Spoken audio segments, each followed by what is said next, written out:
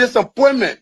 Now the vice president often tell me, since he got a seat as vice president, how many persons have I recommended in this government to serve in the government as presidential appointee? Zero. Every appointment in Nima County was done by him. He and I would discuss something as a brother. To implement it, you will bypass me and do different things. I better keep it. I don't talk on it. Now you need to deceive us. The thing we saw, it frustrate us. So why can't you lie? Why can't you steal? Why can't you allow the citizens to be? You see, we just tell you. That's why we vote tell you. But you fool us. You screw us, you use us and later on abuse us. So why? The government should lie. Why? But that's the question that we ask. The good person in our whole United Party, that President Bwaka. You want to say that again? The only person that appreciate good among all the United Party for that President Bwaka. The rest are ungrateful. The right, they use you and dumb you. But President Bwaka, if all of them were thinking the President Bwaka and behaving the President Bwaka, United Party will have another chance in 2029. Just for now, they do not regard people that help them. Three of our soldiers were executed on this party ground. 2 at the back and 1 right at the headquarters. The man who shot and killed our people today is a darling boy in the Liberian National Police. They brought him back to shoot more guns. Get ready to shoot. Because we challenge the status quo appropriately. Inform them in the violence or still any student because of their action. It will be the day the entire Bwaka administration will cut down. We will massively violate the students in this country and we'll shut down the Bwaka administration. They tear that happy. We have the capability to do so. And if they think this is the renovation project is a joke, let them try it. The fall of the Bwaka administration begin with this. If they think they will tumble on any student in this country or at the university like go and walk away with impunity, while our children saving opponents and logic in the Western world, while we are subjected to agile poverty and bad learning conditions here, and the thing will say. In the first 100 days, no car will get stuck on the major road in this country. And I mean it.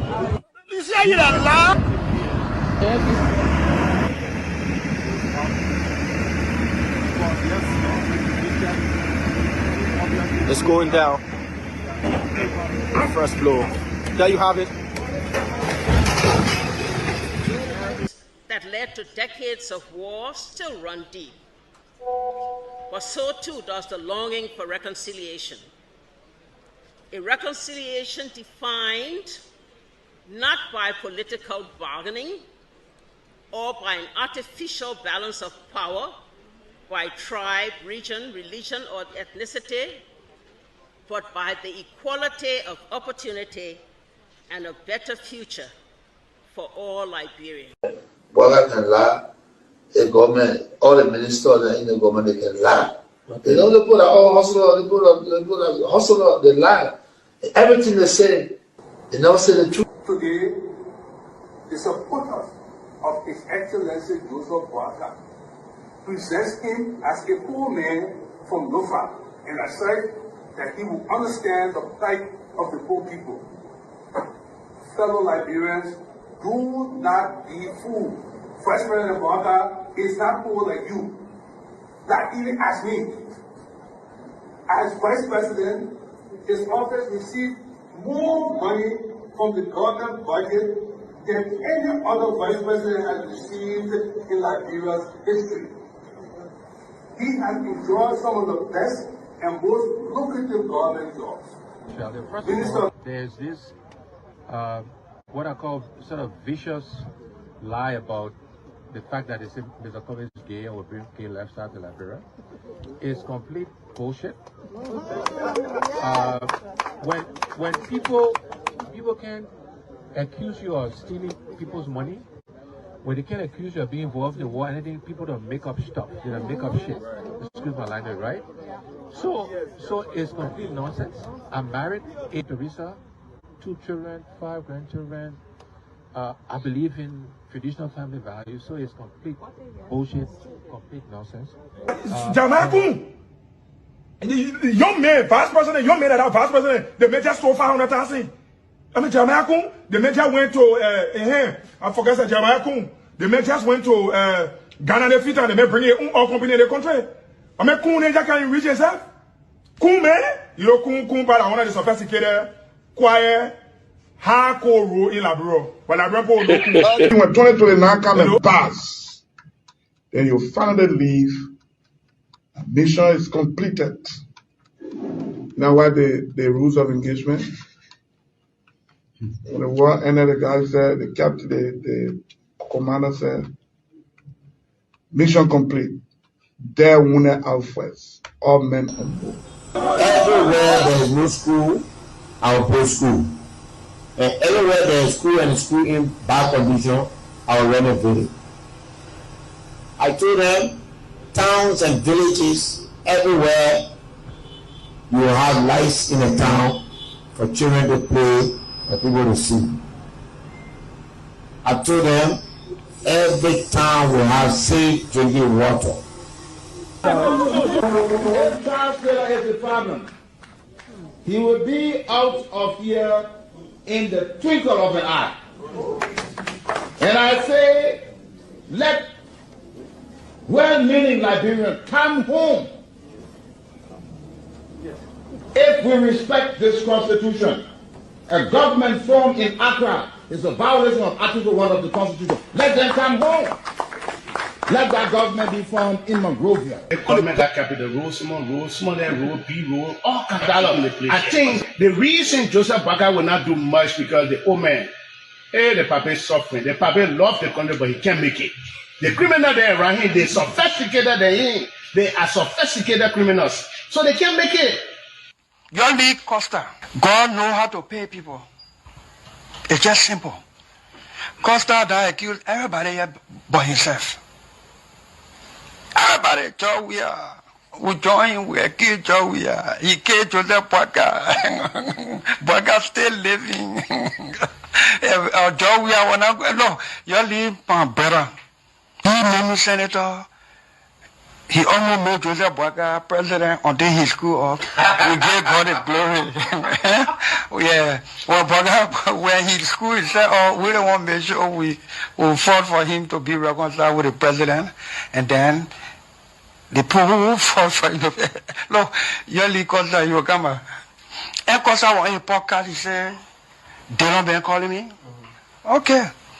The time you were calling me for me to kind of Boakai, did I put it on radio? That immaturity to do what he talking about. And I no, son, guarantee you, when we finish, there will not be a winner or the loser. Today we all wear the jersey of Liberia, and the victory belongs to the people, to the peace, and to our democracy. As we begin to build upon the foundation of this new Liberia, I, George Seleke Kromah, the new president, will first give thanks and praises to the Almighty God for the blessing He has bestowed upon our country. And I say, my people, thank you, We elect on 85 irresponsible men what happened to our country. We elect on 85 irresponsible men to govern this country, not to be very irresponsible.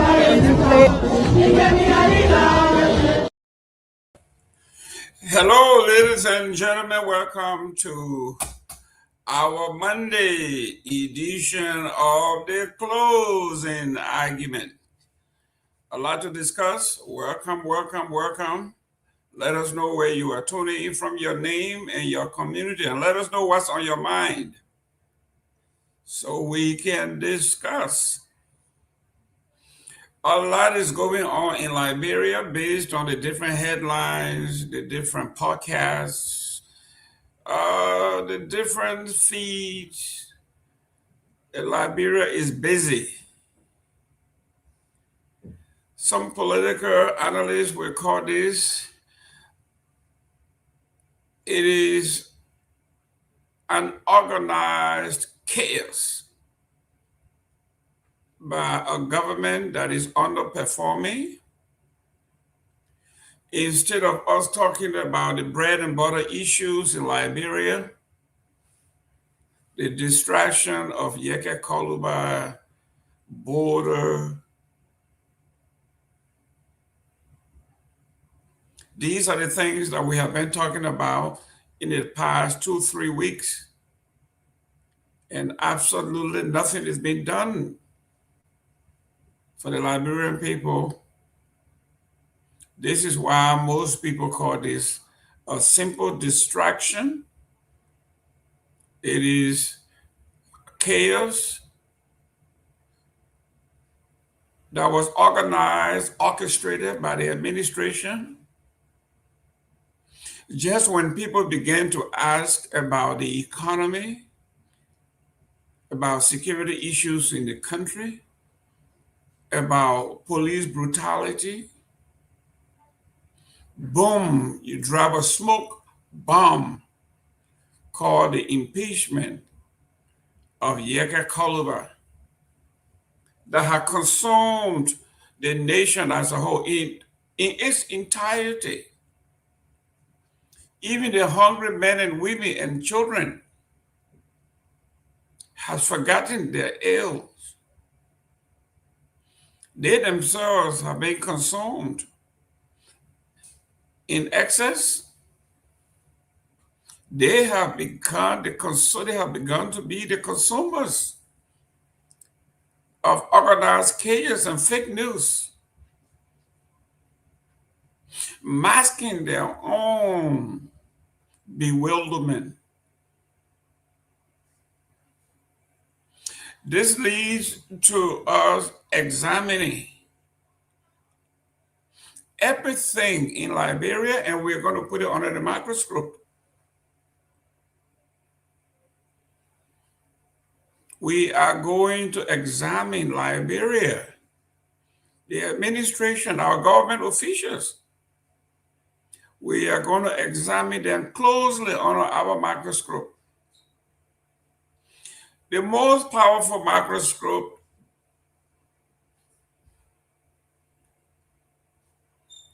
in Liberia belongs to the closing argument.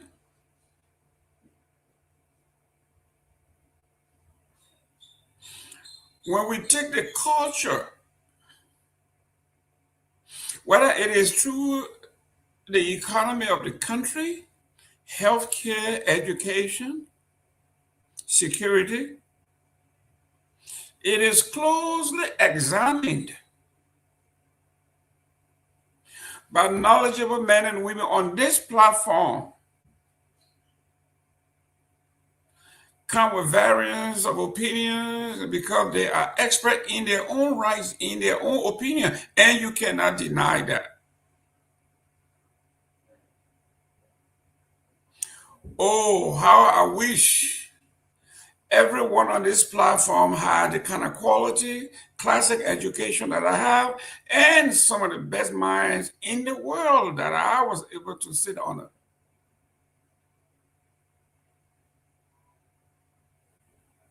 Men and women of the University of Chicago School of Social Sciences, men and women of the University of Berkeley, UC Berkeley, sitting under the president, the leader of the Kennedy School of Government.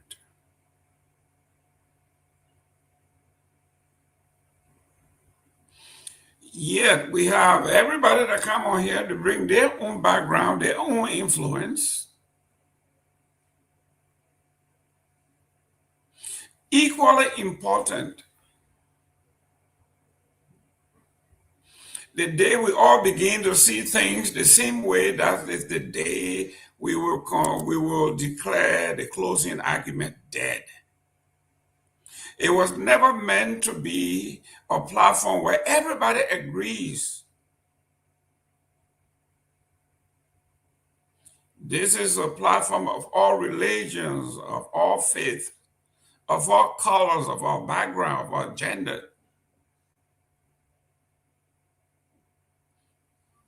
Let me take that back. This is the platform of male, biological male and biological female. If you are something else, I will categorically declare you persona non grata.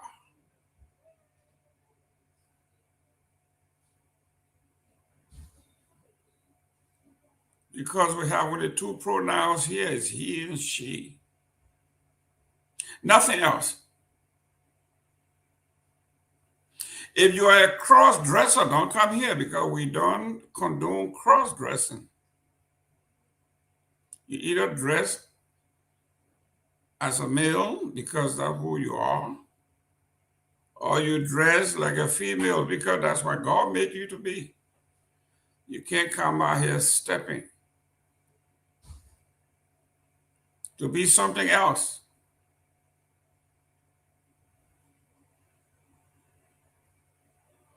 I am not going to go, I do not have the time to pronounce plus.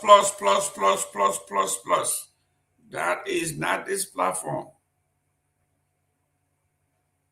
If you belong to either one of those pluses, like my Ellie used to say, you are on your own.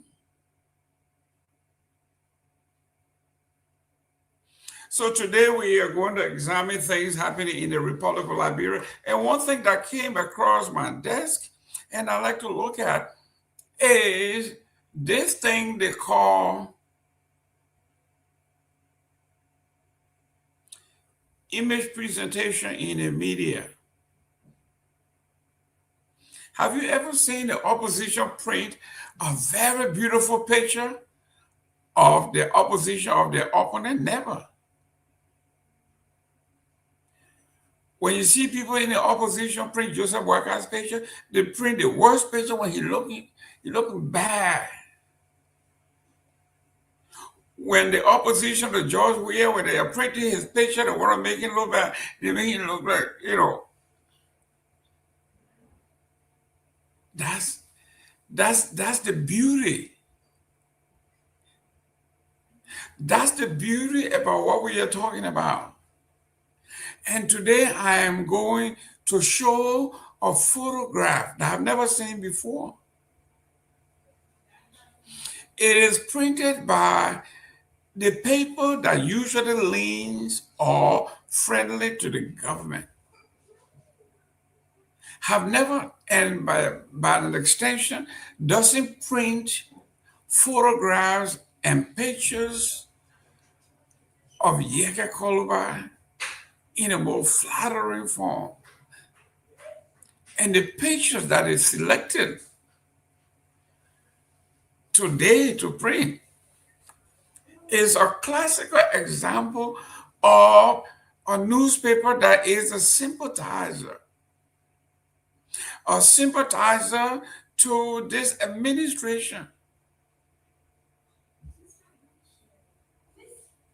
And they printed a photograph that makes Yeke Koluba look terrible. Make him sound and look weak, pathetic, and crying like a baby. We don't know when this photograph was taken, where it was taken. We don't know it was taken whether at the funeral of his grandfather or funeral of a friend or whatever. Maybe it could have been at the funeral of Prince Wyatt Johnson. They took that picture and they put it on the front page of the paper. It makes it sound as though this is Yeke Koluba crying, sharing tears in the Capitol. But when you look at his shirt, you look at his outfit, it looked like nothing he wore yesterday in the house.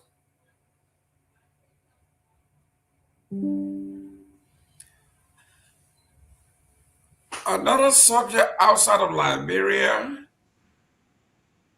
Let me welcome the Queen herself, Fanta. Welcome to the show. Thank you, Mr. Gayman. How are you? Good. Just before I welcome you, let me show what opposition we'll talk about opposition research and the demonization of the opponent, what they do. And we all do it. But for the newspapers that's supposed to be neutral when they do it, then you can actually deduce that that newspaper is regime newspaper. And I'm going to show the picture. I'm going to show it 3 times today. For the first time, I'm going to show this. And you see how Yeka Koloba looks? Oh, man. It's a whole campaign, huh? You see the shirt he's wearing, the collar shirt he's wearing. This is not what Yeka Koloba looked like yesterday when he was in Congress, when he was at the Capitol on Friday, when they expelled him. He was in an African outfit, very bright color, I think pink or off pink color he wore. It wasn't a collar shirt, and he didn't look like this. But this picture looked like somebody who went to a funeral and cried. We don't know when this picture was taken, but they took it and put it on the front page of the paper today. Like, look at him crying after they expelled him. This is what the daily newspaper, the Daily Observer printed. And we all knew that the Daily Observer is a friendly newspaper to this regime. This is what we do in opposition research when you want to make your opponent look bad. You find the worst picture, whether he's sitting on the camel somewhere, the worst picture you can find. I've seen several pictures of those of George Weah, like he's so high because they say he likes to, according to them, all he does is get drunk and get high. So they take a photograph and that looks like he's high. They either manipulate it or go closer to him and flash a light bulb. And when you do like this, oh, look at him. That's exactly what they have done to Yeka Koloba. But welcome to the show. Thank you so much, Mr. Gayman. I actually like the Daily Observer. I think they do really great work. It's just happening that everybody sometimes has a side, and yeah. Otherwise, I think like the Daily Observer and their team do really great journalism. This used to be when the owner, the original owner, I mean, this was, we're talking about top of the food chain newspaper. Yeah, absolutely. From all the way back, but how it got to this level, I have no clue. They have printed. They're very seldom are they critical. Instead of talking about what's happening in the House and in the administration, they try to put a focus. If you look at this picture, you won't even look at the headline. Well, I mean, like somebody had to have written that, right? And the person that wrote that, like, is definitely a UP fanatic. But I think like the editor, like it's really great, and he's been doing really great, like with the paper. But of course, you have reporters, you have journalists who are UP sympathizers or UP members, and so they're gonna write according to their taste. I'm not gonna bash the whole paper for that. I do love the Daily Observer, really do. It just happened that they call him in a very bad light, and look at the picture of the guy for Yeka. They got Yeka crying like a baby. Like Friday that he was in the house when he said, "You are expelled," he just broke down and started crying. That's what the picture looks like. But this is an old picture from somewhere, because I know we were there. We saw what he looked like yesterday. Yeah. Let me work out. Myean, did you take that picture of Yeka? No, Mr. Gayman, nowadays we see that the internet, we see technology advance. At times, you see, even at times, if you not appear somewhere, people just take that photograph and then place your face like that, and then naturally that's how it's going to be. Yeah, but that picture is now a natural, organic picture from Yeka Kromah. Yeah. But yes, it's going to be fun today. We have several things we want to talk about. And the good thing is, hopefully our legislative reporter, hopefully he's here, so he can, I really want to be the fly on the wall If there was section today in the House, I would have loved to hear. But Mr. Gayman, maybe probably we can after a few times we can open the line to hear from Liberian people on their view, because I don't think we have opened the line to hear from the people on this Seleke Kromah issue since he has been expelled from the House of Representatives. Because what we heard from Honorable Kolba today, he says he still remains a representative of that district, while we are seeing some group of citizens still cheering on Seleke Kromah to be the representative of that district, while we see a few other folks, they are having press conferences beside the other area, seeing how best they can come out with that group of people to see how best they can call on the National Elections Commission to call for by-election. But the court will still order to the entire process, whether expulsion, whether whatever process it may be, to invite the leadership of the House, the speaker, deputy speaker, to come out of court to see how best they can go through this entire process. But one of the things we should note is that at times we also saw it during the former speaker Kofa issued after resolved the issue in the court. When they came back to the House said that's our rules.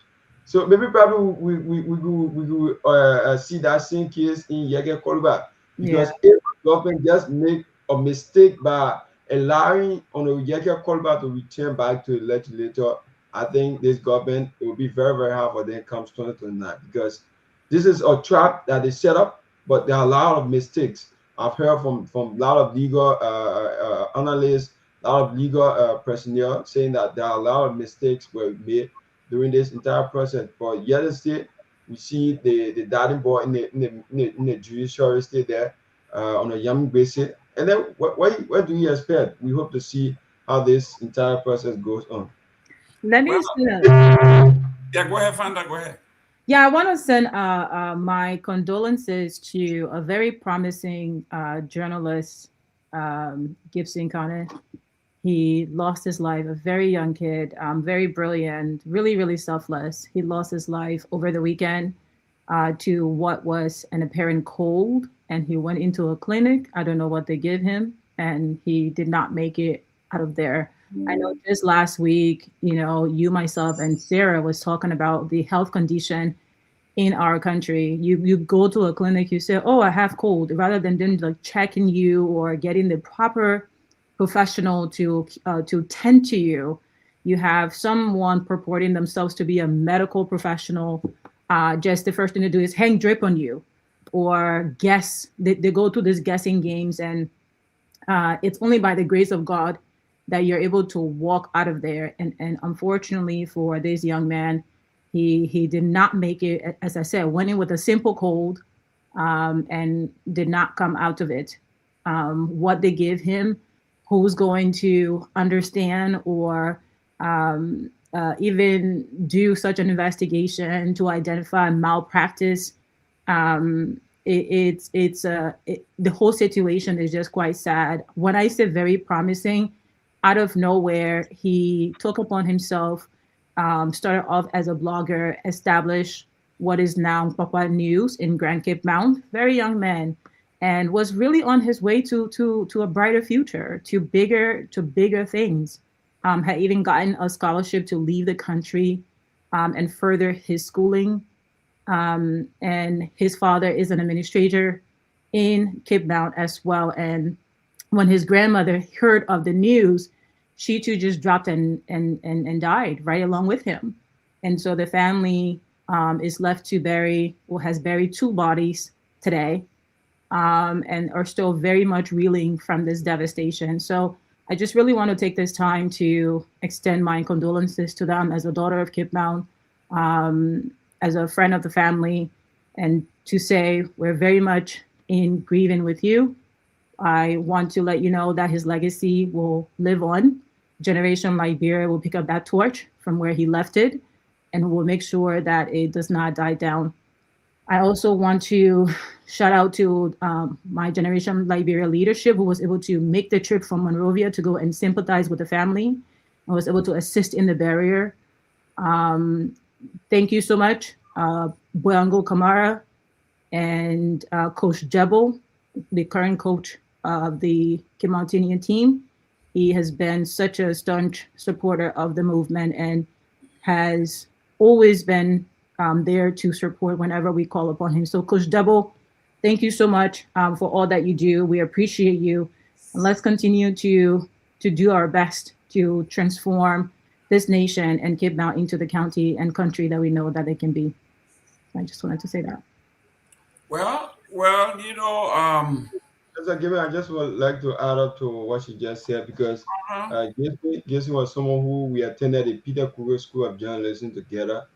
I knew him very well, so it was heartening, like, to hear that news last night in our general chat room that he passed off when his grandmother here about it also. She then later passed off, so it was somehow heartbreaking to hear about that news. So our sympathy are out there to the family and the entire Liberians, people who knew him with the kind of work he was doing. We would like to extend our sympathy out there. Well, you know, parents were not meant to bury their children. So when parents hear that the generation that's supposed to succeed them, pass it on, usually in our traditional sense, is unheard of. It shouldn't happen. And obviously, somebody so distraught may have just died from a heart attack. That's how hard that kind of news, especially when you come from a very poor family and everybody invests in that one child to be the tower of light, whose light everybody else is supposed to follow. After 20, 25 years, 20, 18 years of investment, and all of that just got destroyed in an instant without notice, without alert. It's shocking. Yeah. So it's really sad, and I think you just hit the nail on the head. Oftentimes you have families. If you can share that photo, please. You have families having to ration, right? If you have 2-3 kids, to say, all right, let this one go to school, and they will often the one I sent you on your phone, and they will often put all their support behind this one person to make sure that they make it through school, and they become the beacon of the family. And this kid truly was that for his family.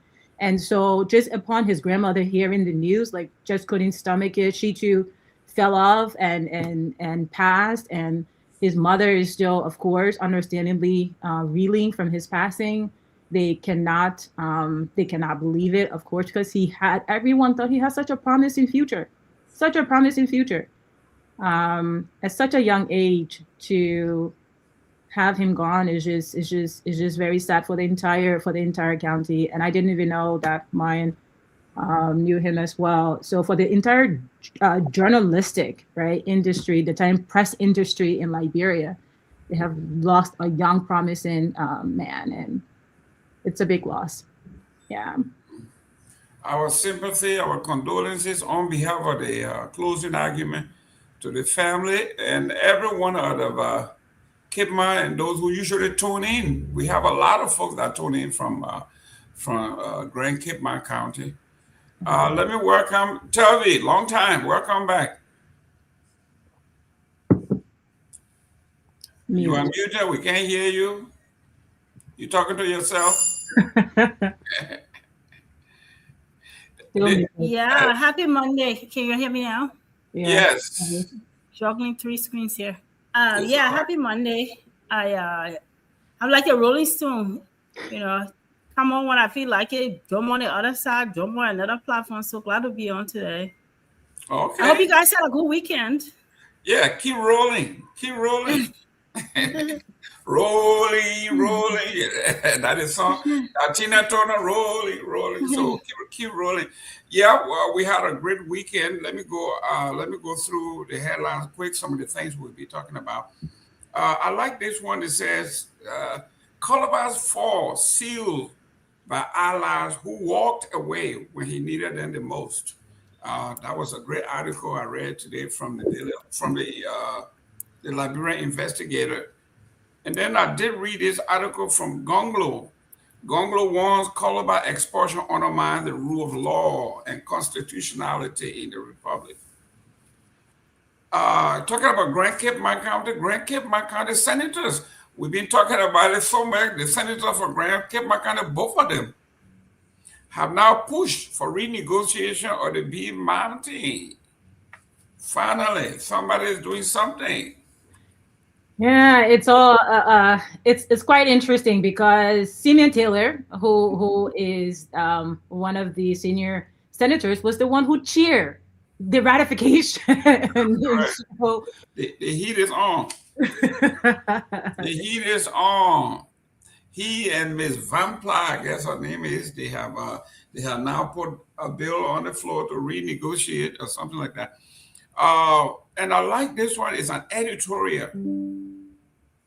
It says exactly what we have been saying. It says, stop writing roadmaps after roadmaps after roadmaps. Start enforcing the rules you have already on the books. The president just had another cabinet meeting and they come up with all the flowery proclamation. But Ellen did it 12 times. Joe did it 6 times. And you're doing the same thing. It is we don't have that we say insufficient rules and declaration. What happens to the enforcement? These are the things that are a great article we discussed that. And the explainer, this is Mr. I think his name is it Colley, Martin Colley, what was allocated to the Liberian Security Sector Forum from 2024 through 2026. This is damning. I mean, we talk about $174 million to security, and yet and still we can't find anything about the border. The border is not secured. What happened to the military? Nothing. The police department, the Liberia National Police, make more money than the Liberia National Guard. And then we are going to look at something that one of our own wrote, and we're going to be very critical on this. Honorable Pewee wrote something that we're going to scrutinize. We're going to put it under the microscope and see what is going on in Liberia exists within our sinew, our blood.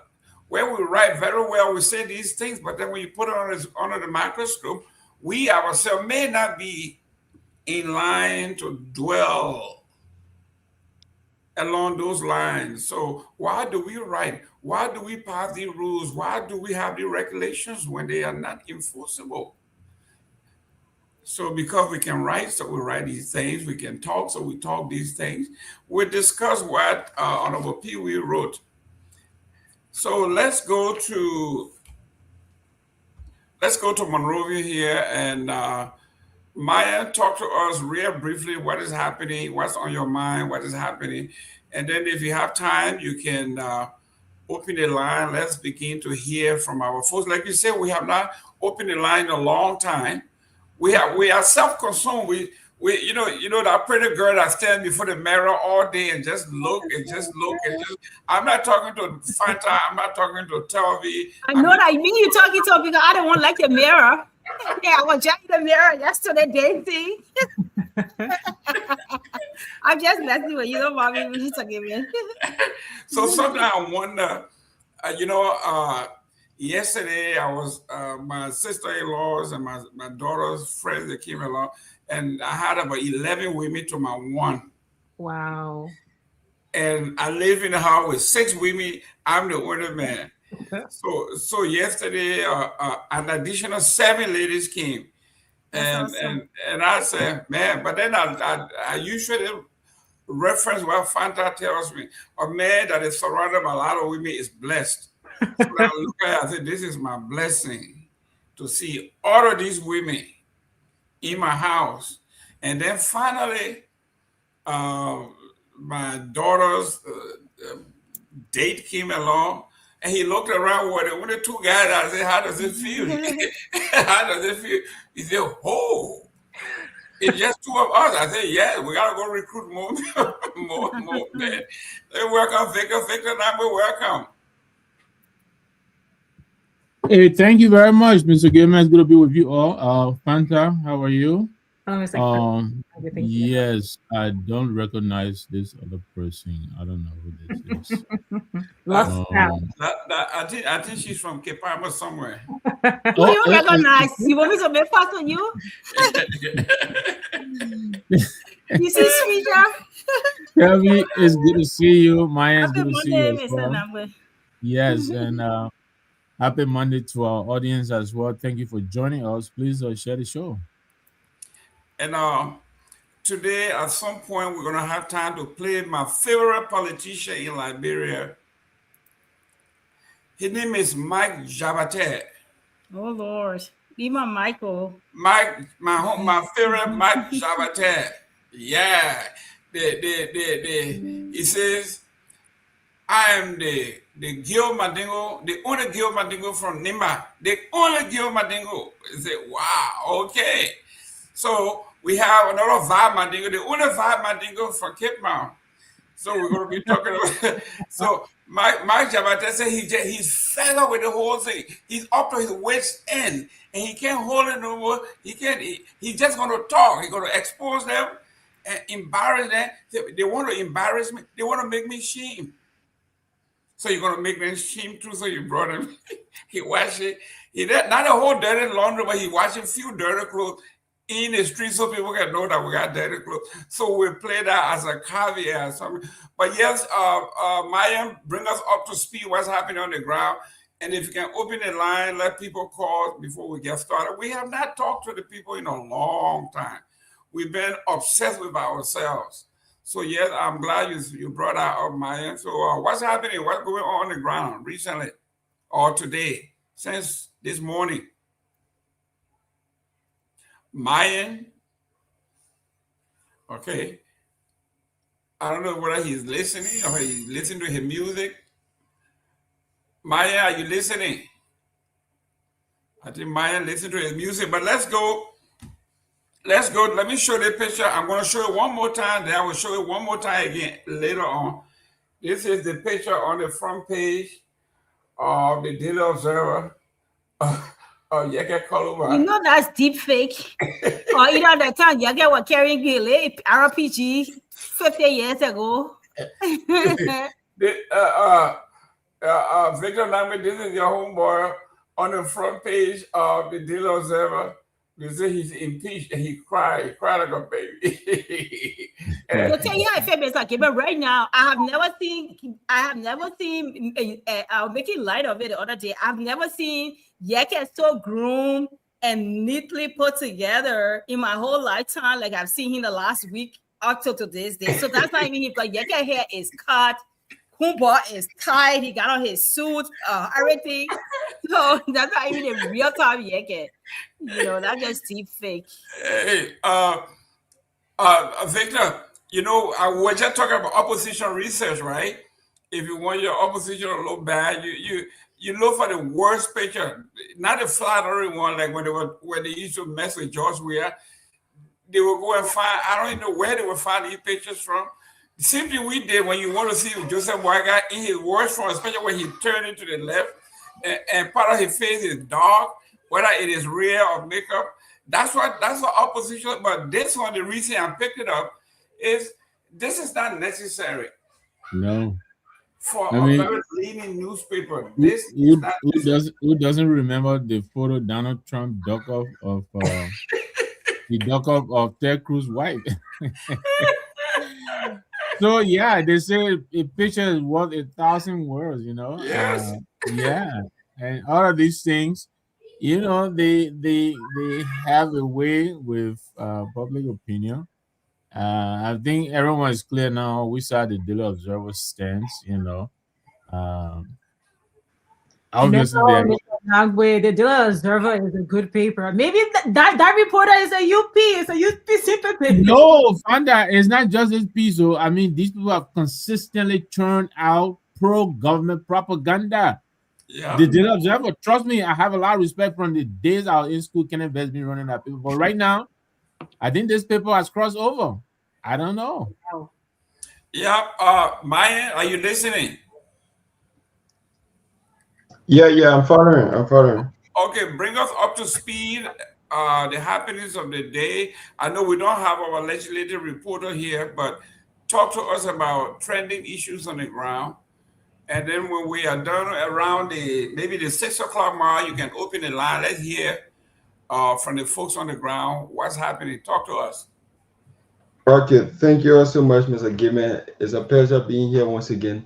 So, like during the week, we heard about Mr. Korugba expulsion, which was on Thursday. So from Thursday up to present, there have been back and forth from lawmakers, from citizens, from Liberians within Liberia and outside of Liberia with this expulsion. But there have been too many missteps, according to some legal, I don't know, I should say opposition or legal analysts, that there have been too many missteps within this expulsion of Honorable Korugba. So as a result of that, the government of Liberia is trying all means to see how best they can remove Honorable Korugba, because from Thursday we saw 49 lawmakers who signed this removal of Honorable Korugba. And within the 49 lawmakers name we saw, wherein we saw Honorable Tawongbe came out with a statement that he did not sign. We saw Jones, Miguel Jones came out. We saw DJ Blue, Bernard Blue Benson came out. We also saw this is Jala, Honorable Jala also came out and said that he did not sign. How his senator came out. We also saw Madam Mema Brice Mensah. She was in country during that time. How possible it is that her senator was also on the paper? Was this done in her person, or was this done like she told them that, yeah, anybody can sign for me because maybe probably a person can sign for her?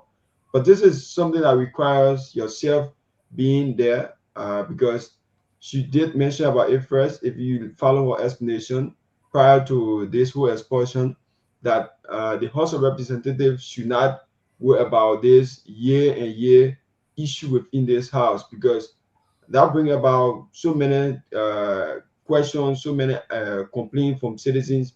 Because if you just come out as a speaker to say all those who in favor say here, all those who not in favor say here, just like that, that's something that is going to confuse the Liberian people. They will not know who vote in favor. They will not know people, those of whom that are not in favor. So it is pretty enough to come out with a sheet wherein all the lawmakers can be able to sign. And then in that process, we are seeing that other people are saying maybe probably it was a fault, wherein they try to sign for other people, wherein it was in the absence. So there have been a lot of back and forth from lawmakers within the house, where today we saw Honorable Korugba said after the Supreme Court came up with that final, got the file or bill. So when the Supreme Court came out with final ruling that on the 29th, if I'm not mistaken, the 29th of this month, they should be appearing back to the Supreme Court along with the Speaker, the Deputy Speaker, and the entire leadership of the House of Representatives to go through this entire matter, because it is like the same thing we saw, like I said, during the former Speaker saga, where after the court ruled in favor of the former Speaker, because he never had the number, so he was forced to be removed by the House of Representatives colleagues. So as a result of that, we are also seeing the same thing again, because it is alleged that those lawmakers that signed received 25K, including other lawmakers, independent, those of whom that call themselves independent. CDC suspended or expelled 6 of their lawmakers who were also part of this signing of the removal of Honorable Korugba. So this is something that other people say is not strange to our democracy, is not strange to people who are in the House of Legislature, because many of them will say we saw this during the former Speaker saga, wherein we had a majority black, we had a minority black. The majority black had the money, and then many of lawmakers received the money, but because of the party sentiment, because of whatever they call it, many of them not receive their money.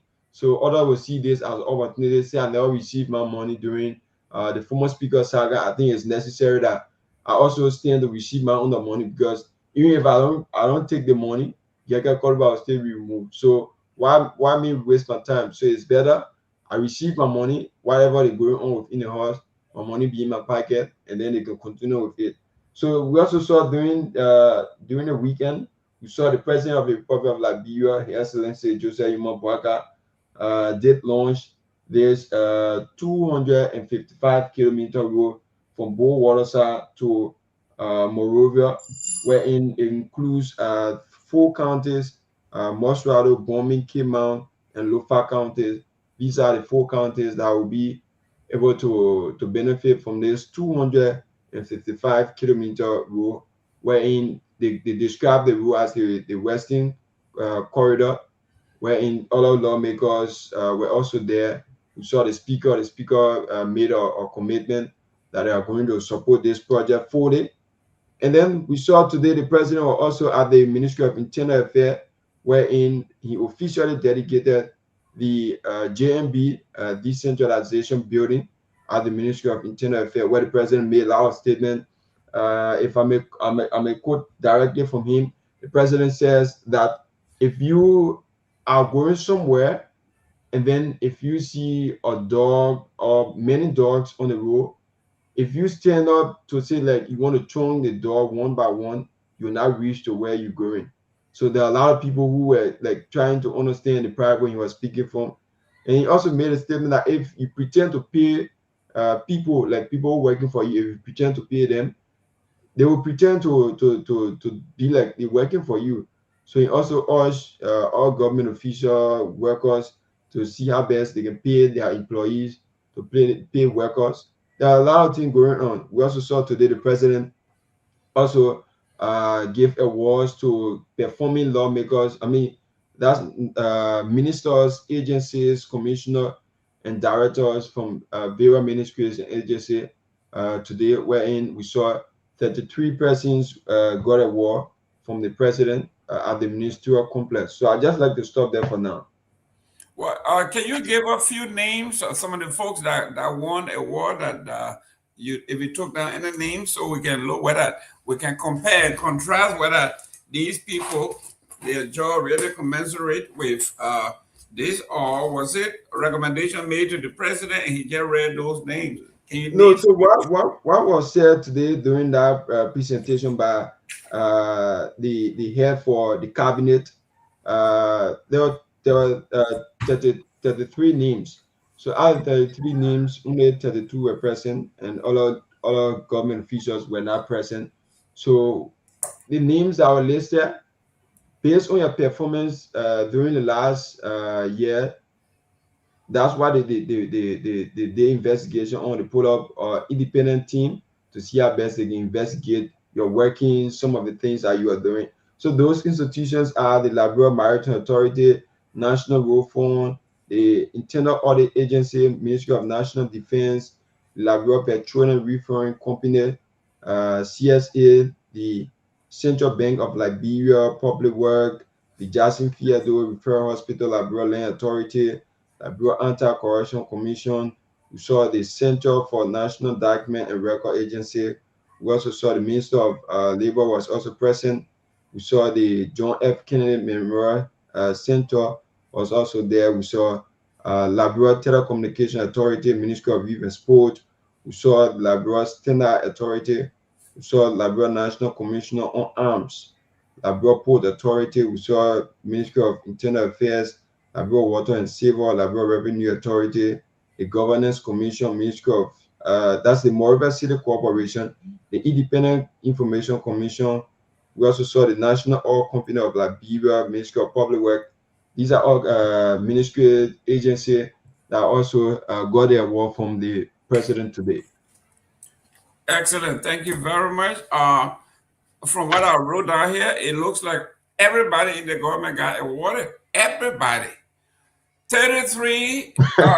I mean, if you say maritime, road, audit, defense, petroleum, CSA, Central Bank, Public Work, Liberia Land Authority, the worst agency in the country, Land Authority, where all the fight, including the border, is included, the Land Authority, Labor, the guy who gave away all the the work permit for the people in Kehleboe Mountain that we are talking about. This man, JFK got awarded LTA, Minister of Youth and Sports, Port Authority of all people, that stole the Chinese man money.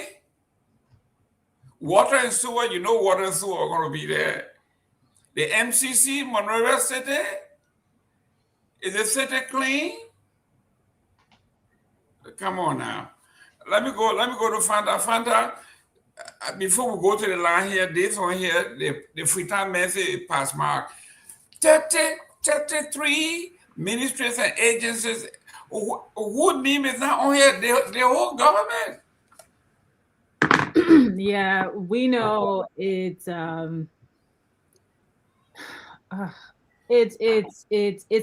fake and gay, as I like to call it. It truly is, because it's as if, and this is the highest form of gaslighting the public. And then you don't understand why people are so frustrated. You don't understand why people say the things that they say. You don't understand why their reaction from the public is XYZ, because you're gaslighting us.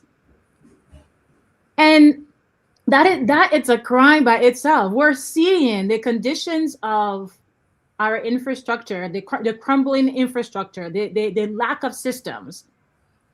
There's not one thing I can point to say, this government has gotten this right independently. That was not a continuation from, say, past government.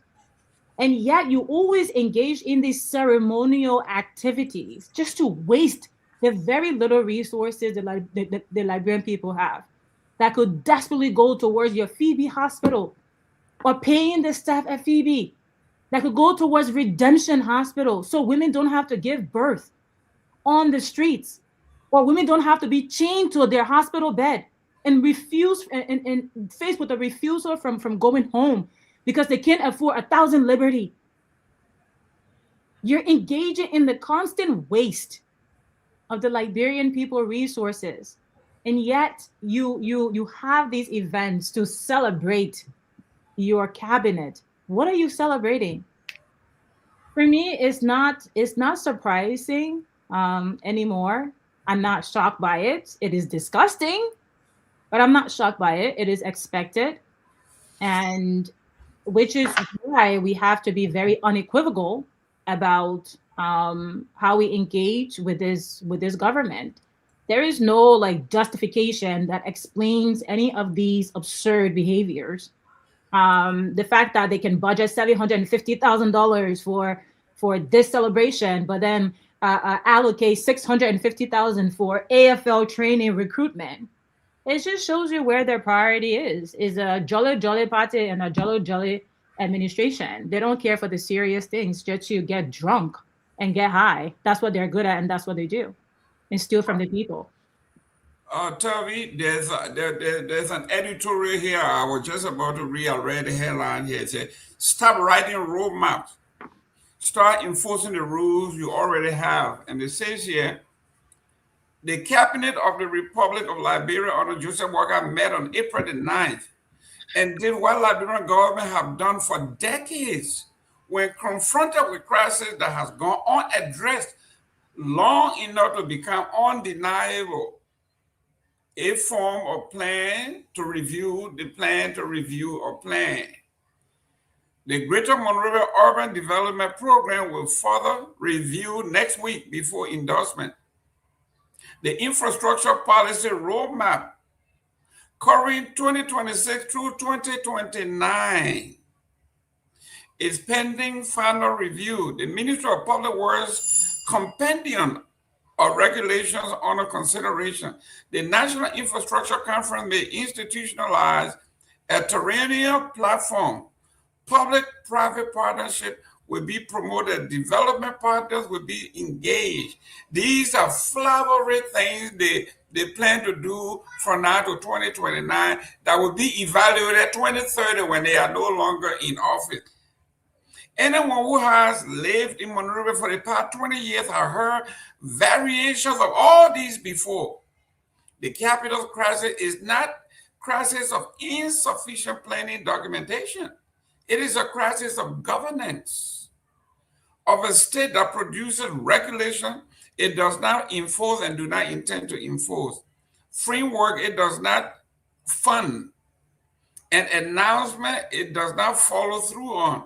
Adding another layer of framework to that stack does not make solving the problem easier. It deepens it.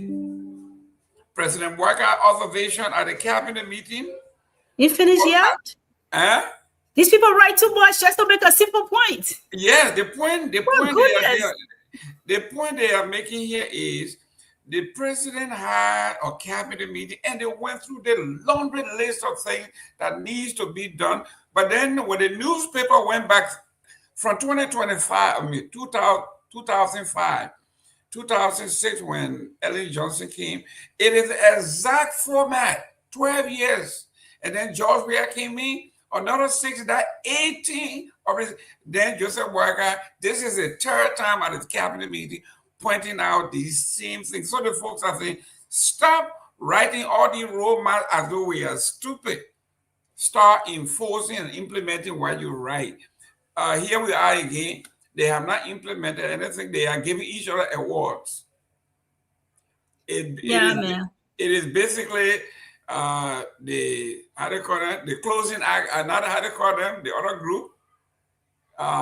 Class Reloaded? Class Reloaded, people met and say, guys, we have done very well. Let's reward ourselves. And everybody got awarded. Go ahead. No, it's funny. No, but I agree with that person. We be around for so many governments. The thing is that I think everybody want to come and act like they're doing something and are busy. Because all the things they're talking about is those processes already in place. They already got those governing documents already laying around somewhere. Those days they used to have all the TNA files and so those files then sitting in the offices, those binders are there with the same policies, the same roadmap, the same garbage that they say now. But then the group come and they say, well, we can do it better. And so then they start rewriting what's already there. Mara said anytime there are so many documents. She brought all the book people there. Most of them are people I went to school with. All of them, tata. They wrote their own. And what some were already there, they wrote on top of it. George, we are brought own people. They left it there. They wrote on top of it. They other group coming to, they know it all. They're writing plenty. I agree with that person. Start implementing what you have. Mr. Gayman, we do this every day. Even when I was in audit, even when I do, assessments, whatever it is, you go to existing processes, see what you have in your environment and build upon it. Don't go reinvent the wheel. And our people just like to do that because according to them, I guess it makes them look smart and make them look like they're doing something. That's waste of time and waste of resources. So I agree with that person, except that they write too much. Our people write too much just to express themselves. And they need to go write ahead. down. Well, the folks, this is people who are frustrated just like we are. Okay? You invite the news, you invite these folks, and they forget that when they are making all these law proclamations, these people are recording these things. Mm-hmm. They will bring it out and say, listen, when you came in 2024, you say you were going to do all that. You didn't do it. 2025, you didn't do it. Now you're here again writing the same thing. Let me bring in Victor. Before we go to the line and go to our folks, everybody on here except you won an award.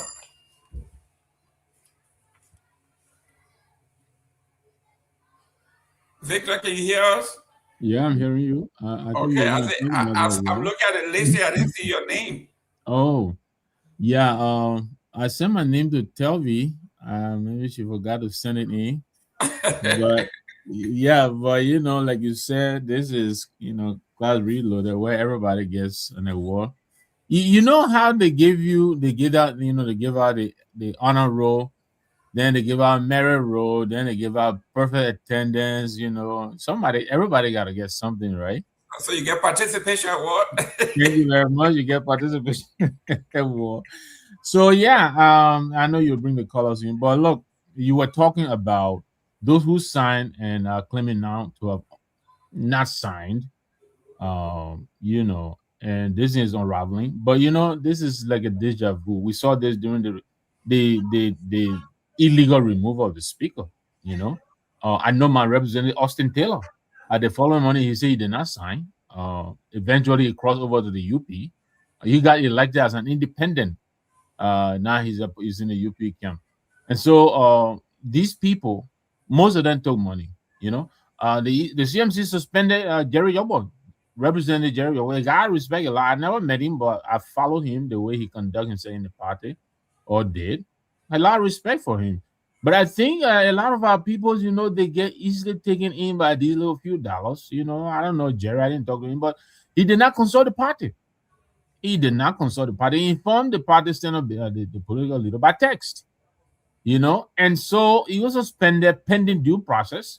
And apparently he knew what the due process was going to reveal. And so he got ahead of it and quit. But that's okay. So a lot of these people are saying they didn't sign. Some of them may not have. But I think some of them now, they didn't think this would blow up in a way it has. And now, and I know we'll get to this, but Yeke has gone back to the Supreme Court. I think they're going back on the 29th. He has filed a bill of information. And how is it that these people, the rate was recorded in their books, on his own record, and regime speaker is going to tell us he didn't see it? What the hell? What kind of planet are these people on? The thing was recorded in your books. He said time-stamp and all. Can you imagine?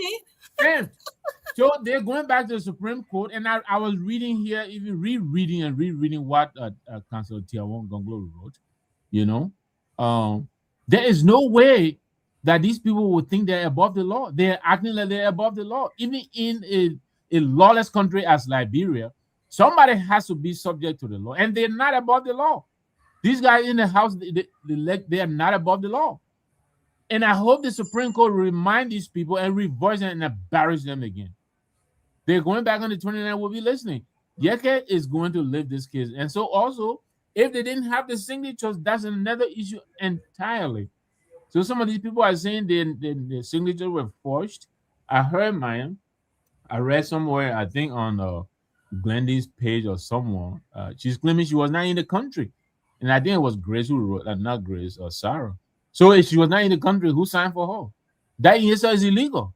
Yes, that's fraud. If somebody signed for her, that is illegal. That's been my So I think these people so-called 49, just like they never had a majority that they claimed they had. I think it's unraveling. And so we're following this, but while I'm passing it on, let me acknowledge the young gentleman who was appointed today by the CMC as the Secretary General. I never met him before, but I read about him. Seems like a solid guy. Name is Ademo Graham, I think, Carnan, hailing from Cape Mount. And I'd like to welcome him to this position. He's acting Secretary General now. And I understand he comes with a lot of experience. He's serving in this very position at the Methodist, African Methodist Episcopal Church. So I'd like to say welcome to Mr. Carnan.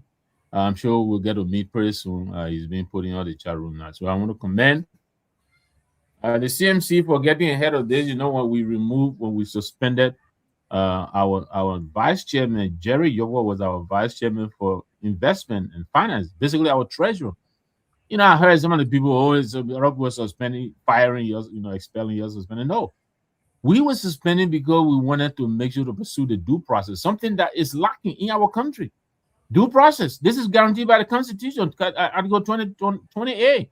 You must be given due process. It is enshrined in the Constitution. I may be misquoting the Constitution because I'm not a lawyer, but it is somewhere in the Constitution. Everybody's entitled to due process. And so we called, the executive committee came together and said, okay, we need to look into this matter and verify, the facts. So while this is ongoing, we think suspension is in order. So, and we wish Jerry well, nice gentleman, but we think this time, he fell on his own sword. So I will pass it back to you, but it's good to be here. Let's go to the topics today as we try to bring clarity to, what is happening. You alluded to what Sylvester wrote in the back. I read it too. Look. Anyway, he'll come on and we'll talk about it. Yeah, that would be the last piece on here. But at my end, I mean, great things happening, guys. Whatever on your mind, please put it in the communication section. Tell us where you are tuning in from so we can send a shout out to the folks. It looks like Grand Cape Mount is trending. We had, you see, in life, when there is a fire in the jungle and the fire burns everything, few days later, you will see the underbrush, the growth of new life. We lost a young man today from Cape Mount in the media industry. Yes, yes. I forgot. And sympathies to you, Fanta, and Myean. Sorry, Jerome. Yeah, I never heard this guy, but he seems so young, and apparently it was a tragic death. Right? This is he was not sick or anything. I'm assuming. Did you say he was shot or something? No. They say he was ill and he was given some prescription. And he took it and never survived. Yeah. He had went into the clinic with a cold. Just I'm feeling cold. I'm feeling feverish, and never came back out. What they gave him, we have no idea. And we will get to it, but this is the basic thing we're talking about in our country: the absence of digital records. You go from Pinzo, you go to the hospital in Douala, the other doctor there, they didn't know your history. They never know. Some of the people go to the hospital with insulin, and diabetic, they put insulin on them. And I don't know. We all grew up. It's our country, but we have a lot of work to do. People are dying needlessly. But my deepest sympathies to you, Fanta, and also and to the rest of his family. Young life cut so short, so early. Well, we lost this young brother, and we appointed a young one from Cape Mount to be the Secretary General of the CMC. So we lost one, we gained one, and I wanted to say this: I know religion is very, very important in our lives, especially that part of the country. But some of these bodies have to be preserved so we can actually do toxicology report and do autopsy to find out what is the culprit. Somebody, if this man was given the wrong medication, whoever prescribed that medication need to be held accountable. If there was something wrong with this young man, we have to find out what happened. I understand they have buried him already, so all the evidence buried along with him. We didn't have a chance to do any forensic, nothing of that kind. And somebody is walking scar-free. Yeah, go ahead. Yeah, there is no such thing as a coroner office or a coroner department in our health system. And so when somebody dies, where you have to, where the hospital has to connect with the coroner's office, right? And they have to examine the body before they can release the body, like, to the family. It's not the case in Liberia. The person dies, essentially the hospital is going to be threatening to dump the body on the street if you don't come and pick it up.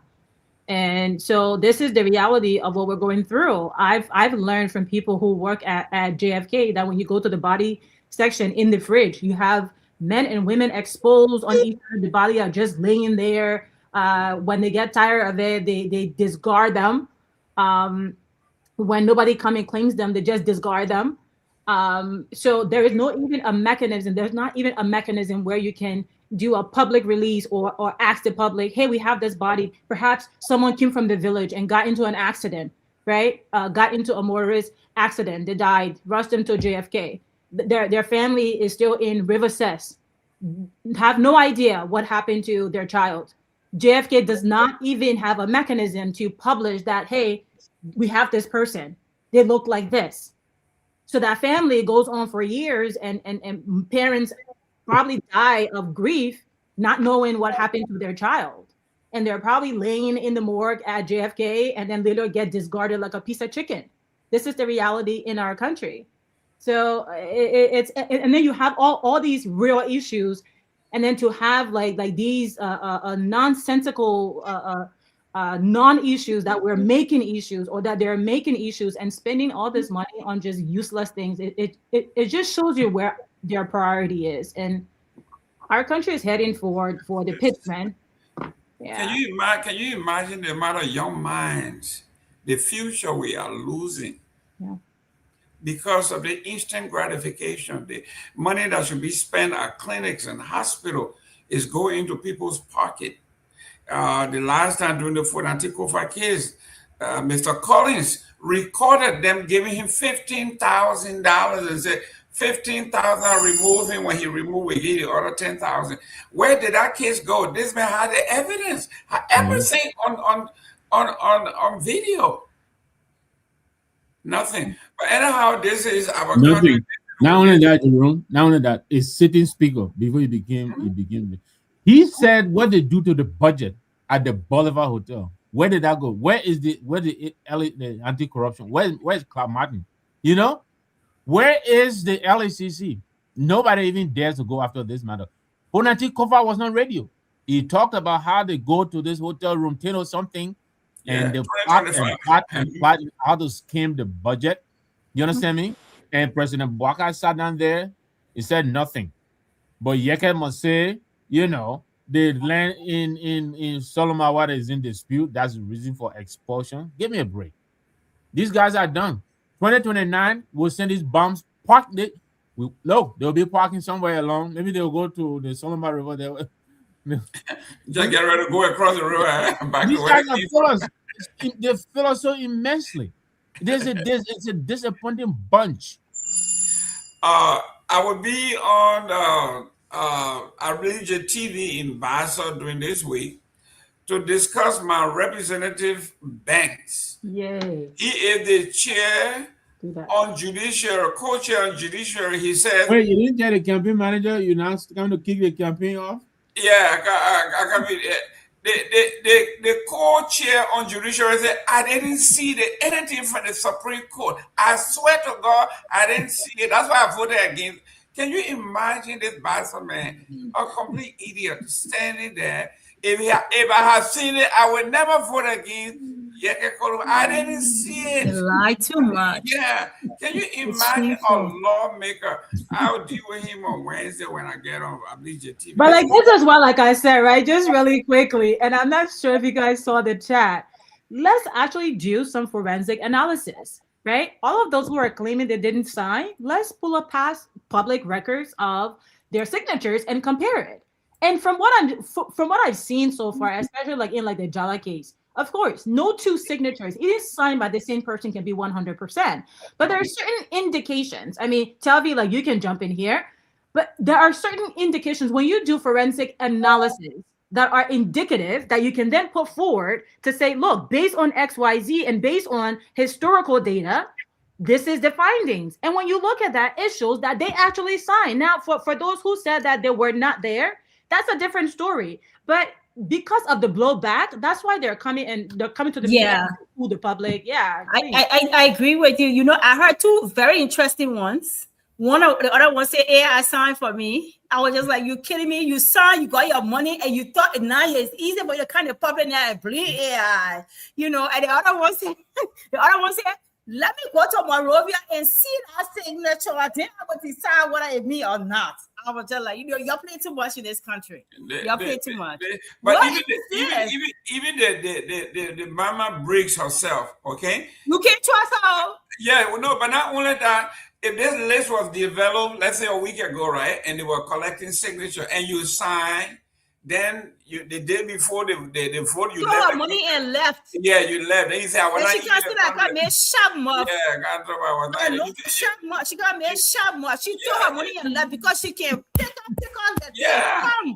Then we stupid. I don't say. We're not stupid here. Nobody's stupid here. Yeah, nobody's stupid here. Myean, can you open it? Can you open the line? I can't believe it. That woman wanted to go on vacation. She got out 25K. She was gone. She was gone. Go ahead, announce your number. Okay, so tonight, if you want to make a contribution, last activated 077649986. For our WhatsApp line, we have +231 777 For our international line, we have +15. That's 856 676 5136, or better still, +1 772 940 2871. For For our local line 077649986. Let me see what I can check up on the line here. We have someone 077649986 plus 231 777649986. Call and make a contribution on the Yega Koluba saga, the House of Representative. Let's pick up this first caller who is on the line. Hello, caller. Hello, how are you, sir? I'm okay. Your name and where do you call from? This is Patrick calling from Real Life. You call from Real Life. Make your point.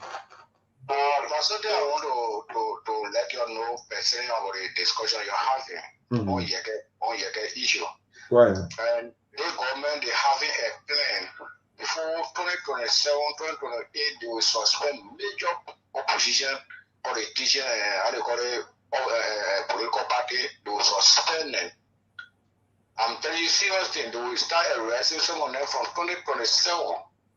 They just watch and see.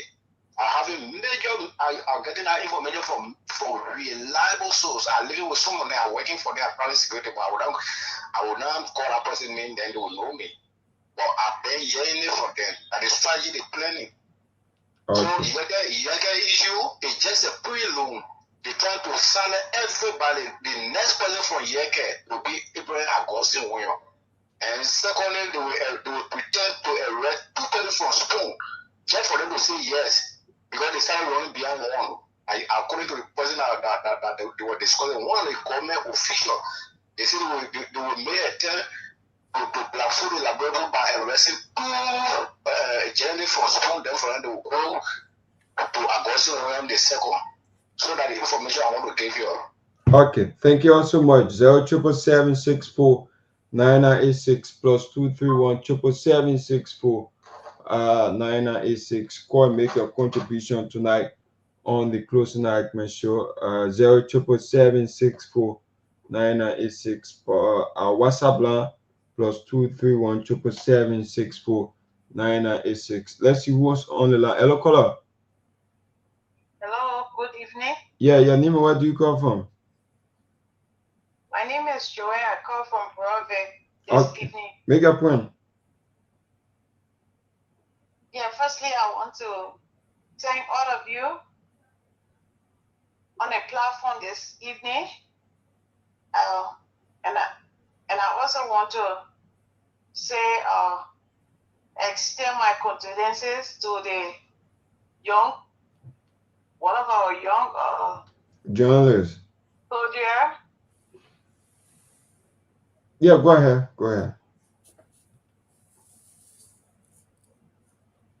Are you there? Network problem. Yeah, I'm there. Yeah, go ahead. You're in speech. Yeah, I say I want to extend my condolence. All right, and when it comes to the issue of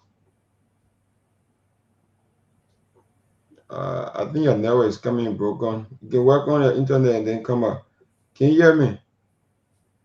I say I'm here. Okay, go ahead. You coming a little bit broken, that's why. Okay. Yeah, go ahead. On the issue of Yeke Koluba, what is happening in our society is very unfortunate. How the people in the house there say that they do not have any clue to stand for the resignation of a sitting lawmaker. Okay. Thank you. 077764986 plus 231 777649986. Call and make your contribution tonight. Mr. Gayman, if you have call there, just let us know. We'll turn over to you. Plus 231 777. Yeah, you there? Go ahead. Whenever they call in, don't hesitate to break in. Let's okay. go. Let me see who's on the line. Hello, caller. Yeah, let me change my location. The network is so bad. Yeah. Go ahead. Hello? Yeah, you are live. Can you hear me? Okay. I was saying that the thing that happening concerning Yeke Koluba is very unfortunate.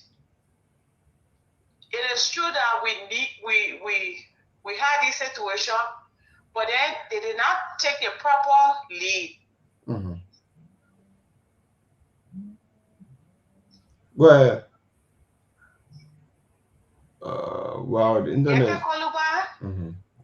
Is a seated. Lawmaker. Hello? Yeah, go ahead. We hear you. That's what am I getting? I'm just breaking in. Yeah, we can hear you. You can just continue. Wow. 077764986. Go and make a contribution on this Yaka Koruba issue. 077764986. Plus 23177764986. Mr. Gimmick, you just yes. continue. Let's look at the let's look at what the dealer observed. The now how to call them, the Liberian investigator. Calabar's force sealed by his allies who forsook him when he needed them the most. Exactly 49 lawmakers drawn from 14 of Liberia's 15 counties signed the expulsion resolution, precisely 2/3 constitutional threshold required to remove an elected member out of office. At least 18 of the lawmakers who signed onto Calabar removal are members of the opposition parties. The very political bloc to which Calabar had aligned himself after breaking with the ruling Unity Party government he campaigned to bring to power. They came from the Congress of Democratic Change, Citizen Patriotic Party, the Movement for Progressive Change, the Vision for Liberian Transformation, the Liberian Restoration Party, the Liberian National Union, the National Democratic Coalition, the Alternative Liberian Party, the Concerned Movement for Change. Okay? Beyond the opposition signatures, members of the Unity Party itself, the party who door-to-door campaign Calabar had worked ahead of 2023 election, also voted to remove him. Calabar has no natural ally left in the House. He was dumped by the government side when he turned critic. He was dumped by the opposition side when it mattered the most. The case of the house that Yeke Calabar built, the allegation against Calabar suggested that the disputed territory between Liberia and Guinea belongs to Guinea. Remark his critics argue undermine national sovereignty and handed an adversary foreign actors the agenda and propaganda weapon at a movement of active border tension. The committee later recommended that after his expulsion, Calabar be turned over to the Ministry of Justice for prosecution for treason. The committee dropped 2/3 of the original complaints on procedural ground. The Inspector General, as a member of the National Security and Ministry of Justice, could not serve simultaneously as a complainant and potential future prosecutor, they argue. A separate submission was made and the process took place. So let me go to Victor here. Victor, look what happened here. I like this title, The House that Yeke Built. Those offended to bring Unity Party to power. And now that he has offended Unity Party, they don't like him anymore, he has no home. Basically, all bridges were burned. So once he crossed over the Makona River, he couldn't come back. The bridges were burned. Literally, no pun intended. I mean, I like this. This is a very, very, very analytical piece. Yeah. I mean, like I said earlier, yeah, Councilor Gongloe, he cited numerous articles in the Constitution that guarantee free speech. What Yeke did was free speech. And he said the same way Yeke spoke, other legislators could have gotten on the floor, even though Yeke did not speak on the floor. But all of these people running up and down here who said is, they're signing for, they could have gotten up and also repudiated what Yeke said. It was within their right. Why didn't they do that? What Yeke did is not treason. It is not. This is speech guarantee under the Constitution. Gongloe is arguing, and he's a lawyer, and so I'm going to go by his argument. That first of all, once you leave the flow of the legislature, you become an ordinary citizen. So Yeke was not speaking as a representative; he spoke like an ordinary citizen. That's one. Two, he was expressing an opinion guaranteed under the Constitution, and he cited several examples here. It's people in this country here, they contradict the president of the United States all the time. They question the government's actions all the time. That's not treason. It is within their right. It's guaranteed by the Constitution.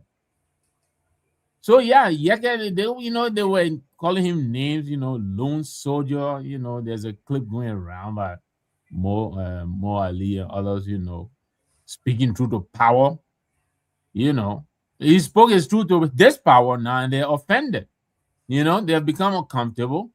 His truth now is becoming uncomfortable, and now they want to silence him. Shame on them.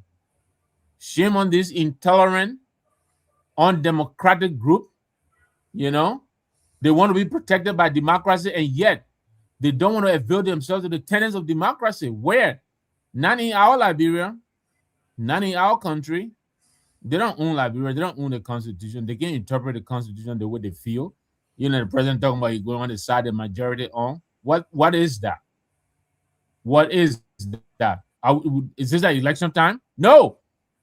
We're talking about protection, a functional, legal democracy. We're not talking about popular vote and all of that.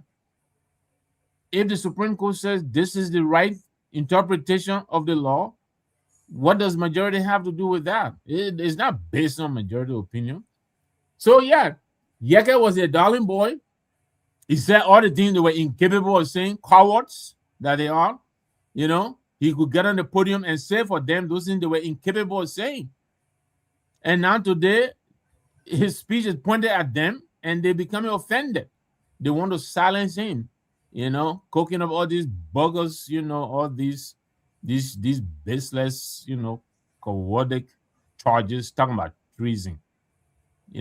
Why aren't they providing the proof? Why can't they present their case, the charge against him? Why are they hiding the allegations against him? They invited his lawyer to come with him to the hearing. They refused to show what it is they're charging him with because they got nothing. They got nothing. Kabila Jana and Mariah Kula were prepared to take them apart. They were prepared to take them apart. They folded. Cowards. They got nothing. And Yeke is going back to the Supreme Court. I'm happy. They're going back on the 29th. I am sure even the Gbese himself will not sit behind that throne and take on that throne and tell them, yeah, you're right. First of all, I think Gbese is offended. The fact that he sent this raid, they stay order and they ignore it. Regime speaker is a gangster. Richard Kuhn is a gangster. He's not a speaker. He's running the house like a gangster. Out of law. He's an outlaw. Ultra Varese. He doesn't care. And this president is, he's the one who is emboldening him. And that's why I'll keep coming back to him. When all of this was going on, we all said it here.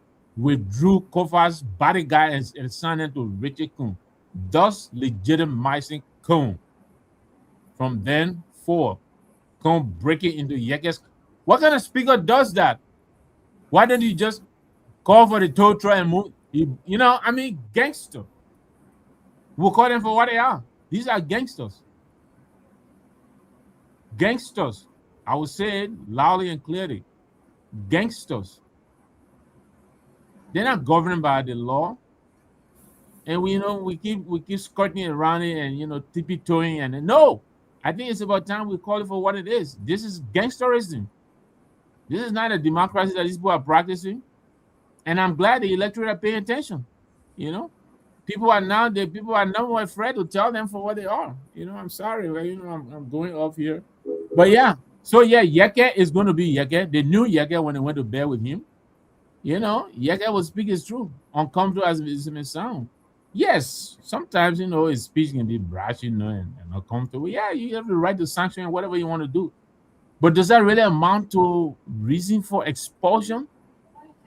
I think they overplay themselves. Great. Let me welcome Dr. Peabody. Dr. Peabody, welcome to the show. Good to see everybody, man. Greetings from Accra, Ghana, where I'm in transit, headed to Africa. But good to see everybody. Good to see everybody. I mean, when I grow up, I want to be like you. Yeah. I'm a missionary, but she'll be a missionary. I see like Frankie be the main farm, bro. They make it check go like going down to the gas station. The man the man say in Ghana he getting ready to go to Africa. So I listen to Liberia is the Africa. Ghana. I gotta go to the Wawa to fill out his car. I know, right?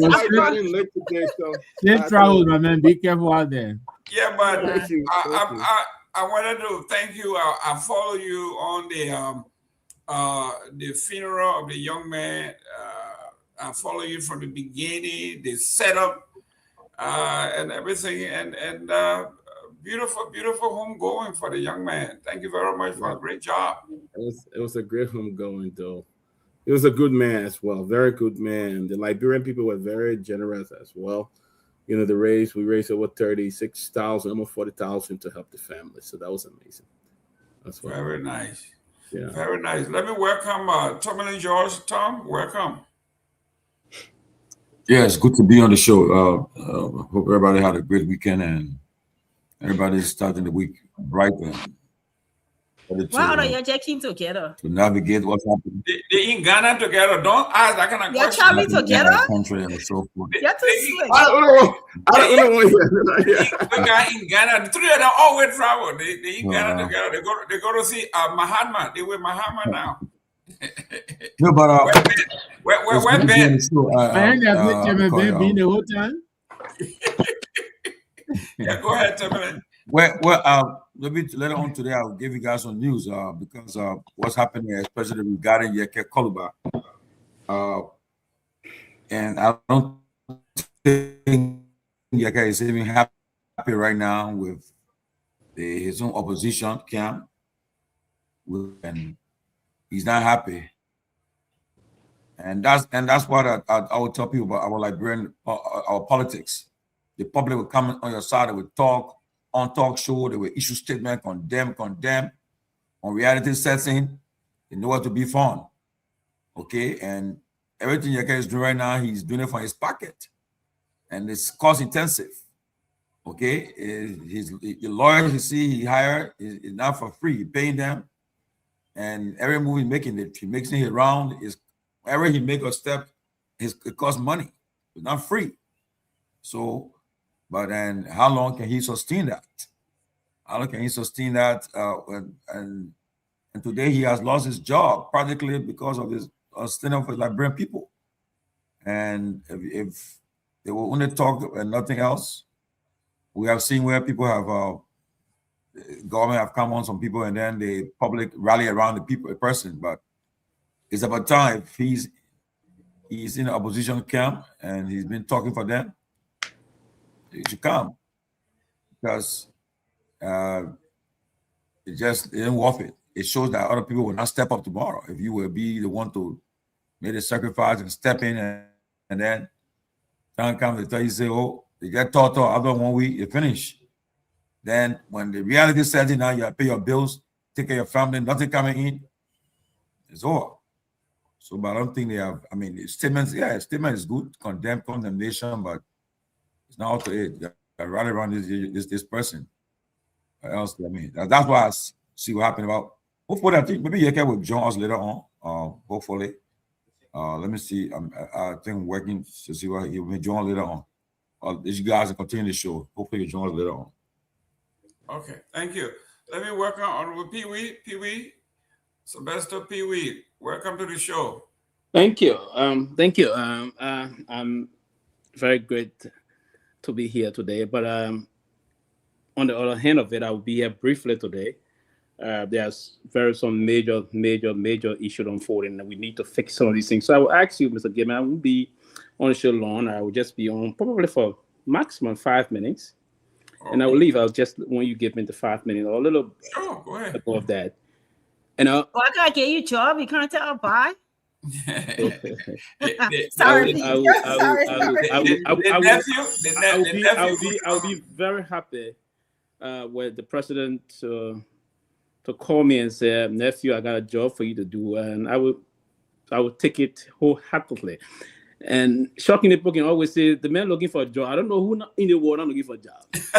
Yes, so it's just sometimes. But again, Tevi, I will actually take it. But let me say yes. First and foremost, and I'm responding to what unfolded last week, and anything that bother on my person, and particularly my kids.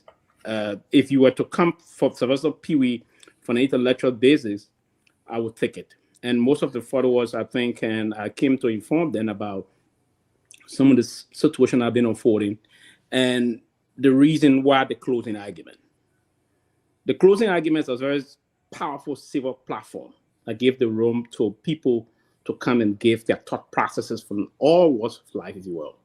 It's a platform that is not, I've never signed up since I joined the closing argument. I know never taken a side politically in terms of definitive disposition on political matters. No. So that's the argument that we know. So if you came on the argument, we give space to those that will come and give their thought process from all spheres of the political divide in the country.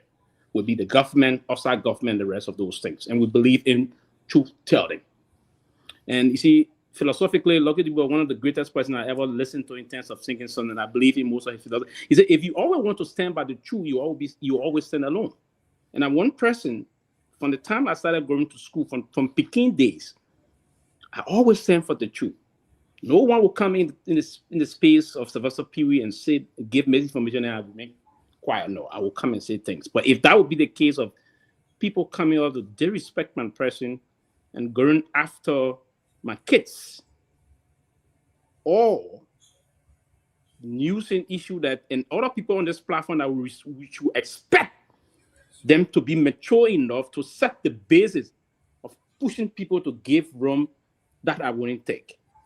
The last time, I think the clip is there, and I will share the clip, and I put a very long readout. I took about 20 minutes to do that readout, so just put in the chat room so we all can go through it. And the readout I put in the chat room, up to current, people that are expected to speak to it, no one have said anything. As if you commented, no one said anything major. To come and listen, we can disagree to agree in the intellectual basis, but to use vulgarity and to use a kind of a terrible statement, it is unacceptable. I'm a human being. Violence can never be monopolized by one person. Being insultive or being very rude or unruly cannot be monopolized by one person. But if we all indulge into that, then we're going to damage the intent of this platform. So the reason why I'm taking the few minutes to say this, I'm going to get off the show until this can be fixed. The last thing I will say that before I can leave the show. But the reason I'm saying that is to the wonderful followers that also follow us on this show. I believe in the space of respect, and most of our panelists that are here also that have been restraining me. I'm a human. If you hear people, number will say, "Oh, Fataki on the show," no, that's the wrong calculation you can always do. We don't have the same intellectual margin. If I want to go Guato, I can be. You don't want to see me if I want to go Guato. I have the power to be. I'm a very good communicator, both writing and speaking. I'm very good. Very, very good. No one's going to praise me on that. I'm very good. I know that. You can put me in a corner in a room, you tell me, say, build a story when I build for you a piece. I'm very good at that. But sometimes we see people do those things, we do it to crack jokes, and there was sometimes and I will even bring jokes to those things. But to bring my personal family into this, to attack me, and normally these things will happen, immediately happen, that's when I will say, oh, I'm going to pray. Then they leave the show, attack, I'm going to pray, leave the show. And that's why I say, even in the read-up, people want to do this to commit sacrilege, right? Using these things to commit sacrilege in the name of attacking other people. They will do it, possibly we want to do as a general cat, people attacking female. And that's what I don't want, because I got girls' children. got grandchildren. I have sisters. I don't want to see myself effort and think why I restrain myself to not go that route. I have now come in this place with pour bow in my hand and say, oh, I'm going to pray. No. I go to church on a Sunday. But to come out and attack my person in a way and manner it is done, and we have people on this platform, no one brought that restraint. I'm very disappointed. And I know certain people on this platform don't like me. I know that. They don't like me. You don't have to like Sylvester Pewee. But my point here is we don't have to always come to say that everything about God. Listen, this platform in recent days will be doing well. We bring government officials, but we bring the government officials and we lambast them. We denigrate them. We debase them. On what basis are they going to come on the show? If we saying things with facts, go and read my readout. And I want to say that this show is a very powerful show. Use the readout as a way of us moving forward. Let's do things on the basis of the facts and agree to that. But not on the basis of sentiments and just want to get out because we want to be all of that. No, it's not the way to do it. We've been around for some time. No, I'm not too old like Mr. Gayman to see, but at least I'm he attacking me already. He attacking me. I'm not too old like to say this. But and I will rest here, Mr. Gayman. I will take the next 2 minutes to say this. Yeah, I like to say something. Don't talk and run off now. Yeah. You gotta talk, and then we talk it matter. You can't run off. Mr. Nagbe, if that will end, it will be anybody on the platform. I will listen to not you for now. Say that again. I'm increasingly disappointed in you. Not you. I want you to listen to. But give him the benefit of the doubt, Pewee. No, I'm not getting benefit of the doubt. I expected to give him the benefit of the doubt. He talks on that day. Let me say but that was yesterday. You don't know what you're going to say today.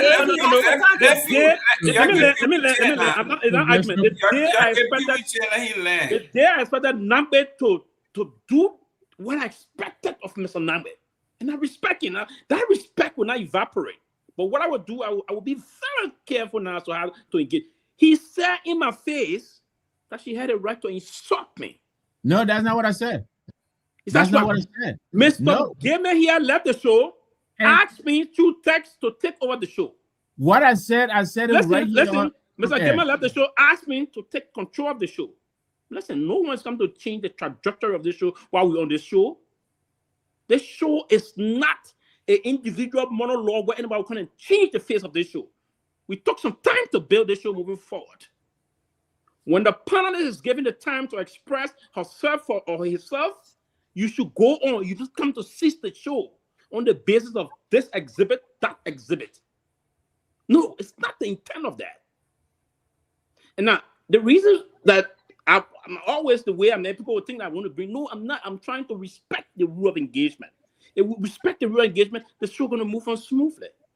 But we don't do. Listen, you can disagree with me with vehemence. Myean, people want to the chat. Not you insult. Anybody using insult, please delete the comments. Not you insult. Disagree with me because of that.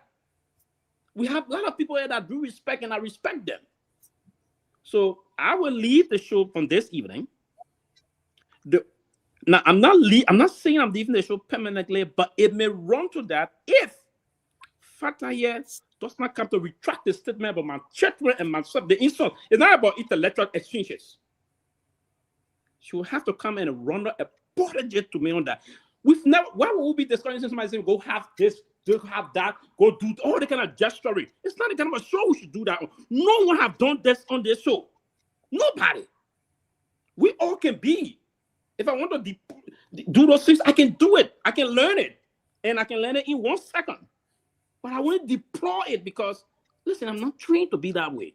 I'm a son of, I may not be Christ, very close to him, but I learned the doctrine of what the Bible teach me about using invective and all of vulgarity on public medium. But to have behind the hijabs and using those kind of a thing, then you do it, you say, I'm going to pray. Listen, man. I have deeply gotten close to people that do these things, people that do these things and all online, and I've studied both the Bible and the Quran very well. That is a sacrilege if you did it to any other. If that was, listen, nobody from that other aspect of things. You want to do that to your husband. They will. I don't understand that you want to do that to somebody else's husband and somebody else's dad and bring their kids to it. That's not intellectualism. If I were to be moving to do it and people say, oh, everybody will say, oh, that man is this. And they say that they make cat will want to play on this. I just want to say to the reserve panelists quickly that I will take some time off. My little daughter, particularly the 12-year-old, is very sensitive. And sometimes I'm in the house, she's very sensitive to these things, right? And the rest of that. And her point is, she's pushing to be a lot. She said, but that why you couldn't just, I said, no, she's sensitive. And the bigger one is the one that even exercise more restriction. The other is more sensitive. So I don't want to be exposed in while I'm on this show sometimes in this place. And then I'm hearing people bringing, I have never done that to nobody on this platform. So for now, I will step aside, gentlemen, and we're still going to be in line. I will step aside to see that we'll bring some level of decorous on this platform. Then we're going to move on. I have nothing against anybody on this platform. But the reason why I did what I did on Friday, I don't know, Friday or Thursday, was Mr. Mr. Gayman was the one that even sent me a text. I'm going to be stepping off for a moment. Please take charge. Seleke have just come on the show. He have not spoken. If you want to make a show like a personal issue, that's why I was coming in. Before Friday, Saturday, there was other word of being a disgrace, being this, because I said I used the word alleged. I said that rape case against the federal is alleged. That was my crime. Go back to my write-up, Mr. Gayman. I said we in the professional and legal area, we have to be mindful on the language we use. Even seeing all the powerful broadcasts, if they don't have the facts, they will use the word alleged. When I knew that word alleged, I was attacked for using the word alleged. This man is in court. He has not been adjudicated or brought down guilty. Will I be stupid to come and call him that he got involved? Even if I saw pictures that are graphic, I'm not the court. So, Mr. Gayman, I just want to say to you, thank you. And this time, my point, it's not a litigation between anyone and myself. It's my position that I've taken. I've been on this platform a little over 3 years now. I will continue to play the role that we all play as friends and all of things. But I cannot be on the show that always, to the extent that I try to manage it. Sometimes we even throw joke so we all laugh. But would they disagree then people can attack? No. So I just want to bring this thing on and to the followers that I won't be coming on the show moving forward. I will come back on the show when this kind of a thing going to stop, that we will engage intellectually and we'll stop the vulgarity and we'll bring respect to bear. And then I will require open apology on the same medium that I was just insulted the way I was insulted. If they do, I will even post here what I wrote. It's a very long something. I know some folks that are intellectual will take time to read it. I will even try to post it here. Again, so if you have the time, Myean is in the chat room. How many pictures? You can. Myean, are you tuned to me? I brought it. We're going to discuss it. I was going to ask your indulgence if we could read it and discuss it. Yeah, read it. I want you to read it. I was thinking. Well, before you're going to the reading, though, can we? I mean, all due respect to Peabody, but I think he said most senior here. So I think he needs to go first, and I think all of us need to opine on this. I have something to say. Victor, go ahead. Victor. Let me say this, Sylvester. I read what you wrote. Quite frankly, today I had a very busy day. I read what you wrote as I was coming on. But the first thing you did is you personalized what you wrote. Everything you said in there was about Fanta. And I felt, you weren't speaking to me. If you had written a neutral piece, I would have responded. But coming back to Friday, let me tell you this. But I wrote this because of Friday. Yes. I wrote that because of Friday. Yes. So yes. I'm going back to Friday. Okay. There is one thing I have learned in my life, and I think you may have, but sometimes I think you ignore it. When you are angry, it is never wise to react. When you are angry, it is never, ever prudent to react while you're angry. And most times when you're reacting here, you're already angry. Your emotions are all over the place. You have insulted me here more than even Fanda has.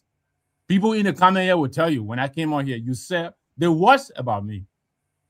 You see, Mr. Gayman, there where I don't want us to go. I want you pinpoint one instant. I will be brief. Listen. So, I want you pinpoint one instant I insulted you. I will tell you, give me a chance. But I'm telling you, the progressive did nothing. It's not an insult. I said the progressive did nothing, and I still stand by that. Okay. That's not an insult. But let's stay with Friday. Do you want me? Let's do you want Friday me? Here. Myean going to play what she said. What happened on Friday. Here is what you did from my perspective. Maybe you didn't see it from your perspective. Okay. Fanta was in speech. You did not lay down the rules until she was in speech. Yes, Jerome passed the baton over to you. I get that. You became the moderator. What is the rule? If you had the rule that you were, you don't know the rule on the show that the moderator can interject at any time. But that's the point I'm making. If you are going to apply the rule, you should have said that before you started. I don't have to apply it from the beginning. We all should know the rule here. Sylvester, I gave you. This is exactly Mr. Gayman, and I said this to you, Mr. Nagbe. No, give me a chance. Let me talk. I won't I just want to conclude and leave the show. Are you going to let me? Leave. I will say what I want to say. If you want to leave, it's okay. You don't have to stay. But I want to tell you, you spoke to me. Let me speak to you. Give me that courtesy. You made a rule in the middle of the game. Nobody does that. So I said to you, Sylvester, you should have said that from the beginning. You didn't do it. Let her go ahead and finish. You said no. You kept on interrupting her. And then from there, you two talk about a funeral. And you said, she should go and bury her father. Who two talk about funeral? You talk about going to a funeral. Isn't that who why talk about going to a funeral? Who talk about going to a funeral? Isn't that why you said you were leaving? You say you're not going to be on the show because you had a funeral to go to. I respect you. What I would do, I will not do like other can do. So look, and I will rest on this one. And I will let Myean play the clip. Listen to me. I will let Myean play the clip. Let me finish. Right now you're interrupting me. You complain about being disrespected. You are disrespecting me if you don't know that. You keep interrupting me. That is disrespectful. I sat down here and I listened to you. You said your bit. You got to sit down and listen to me too. That's how conversations happen. You gotta let me finish, and I won't bore you. Fanta overstepped. I agree with you, but you did not give me the opportunity to tell her how she overstepped. You answer her equally. What was there that I could have told her that you didn't tell her? So what I said was, and I will say this again: we are all adults here. When we come here, let's be professional. When we go in the back, we can trash and talk about all of that. That is what I said. I even said that in my closing. I will stand up for you. I will stand up for Fanta. I will stand up for anybody if you give me the opportunity.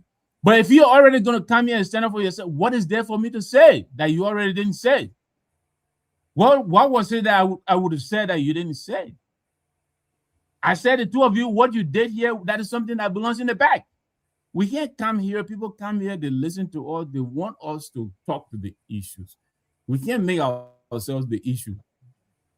That's what I said. And I will say it again today. So it is unfortunate what happened. But if we don't conduct ourselves, it is going to happen again. I think when we're addressing the issues, we should take emotions out. We should talk about the issues. But when we begin to attack one another on set, I think it's very unprofessional. I think it diminishes the platform. I think it takes substance out of the platform. And I don't think that is why people who come here to watch or listen to us, that's why they come here.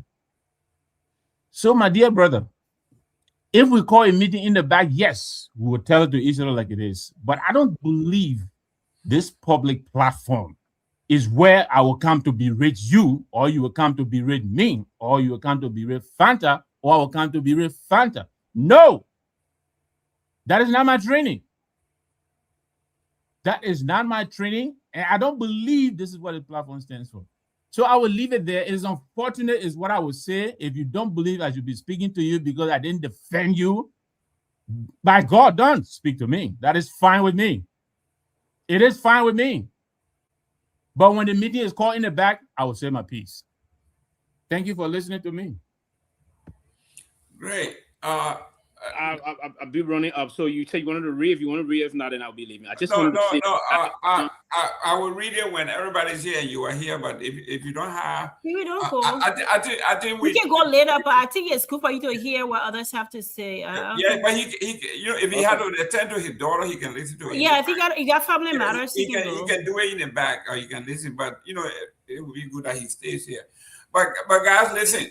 This is not a matter that the reason I love reading the comment section too is that look, I love my boy Joe Manjala and say Garguah. Those are my own star. He said y'all did it here, so y'all were discussing. Of course. Yeah, no, but if people don't want to call here, somebody want to call me. I'm ready to talk. Let me go because I'll soon leave you guys. I'm coming. You see, Joe Manjala don't want to miss any.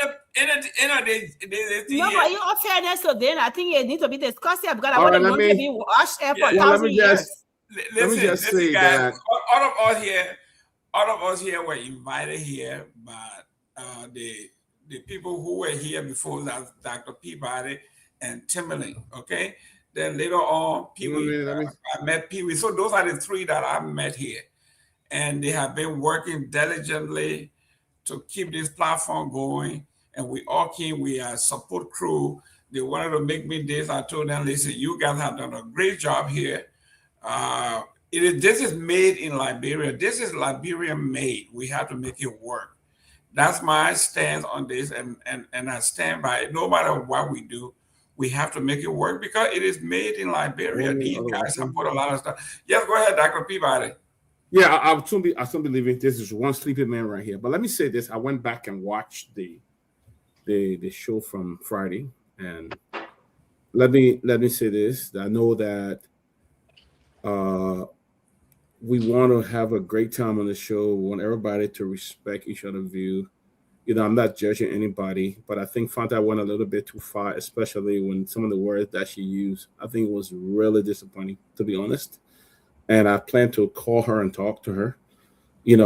I'm not saying that, I know she and Sylvester go back and forth sometimes, but some of the words that were used were very difficult to listen to. For me, it was very difficult. I would have been embarrassed and probably leave the show if I was the one. But it was very embarrassing.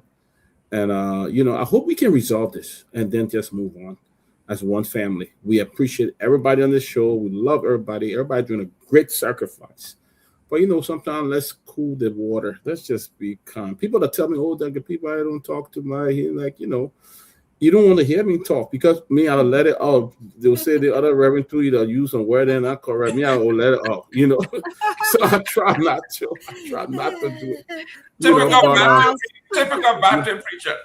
Yeah, so I hope we can just resolve it. Fanta, you're a great person. You and Sylvester, you're the guy let's talk about. I think the words you use. I think Sylvester family listened to that. His wife listened to that. Listened to the show regularly. The children listen to the show. And I think you went a little bit too far, Fanta. You're my sister. I love you. I love you so much. But I think you went a little bit far. Let's try to resolve this whole thing. Let's not make it an issue. That's all I got to say. Let's try to resolve. Because I know somebody on this show insulted my wife, Jesus. And she never met my wife. She does not know my wife. In a conversation, she went inside of my wife. I never told my wife because you know what? It would have been something different. The things that we take for free on the show, then yeah. So I responded in my way. I responded in my own way for that.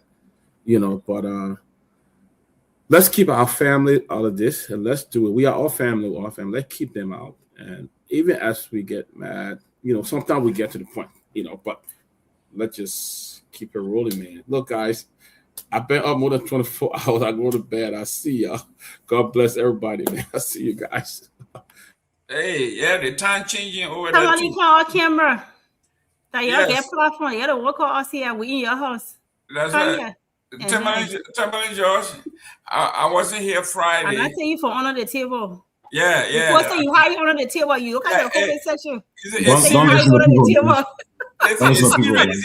You not take off his glasses. It's serious. The red glasses are serious. Yeah, it's serious. No, but let me say this. You know, like I said, I wasn't here Friday. I was on my way to my brother's funeral, and but I'll be honest with you. What I think somebody sent me from different place, sent me a clip of what happened, and I'll be honest with you. When I got to the funeral too, somebody was discussing it too again.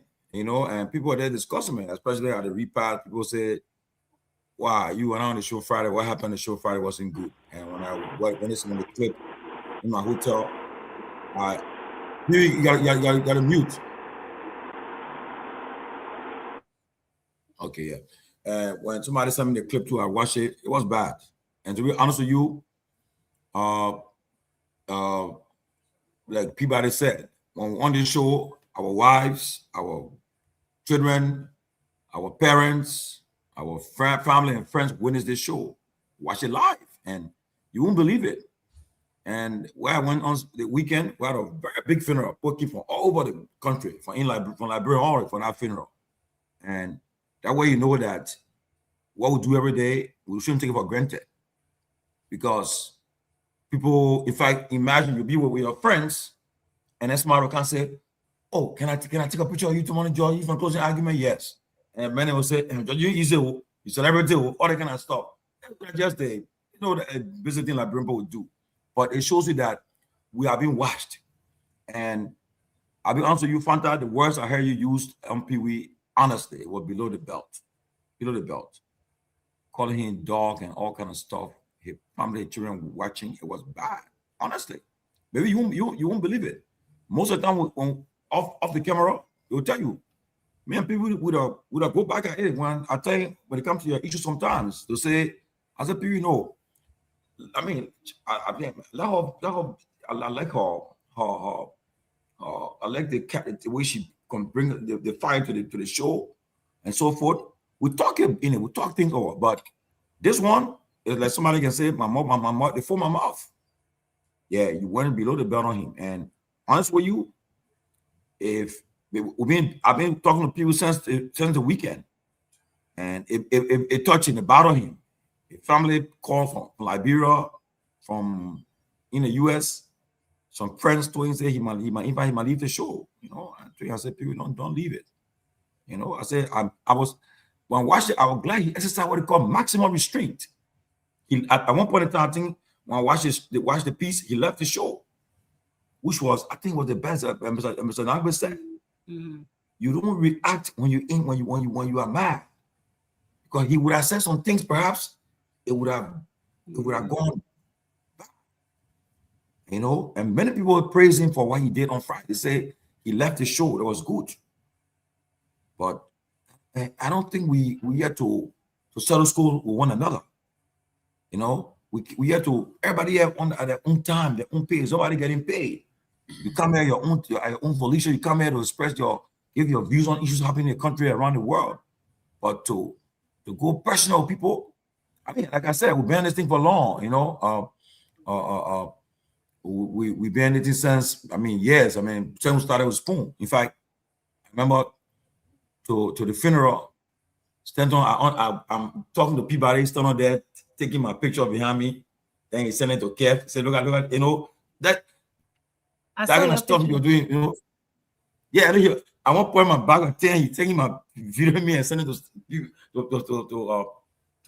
Kev, making fun of, you know, Kev and Ben, making fun of, you know, I mean, it's people, in fact, when people saw the people were so packed when we were going to the bathroom together, walking, everybody looking at us, like, it's something happen. You see Tomalin and still walking, going to the bathroom together, everybody was like, they forgot about the funeral now, looking at us, like something happened. That's it first. Yeah, oh yeah, you see it. And then, and we pointed, we're just whole part, we're talking, laughing, reminiscing our past and so forth. It shows that things can happen, but people, you gotta always have that. If we are going to the point where we insult each other on public and start insulting each other, and when like some of the viewers were doing, maybe we wouldn't have the opportunity to even meet and even shake hands. But we never went and insulted each other to say we got on each other. We didn't do it. You know, we kept our cool, our civility. So when we meet, we can always talk. But I like Mr. Nagbe, Mr. Gayman, you guys are the senior veterans here, and I always refer to you guys. I would respect. I mean, there's no reason why I would ever, even you may be mad to say I would talk to Mr. Nagbe disrespectful or Mr. Gayman. No, I mean, or anybody else. But just because the older folks here, I would never go to that extent where I would. Then, I mean, even if I'm mad with them, I mean, better take it in the bag with them. But to come, I would not even try to even to see that I'm disrespecting them on the platform. No, I would never. I would never reach that point to do it. I either just leave and cool, and after the show I can call them. We'll talk it up. But Friday, I'll be honest with you, Fanta, your choice of words to Pewee was not appropriate at all. In fact, it was the females that called me to tell me, most of the females, and there are people that call me, who support you, people who admire you, who always praise you, they love to see you on the show. They're the one who are calling. The one you guys got to talk to Fanta. Talk to Fanta. You know, talk to Fanta. And I said, well, oh, I thought you one of her fans. So no, but they one part, it reached me. I got to tell you, she went below the belt on him. And as I told Pewee on Saturday, I told him, I said, Pewee, I understand. I watched it, and I know you are hurt. Because now you are telling me, people telling me what happened. I watched it too. But I just calling the extra restraint. I beg you, brother, let us continue. We'll close the argument 2029. Let's close it 2029. We shouldn't give up. And there will be times that we'll have tension. Trust me. But we should do it on the issue, not personal. There'll be times we disagree with Mr. Nagbe. We have a heated disagreement, but I will not go personal with him to involve his personality, his character, his family. No. I will never cross that line. You know, I will not having people like Nagbe on the platform. It brings a lot of dignity to the platform too, and every one of us here. You know, but to use the words, the words we use, I want another. I think it's inappropriate, and I will also use the occasion to call on Pewee to reconsider his decision about trying to go on sabbatical. People, I know we can fix it better. It's not fair to the viewers today. There are thousands of people watching on YouTube, watching us tonight, and taking the time up to be talking about our personal issues that we should not have been talking about. People are texting, saying, you guys settle it, now what's our time? We bought data from our time for our break. Some people working, take their break to come watch us. People taking the time for the family to come watch us, and we're talking about this.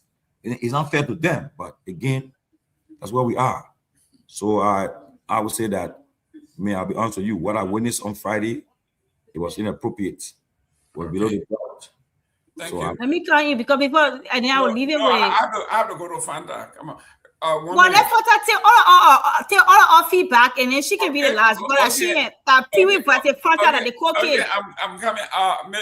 Tim, let me let you know what this guy said. He said the argument will not close 2029. As you closing it, we'll open another one. That situation is volley, but you guys were looking there. You close it, we'll open another one. Your viewers say there's something else. The argument will never finish. We'll open another one. Yeah, go ahead, tell me.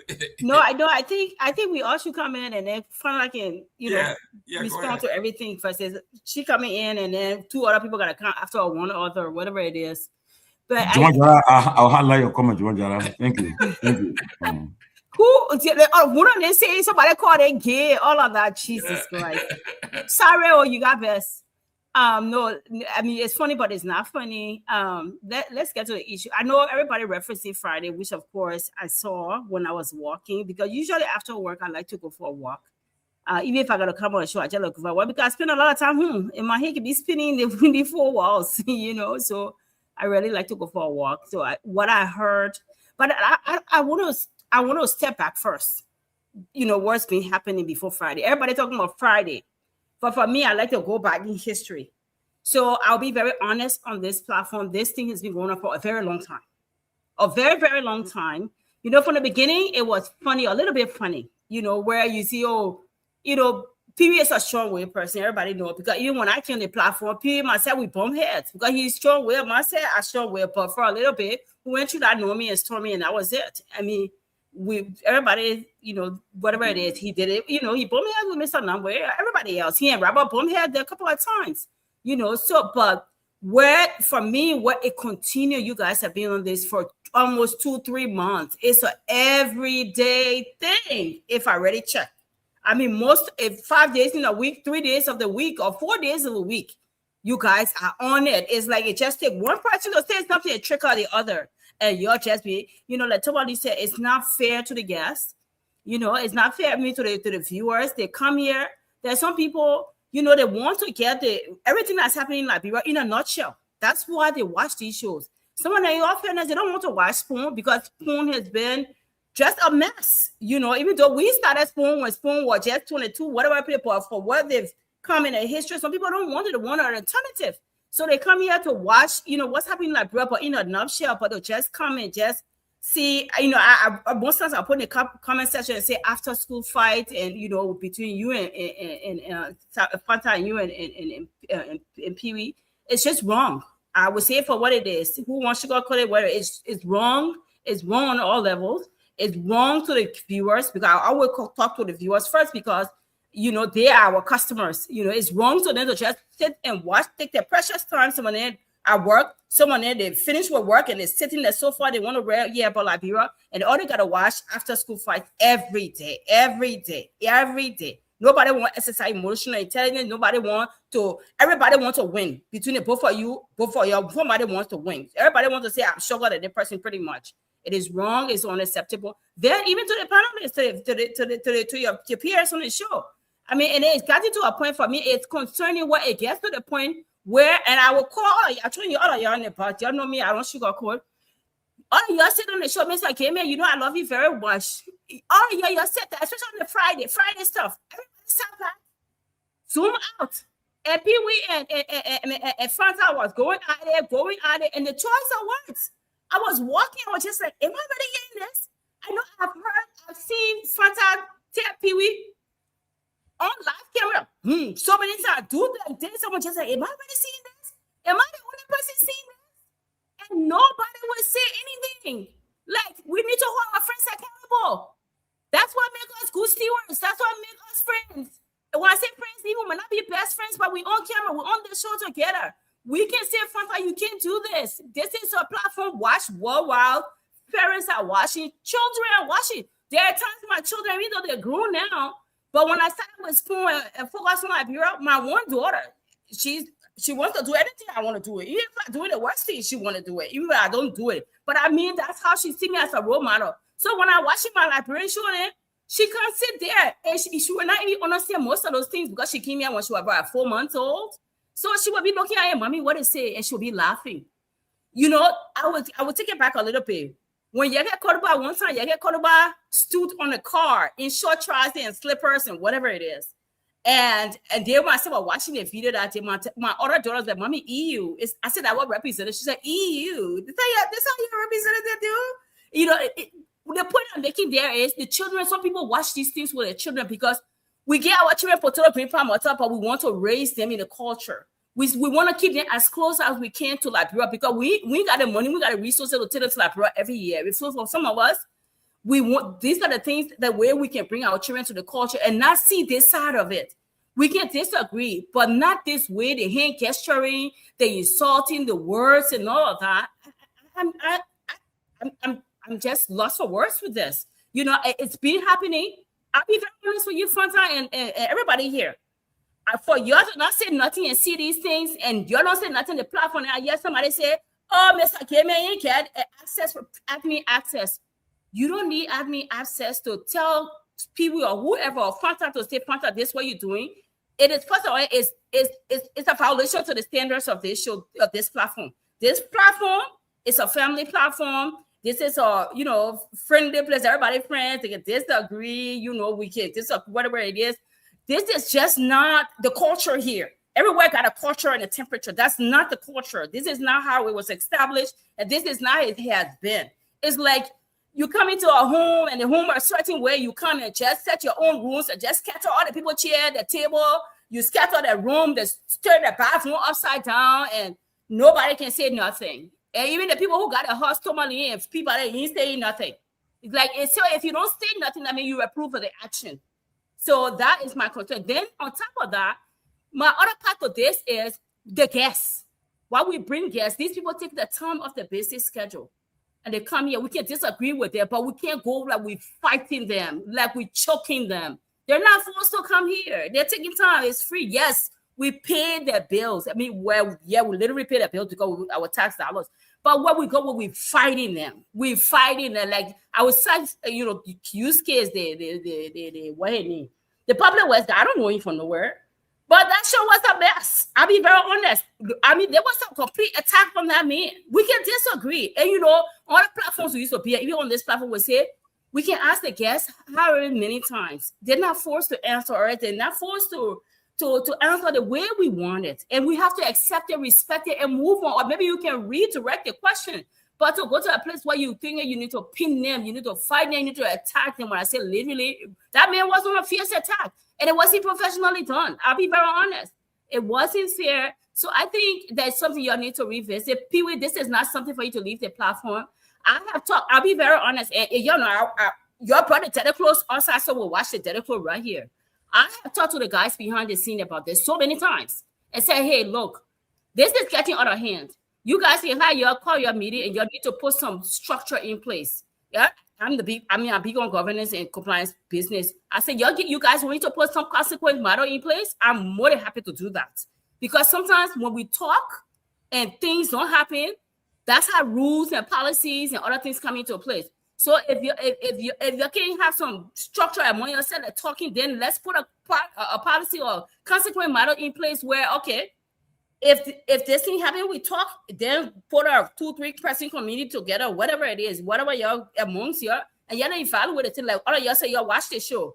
Okay, y'all watch the show. Okay, then it weren't an apology or whatever. Then if the first time it weren't a 1 week suspension or just a verbal, then it's just a verbal. Next time 1 week or whatever it is, then we claim it up until we need what we need to do. Then maybe some people or somebody need to excuse the platform, even though it's a free thing. But it is unfair for us to just the people look at now the time that we should be discussing Liberia, everything other there or other things like the young boy that is sure, the young man, handsome young man, died so early because of medical malpractice. Those are the things we need to be talking about. We're talking about simple things that people cannot. I mean, every day Fanta and Pewee, and I write where I tell you in the comment section. There are times I will be tagging Tomalin, I'm tagging Peabody. I'm just like, look, y'all need to do something about this. This is just not right. We didn't say because a free thing. Oh, I heard somebody saying, oh, if election time, it's going to get worse. No, we can disagree, but we can respectfully disagree. And that is not election time thing we're talking here. This behavior is unacceptable. It's disrespectful on all levels. And I think both parties need to sit back, think about the actions, apologize to the viewers, and think about the actions and how they want to handle things going forward. And if the behavior persists, then we need to start looking into the consequent model. That's all I have to say. Thank you. I'm the father of all the children. You got to give them a chance to talk. Victor, you want to say something before we go to Fanta? No, Jerome. I think the previous after me, I've expressed it. I believe that there is much to be said on both sides. I like Sylvester. He brings it. I like Fanta. He brings it. But I think, like I said earlier, we have to treat each other here, with courtesy. We're all professionals here. I think we shouldn't forget that. So as I'm passing it on to Fanta, and Fanta is, I'm not even going to attempt to encourage her to say or do whatever, but she's smart. I think she will handle herself. And Sylvester is also smart. I said that both of them, I think they overstepped. That is a fact. But notwithstanding, I hope that all of this we're going through will help the process. And maybe we can do some more in the back. But I'll just appeal to the both of them to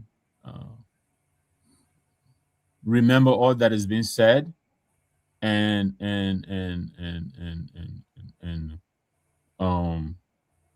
remember that both of them are two professionals, come from very, professional backgrounds. We all come here, I think, to serve our country and to make our suggestion in ways that we think will better our country. That's the only reason why we come here. So I just want us to keep it at that. We have a chat room. I think we can do a lot of stuff back there, and I think once in a while we even get together on a call. We can do some of this stuff there. So yeah, so that would be my last 2-8, and I want to thank all of the interventions that have been made thus far. Tomalin, yourself, Telvi, Peabody, all of us. Even these I don't want to say clowns, but Joman Jala and him, man, Segong, having it fun. It's okay. I think people can have a little bit of fun at our expense. That's okay. They say I chicken out, I cut out to Fanta and all of that. Yeah, that's okay. But I hope this would have meant something at the end of the day. Thank you. Your name and where you calling from, real quick? Yeah, go ahead. Okay, I just want to make a quick contribution. Not on whatever took place between Fanta and Pewee. This is Kehleboe Gongloe. Calling. We can't hear him. You gotta put him on speaker.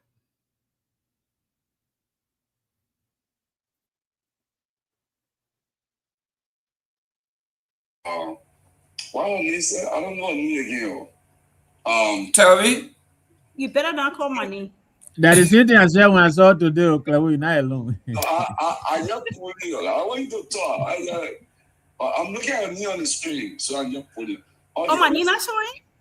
Yeah, your name showing. Your name is there. It's showing. Oh, okay. So I just agree on the point she said on asking tough question is being disrespectful to the guests, because I was one of the panelists when Paul was minister. That's not what I said. What did you say then?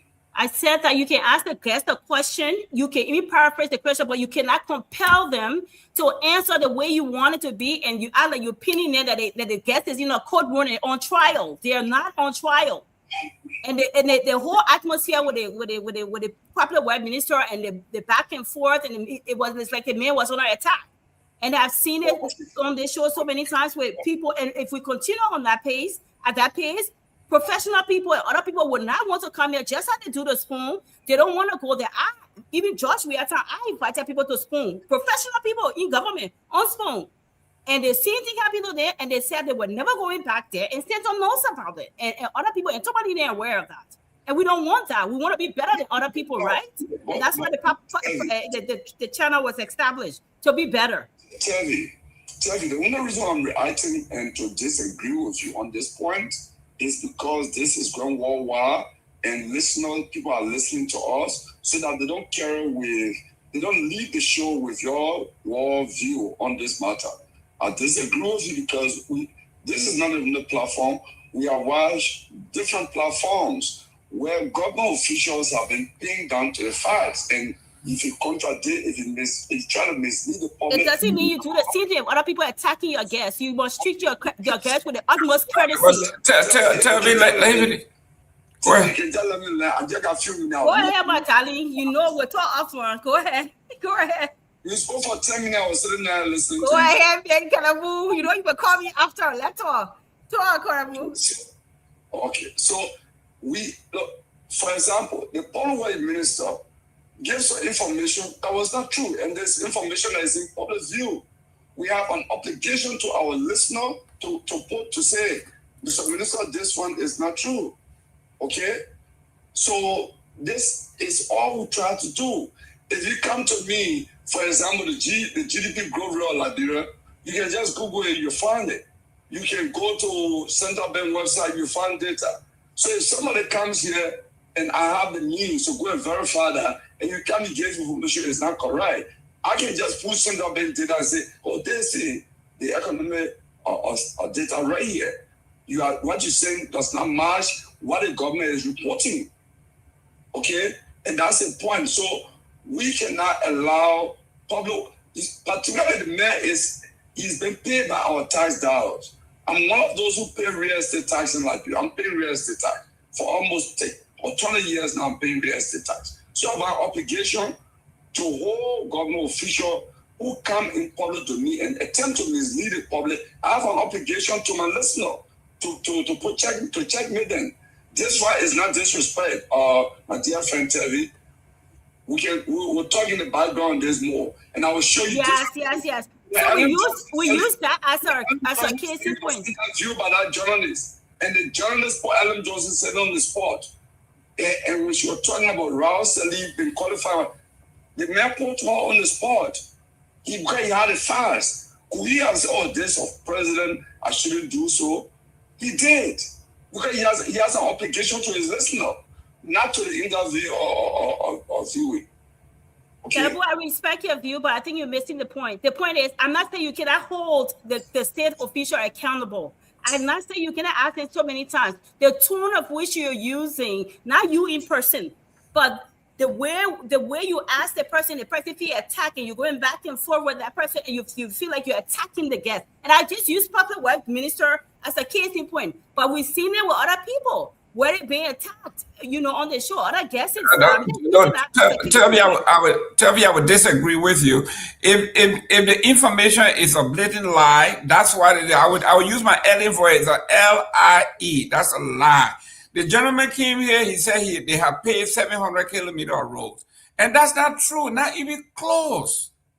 So, but if it's a lie, we can rebut.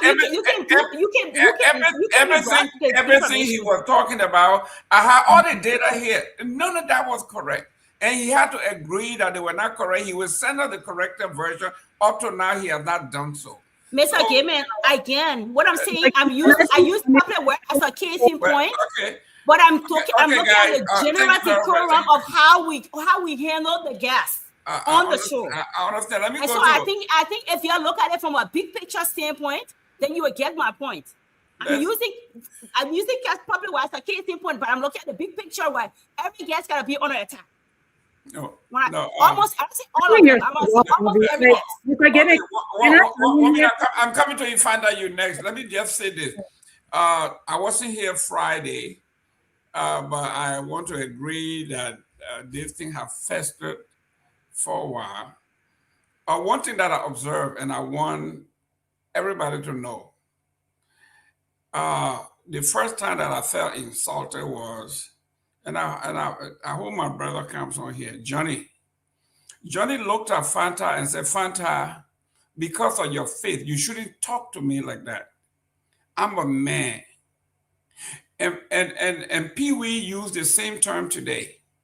As a man, he shouldn't be talked to that way. And and I'm telling you, to me, that is insulting. It's provocative. If you want to take on Fanta, take on Fanta.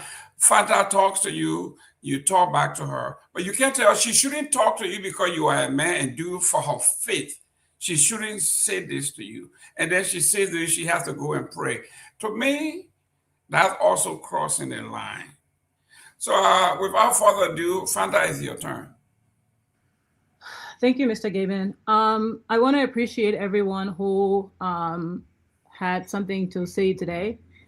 I'm glad I'm not the one who came and washed dirty laundry out in the street. For all of those who want to preach moral decadence or like moral maintaining a moral standard, that's quite the way to do it. And frankly, I hope they don't personalize it, but I think it's hypocritical. I mean, tell you, for example, you considering my tune or my method of asking tough questions to be an attack. That is quite disingenuous of you to even associate that. And the minister, as an adult, and I made it very clear, the taxpayer pay his salary. So if he's making points that are clearly inaccurate, we have every right. It is the obligation of us, a public duty, to push back on that. So for you to coin it as an attack, and in fact, I attack every guest, when half of these people leave like we're laughing. So where did you get that from? It's hypocritical and it's very disingenuous. And then it's also very interesting that you guys would sit here and like want to say, oh yeah, Fanta come on and like Fanta said this and like it's always Fanta, but you never look at Pewee's provocations. You never call them out. When Fanta responds, it's problematic, but you can never call him out. Whether he's your buddy, he's not your, I don't quite care. If you're going to lay the line, if you're going to draft guidelines for compliance and adherence, ensure that is absolutely impartial. But you don't come here and spew about compliance and like guidelines and adherence when you're being partial. When you're being partial, I think it's also very disingenuous. All of you sat here when Pewee has referred to me as cockroach. What was the response from Tomalin, Peabody, anyone else? You tell me. Pewee refer and for y'all want to reference, oh, let's play the tips. Let's play the tips. I'm so glad this is, everything we do here is video recorded. Even a member of the audience commented, why are you calling her a cockroach? Nobody said anything. He referred to me as a cockroach. That was a common term referred to the Madingos when they were hunting them. They will refer to them as cockroach. He did that. None of you said crap. And I walked off the show. No one said anything in the back. No one commended my reserve. It was as if, oh, it was another Sunday morning and the sunflowers were blooming. Pewee has called me a rat on this show. A rat, R-A-T. No one said anything. Not you, Telvi, not you, Tomalin, not Peabody, nobody. I let it go. He has made several religious and gender slights at me. No one said anything. Sometimes Mr. Nagbe will say something. Sometimes Mr. Gayman will say something. But it's very interesting how you guys can all of a sudden, you have the moral clarity and the moral integrity to hang Fanta when she calls, when Pewee feels slighted, that she mentioned him in reference to a dog. Everyone is like, oh my God, the world is falling apart. Like, what are we doing? It's problematic for you guys. But when I was referred to as a cockroach, no one said nothing. When I was referred to as a rat, no one said nothing. In fact, in the Friday tip that you guys are referring to, Pewee called me a dumb fool. I didn't hear any of you made any reference denouncing why Pewee referred to me as a dumb fool. Pewee also called me a monkey that loves irrational level of thinking. I'm sorry, where is the outcry, Telvi, Tomalin, Peabody, of Pewee referring to me as a monkey? You are outraged because I called him a dog. His family is outraged. But when he referred to me as a cockroach, my family didn't matter to you. When he referred to me as a rat, my family didn't matter to you. When he referred to me as a monkey, no, my family didn't matter to you. Because it's Fanta. That's Fanta. She attacks. My tone of voice is my tone of voice. When I become impassioned, it's elevated, as all of you are. Even Tavi, you were just speaking, your tone was elevated. Should I consider that to be an attack? When Pewee speaks, his tone is elevated. Should I consider that to be an attack? But he will often refer to my analysis as sentimental and emotional. Why is it justified? How is his tone justified? But mine is an attack. Your tone is justified. Mine is an attack. He's justified in calling me a cockroach. He's justified in calling me a rat. He's justified in calling me a monkey. I hear crickets from you guys. The tip is there. You only have to rewind it. The comment section is there. Where an audience had to call him out. Why would you call her a cockroach? I heard crickets from you guys. I don't need you to defend me, but I need you to be fair. Very fair in your analysis. When Pewee referred to me as Lurd, me having blood ties to Lurd, the rebel group, Lurd, knowing very well the undertone, me being a Madingo, the undertone that, oh, she brought war to this country. She was part of Lurd. And you all laughed about it. You know what that means? Do you understand the implications?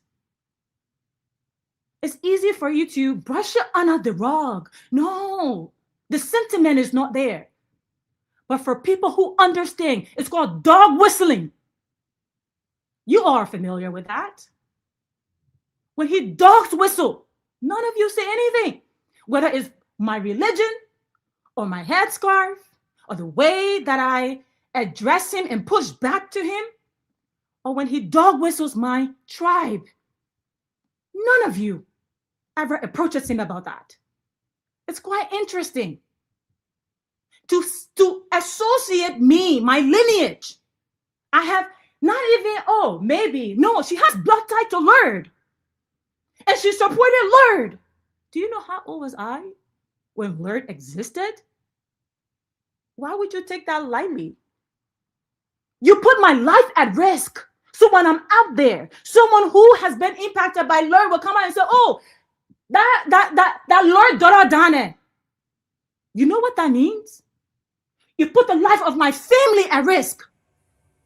Do you understand what that means? You don't. Because for you guys, it's so easy to point the finger at Fanta. Because Fanta will always remain unapologetic. That's something that you better understand like right now. I don't care if any of you do not like me. I'm not here to be liked. I always say very clearly, my voice, when I lend my voice to this platform, it was for the voiceless. Nobody will get me to bend my words about the truth or say things just because it makes you guys uncomfortable. When Pewee mentioned allege, pushing back very strongly, allege, do you know what allege means? Here's the definition of allege. Because this is important. I listened to you guys for a very long time. So you can certainly listen to me and be educated on this. So the definition of allege, please look this up, unproven accusation, unverified claims, doubt or disbelief. When I made a claim about how is it that we're so definitive and so sure when it comes to upholding certain or promoting the government when they do certain things in our judicial system. But when it comes to justice for the everyday people, it lags. It is prolonged. Especially with a case that the evidence is so overwhelming. And I myself, he may not have seen the evidence. I have seen the evidence. These people were not strangers. These people were neighbors living next door. Peter Bonjala lived next door to this little 14-year-old boy. This was not like a whole stranger come from over there. So maybe he did it, maybe he didn't do it. And after the family shared the evidence, I can say that no, don't say allege. Because what I've seen, if you see it, you will not be coming from that point. And he was pushing back, so I too was pushing back. And then as he continued to interrupt me, and several folks tried to come in to say, hey, let her finish, let her finish. He did not let me finish. He insisted on interrupting me. And I would not let him to interrupt me because I sat there the whole time when I came on the show. If you notice, everyone did their opening, maybe 2-3 minutes. I didn't even have a 2-3 minutes. I waited for my turn to ask my question. As soon as I began, he jumped in. Then I said to him, don't you have a funeral to go to? Because I remember a couple of days earlier, Tomalin had mentioned that, Honorable Pewee and I are attending a funeral for someone who had passed coming up this weekend. So we may not be on the show on Friday. Please rewind the tape. This was Tomalin's statement. So Friday come around, here is Pewee interrupting me. So I said to him, why are you even here? Do you not have a funeral to go to? What was Pewee's response to me? Dayapa! Did you guys not see that? Did you not hear that? That wasn't a reference to my family? Not indirectly, directly. You didn't hear that? Or was it just convenient for you to skip over that part and got to the part where I called him a dog? It was after when I said, why are you even here? Don't you have a funeral to go to? And he said, your pa. He was the first person to bring up family. I didn't bring up his family first. And so I, of course, in the midst of getting sick and tired of him interrupting me, I responded, your family. So then you come on here, all of you, you come on here with the audacity to chastise me for bringing his family into this, but you completely missed the part where he referenced my father. And just as how his kids are a sore spot or his wife is a sore spot, my father is a sore spot for me. You don't mess with my father. And if it's any indication to that very point, from the time that I resurfaced on the public scene, from the Zoom Lion saga, in every single interview, I referenced how my father had worked so hard for this country, how he has sacrificed for this country with the Ministry of Public Works, how the roads that are decent today in the country, he built those roads. How I look up to my father, you would think is an indication. So then he had the audacity, and it was like, poof, a light bulb or a gunpowder went off. And from there on, all bets were off because he crossed the line. I didn't cross the line at first. All I said was, why are you here? Do you not have a funeral to go to? Referencing what Tomalin had mentioned a couple of days earlier, that him and Pewee had a funeral to go to on Friday, that they may not be here. So it's quite convenient that you guys would come here and want to chastise Fanta. The only people I owe an apology to is the audience. It shouldn't have happened. It shouldn't have happened. Me apologizing to Pewee would never happen. Take your any ramifications you deem fit. And bringing this matter here today, I didn't bring it. He did. If I had done that, all of you would say, oh, she's too emotional. She's too sentimental. But he did it in such an animated manner. And no one said anything about his emotions or his sentiment. Or when Fanta pushed back on a guest, she's attacking the guest. When Fanta pushes back on Pewee, she's attacking Pewee. Why don't I attack anyone here else on the show? Quote unquote, attack anyone here else on the show. Pewee has a habit of doing this to every single person. I just happen to be the person who tells him, shut it. I just happen to be that person, and I will own that. I don't owe him an apology. I owe my fellow panelists an apology. I owe the audience an apology. So I apologize for my outburst on Friday. I'm very disappointed in you guys, and I believe it's a form of gaslighting. You gaslight the public into Fanta being the bad person, Fanta being the boogie man, and you gaslight me into deeming my issues. Me being called a cockroach, the dog whistling, me being called a rat, the dog whistling, me being referred to having blood lineage to Lord, the dog whistling. You miss all of that. But I thank you for your voice anyways. I thank you. Thank you.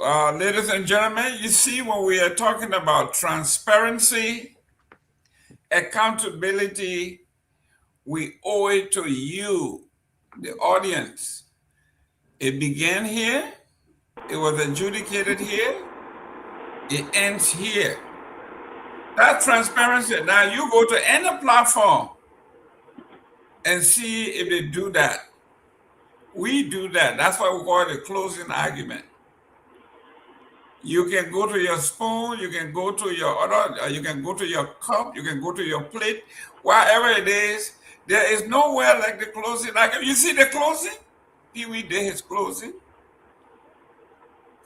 You funny, Mr. Gayman. I think Robert wants to come in. They want to have to leave the people right there.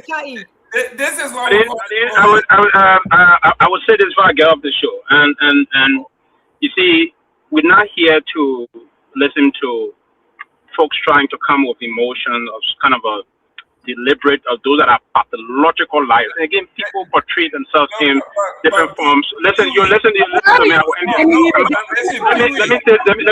say this quickly. Pathological liar. You are right.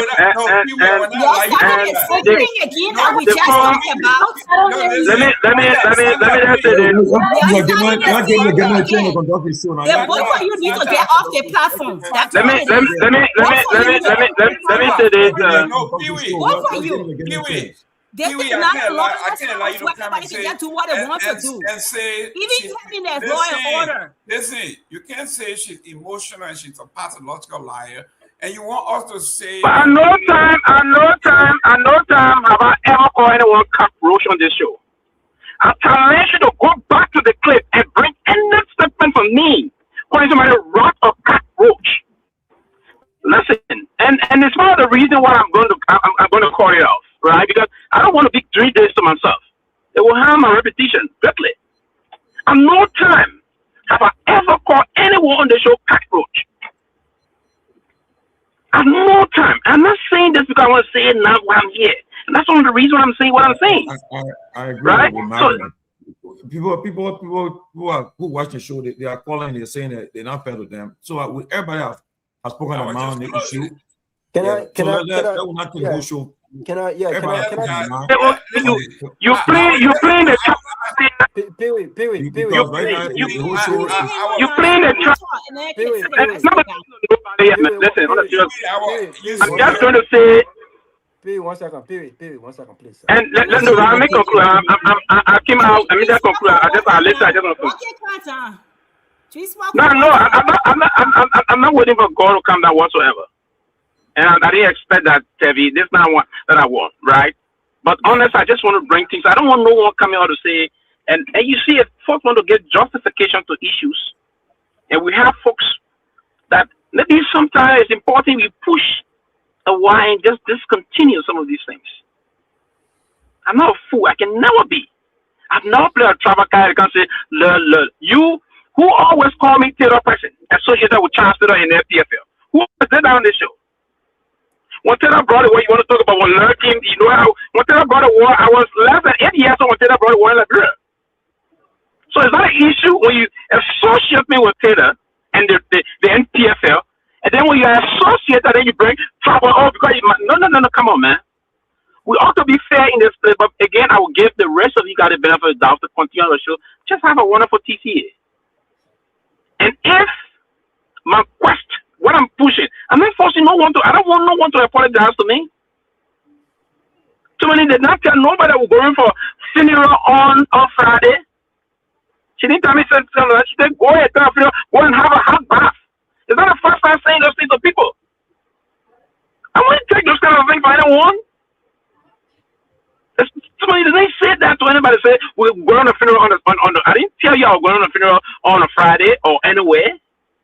But again, and I would take this as the reason why I'm saying that is tantamount to being a pathological liar or a customary liar. It's what I was saying. I didn't say bring the clip that I said cockroach.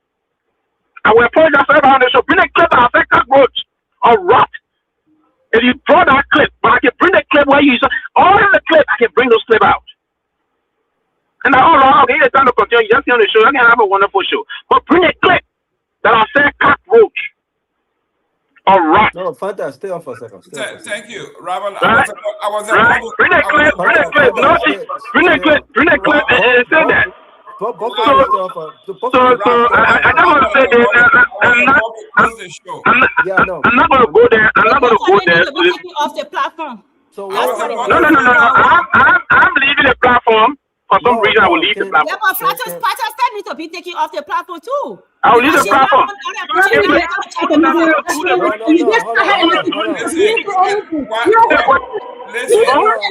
I agree. Okay, guys.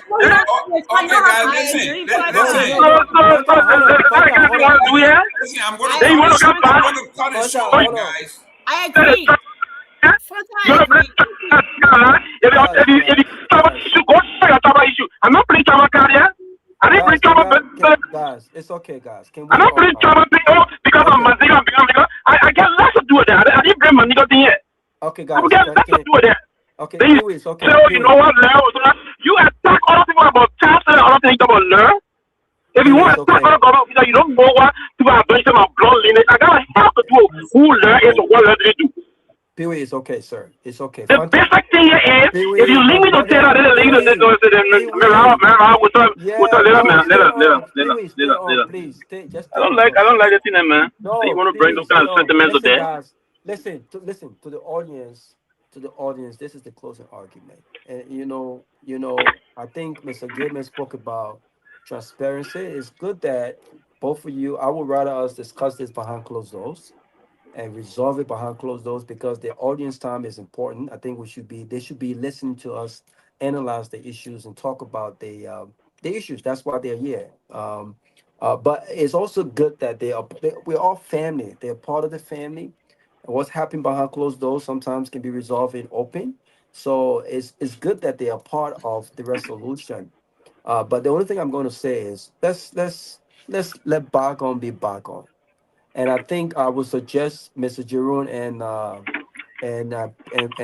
Tomalin, I would suggest that we have a phone call with both of them on. Let's resolve this. Listen, I think everyone who watches this show understands that Pewee is a tough talking. He's very stern in his belief, and also Fanta is very. She add a value to this platform as well.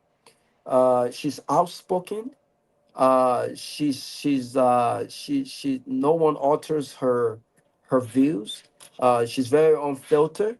And she says what she says. And I don't think it's fair to her or anyone to kind of attempt to censor what she says. We don't have to agree with what she says, but I think we have to respect what she says, and that goes for all of the panelists on this platform. And so I think it's great that the audience heard both sides. They will make that judgment. I think she's offered an apology to the audience. I don't think this should have happened. I think we should have this behind closed doors. But let's let it go. Let's let it go, and let's have a conversation behind closed doors about this, and how we should conduct ourselves. People come on the show because they love the way we handle our guests. All right, we can push back as much as we want to push back, as long as it's done out of respect, mutual respect, and it's not this got you moment kind of thing. I get really tough at times with our guests, and sometimes people don't like that, right? But as long as it's within the realm of respect, I don't think that's a problem. But I think we have to respect each other. We have to respect each other even when we don't agree. I have to respect Pewee. I have to respect Tomalin. I have to respect Mr. Nagbe. I have to respect Telvi. I have to respect Fanta. But I think both panelists are valuable to this platform, and I don't think it is fair to the audience for us to lose both of them on grounds that they not only don't agree on the issues, but there's this level of disrespect. And that's my fear. I don't think it should transcend to disrespect. And I think, on that note, Mr. Jerome, I think we should have a conversation behind closed doors. I got it. We don't listen. Once you come from a big family, you will always have this. As family members. Wow, I wanted to quickly. I wanted to talk some of the point you said. Listen, Pewee. Just a minute, please. Pewee, I'm coming. Yeah. Listen, those of you who come from big families, you got 5 children. I got 4 girls, right? I got twin girls, and I got a girl, and I got another girl. They all got different characteristics, right? They all have their own thinking, their own thought processes, their own way of handling things. They handle things differently. It's like my father, when he was a preacher, he said, we all want to go to heaven, right? It doesn't matter whether you get there as a Muslim, or you get there as a Methodist, or you get there as a Baptist. We just want to get there, right? We all want to get to this one heaven. So once in a while, we're going to clash, and I want to believe that strongly. So let us simmer this down. Let's forget. No more comment on this. Right. I would like for us to end this show on one topic today. Let me introduce it. Let's discuss it. No, not any show on a topic where you don't clear on certain issue. I'm clear. I'm clear on what I'm going to say. You gotta be clear. You can't end a show on the issue that yourself you don't clear on things. And you said 1 or 2 things, Raul, and I agree with you somehow, and wherein I would disagree. Listen, no one want to censor anyone's thought process. There's nothing about me. That would be very unfair. It would be counterproductive on my part to ever engage or indulge into those kind of a thing. Right. No one want to do that. I have never been a tribal log before, and I would never do that. Right. I've been victim of those kind of ethnic cleansing of other tribal line before. I've been a victim of that. Particularly me. fund. So I have never done those things. You see, people that will always claim victim of this kind of thing, they are the perpetrators in this kind of have been victim of it. If you learn most of the thing, but we'll say something that back. We don't like to edit these things, but people go and cry those stuff. I've never come out to say I want to censor the view of anybody. But if you came in to maliciously lie about something that is not a fact, that's a problem, Robert. We can't be on this platform, and then I will disengage from the platform because I can't know Robert is saying, Robert come and say George Weah is 5 years old. And I know George Weah is 59 years old. Then if I said that to Raul, Raul go join me, start doing this, that is not going to be, it's not workable. And that's the line. You want to come and blow the horn, other people said I have done work before, the work in this ministry, work in that ministry. But if other people, you attack them. But if other people, they are, listen, the process here is that, and what Mr. Gayman got wrong from the concept when he was just saying the thing, oh, Pewee brought this issue about saying, no, I didn't say because I'm a man, a lady cannot enter out with me. There should be a conversation. But what I'm saying, if you want to have beyond that kind of thing, or you setting line and attack, then you want to leave and you say, I'm going to do this. And that's what I was trying to get at. I'm a very respectful person. Do you know the reason why I have sat with well-rounded people globally that have been entertained in the midst of people because of my disciplined nature? It's not only because of intellectualism, it's because of the disciplined nature and the culture I'm from. I'm from a culture that will respect our seniors. So it's not an issue of you people coming like that. So my quick point here, they won't come from a culture that don't respect seniors. No, you're the one. Mr. Gayman. From the culture, it's not for you to think we want to do that. Listen. No. Mr. Gayman, I welcome it because you part of the issue of even gas letting the situation here, and that's why it's going to go nowhere. Yeah, but Mr. Gayman, and that's the full nature of where this show is. We've been on this for 3 hours. I will use my own style of influence to make sure this show is corrected. We're going to correct the things. You're taking it for maybe I'm saying I'm like, we'll fight. Nobody's going to come bluff here and stay on this show. No, it's not going to be possible. Back and forth. We're going to fix it. Because it's been 3 hours, I think it's a good thing to put. We don't fix it. If I say it's going to fix our guests. I mean, to the viewers. So keep watching this for 3 hours. So let's move on. Yeah, I agree with Tevin. Let's move on. I'm done with that. I don't want you to know. No, we're not. Listen, guys. Listen. I can take her if I need to. Listen. Tell me. Our big sister. Tell me. Put her in the back. No, we're not putting anybody in the back. Listen, we're not putting anybody in the back. But I want to see my. But tell me, you're not listening. That's your problem. I have a rule here. No, tell me you will listen. You will listen. If I'm moderating, you will listen. You will listen when I'm moderating. Please let me moderate the show. I am not putting. Listen, I am not putting the two people in the back. It is our platform. Okay? It is the platform. It belongs to everybody. They will stay here and we will end the show. We're not putting anybody in the back. You can't say they will stay here because they will be here. We're not putting. Mr. Gayman, we are here today because nobody wants to leave. If Pewee wants to leave voluntarily, he will do so. Tell me, if Pewee wants to leave voluntarily, he will leave. If Fanta wants to leave voluntarily, she will leave. But I'm not putting them in the back. Okay, let's move on, guys. Let's move on. Thank you. Okay, guys. Let's move on. Let's move on. I would like to end the show on our last topic. Okay? And the issue here is... A lot to get to tonight. Joining me now, Chief White House. Tomalin, please mute. Guys, please mute. Obviously, a lot of... Tomalin, who can hear you? Thank you. The analysis by the Liberia investigator is, as you make your bed, so shall ye lie in it. When Seleke Kromah needed people, everybody he depended on deserted him. Robert wasn't here when we introduced the topic. So if you are on the show and you are having another show, then you don't need to be on the show, Robert. So tell me stuff. Come on, put a governance hat on. Robert, are you with us? I want to see this every day, Mr. Gayman. So there you go. You on a show, but then you on another show, and then you want to participate. That's what we are talking about. But we got what time we're talking to come at the same time. These are the people you need to put in the back. Please put Robert in the back. Thank you. Okay, let me go to Tomalin. You were not here when we introduced this topic, and I brought this back because of you. And I didn't want to gossip. I want you to be here because most of the time when we talk, you say, "Oh, you know, come by you." Me who not fighting. I made your point in the back. Yeah, you fighting right now. So what is they tell me get on the show and she want to put our regulars in the back? Yo, me who not fighting. I made your point. This woman. You see the problem? The people who fighting on the show. Me who not fighting. Woman. The police woman. Tomalin. I picked this topic today from the guys because of you.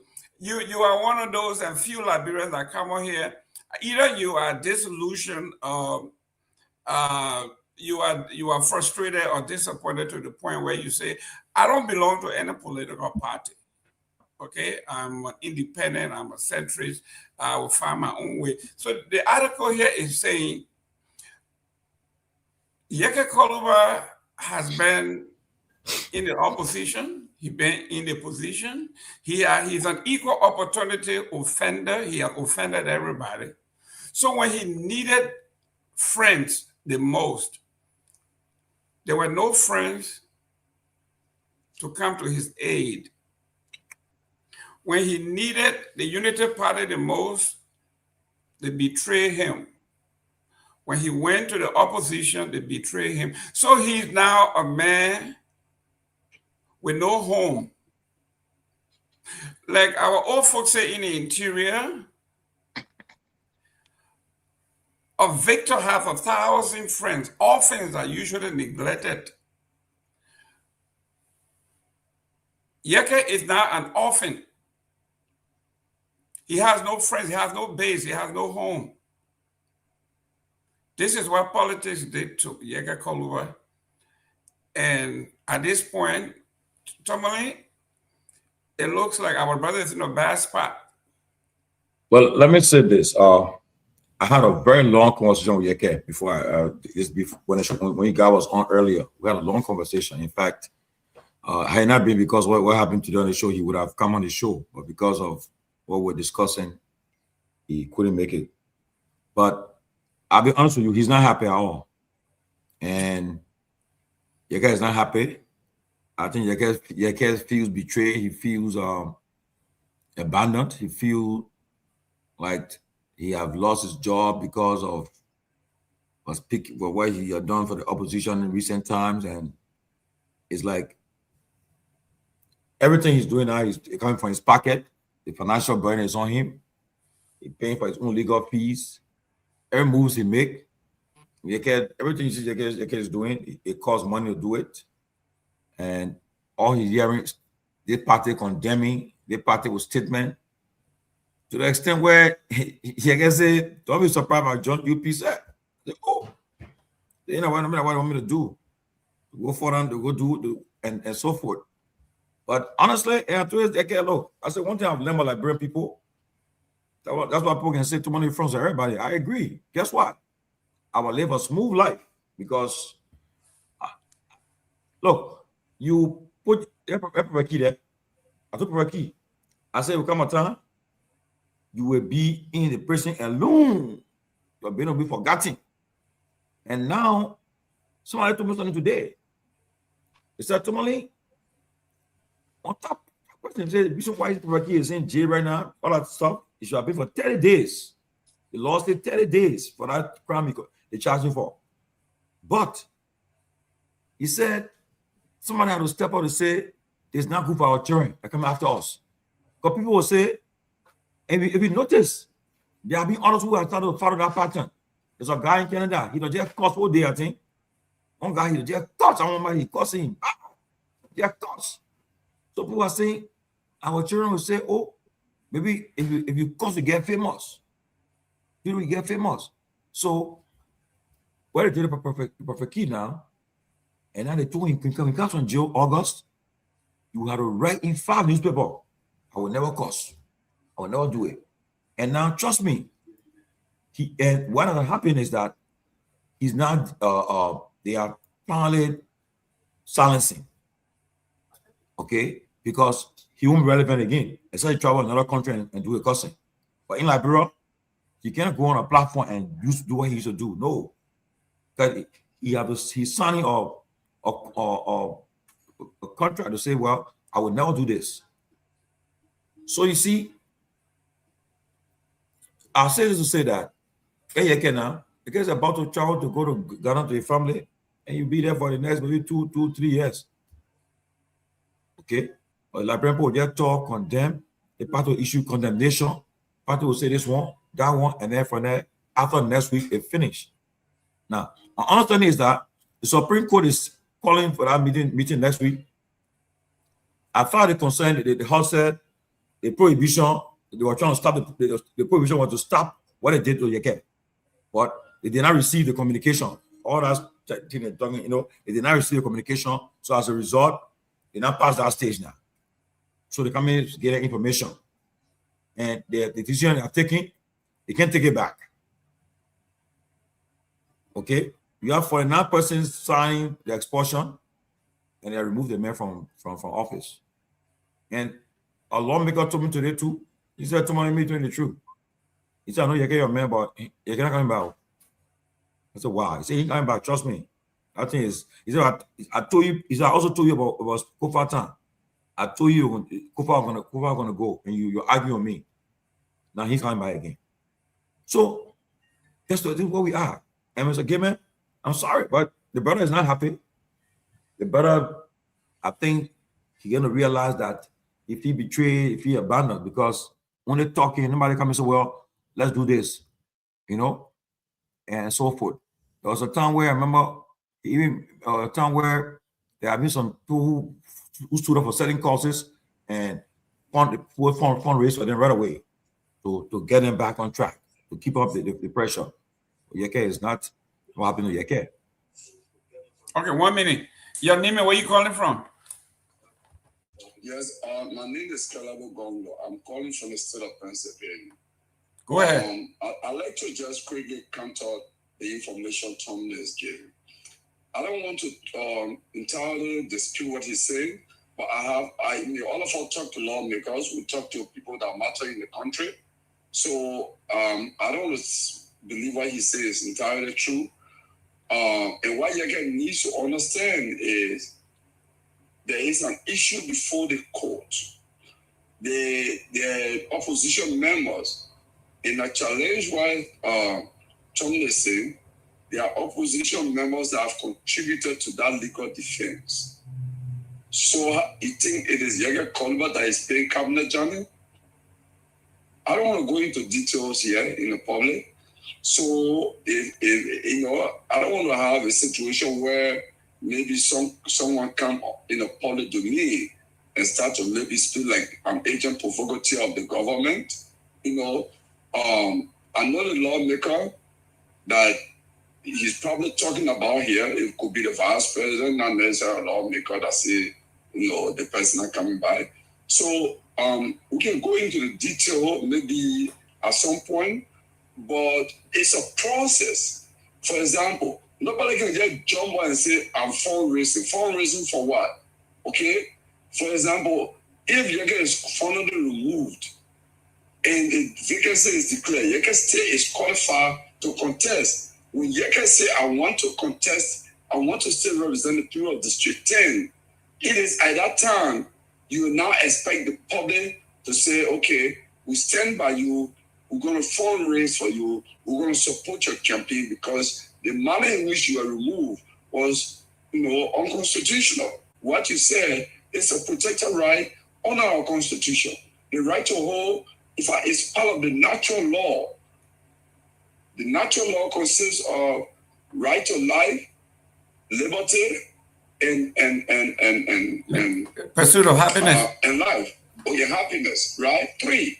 So to have freedom It's a whole opinion. And that's what he did.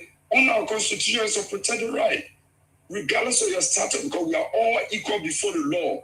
Whether you're president, you from Blaze, okay, you are equal before the law.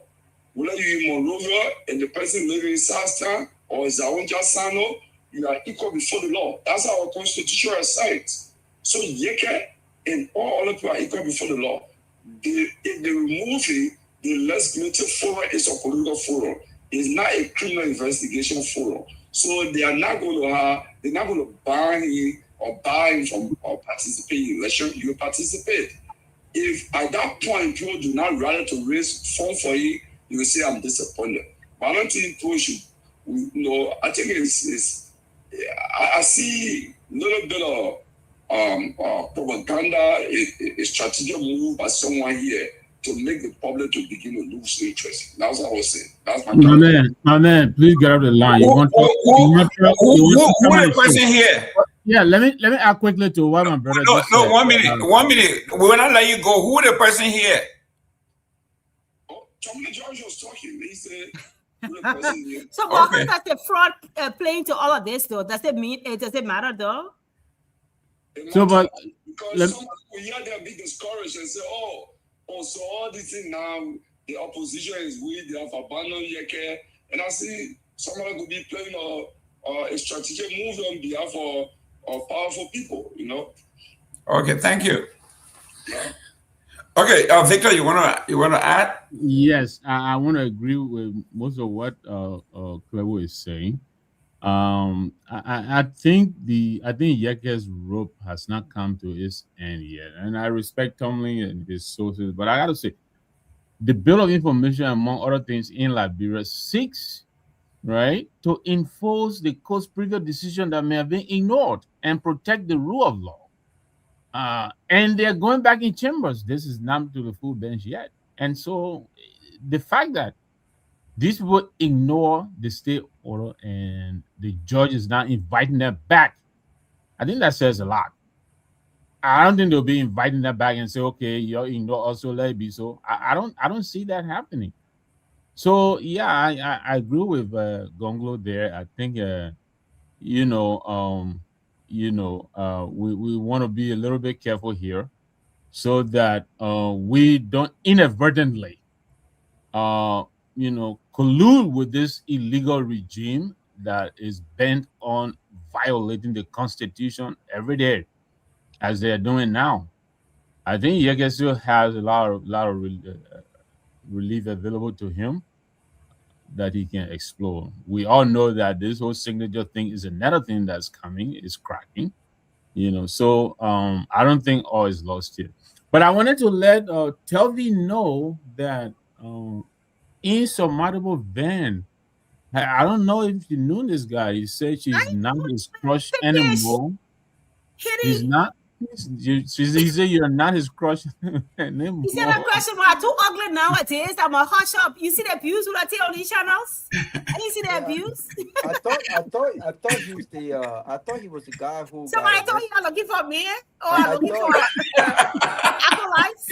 No, but I also thought he was the guy who got arrested in Japan. Telvi, start getting your feeling hurt. Yeah, man.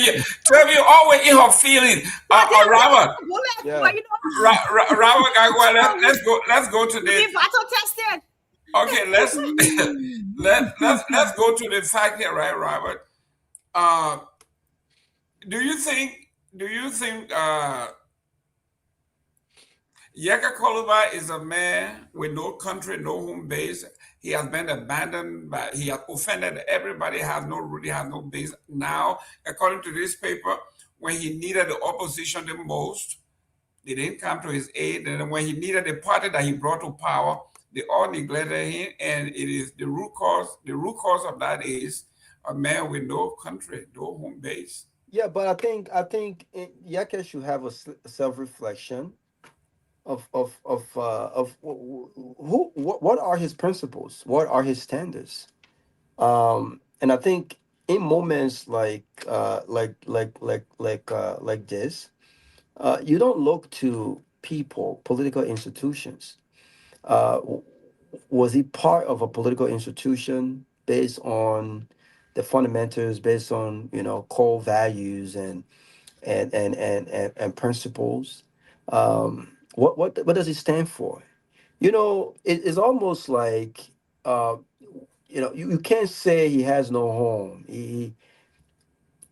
What does Yeke stand for? But the paper saying he's not a sedition, he's not a United Party, he's So not an if ANC. he was an independent, if Yeke was an independent, then there's a reason why Yeke is an independent. Maybe he did not, his values did not align with these opposition parties. His values did not align with CDC, Unity Party, or whatnot. But it's difficult to make that argument when he supported these very institutions. So if I were to ask Yeke Koluba a question, is on what basis did you support these institutions? Right? Is it on the basis of this immature, premature outrage? Is it on the basis of just trying to maintain this popular persona of a disruptor, an unintelligent disruptor? What does Yeke stand for? All of the issues that he stood out for, all of the issues that both the Unity Party has praised him for. The people who are criticizing Yeke now, remember, they once sung his praises. They said he was the guy he was the face of the opposition. He didn't care what party you was. He criticized you, and he was the voice of the Liberian people.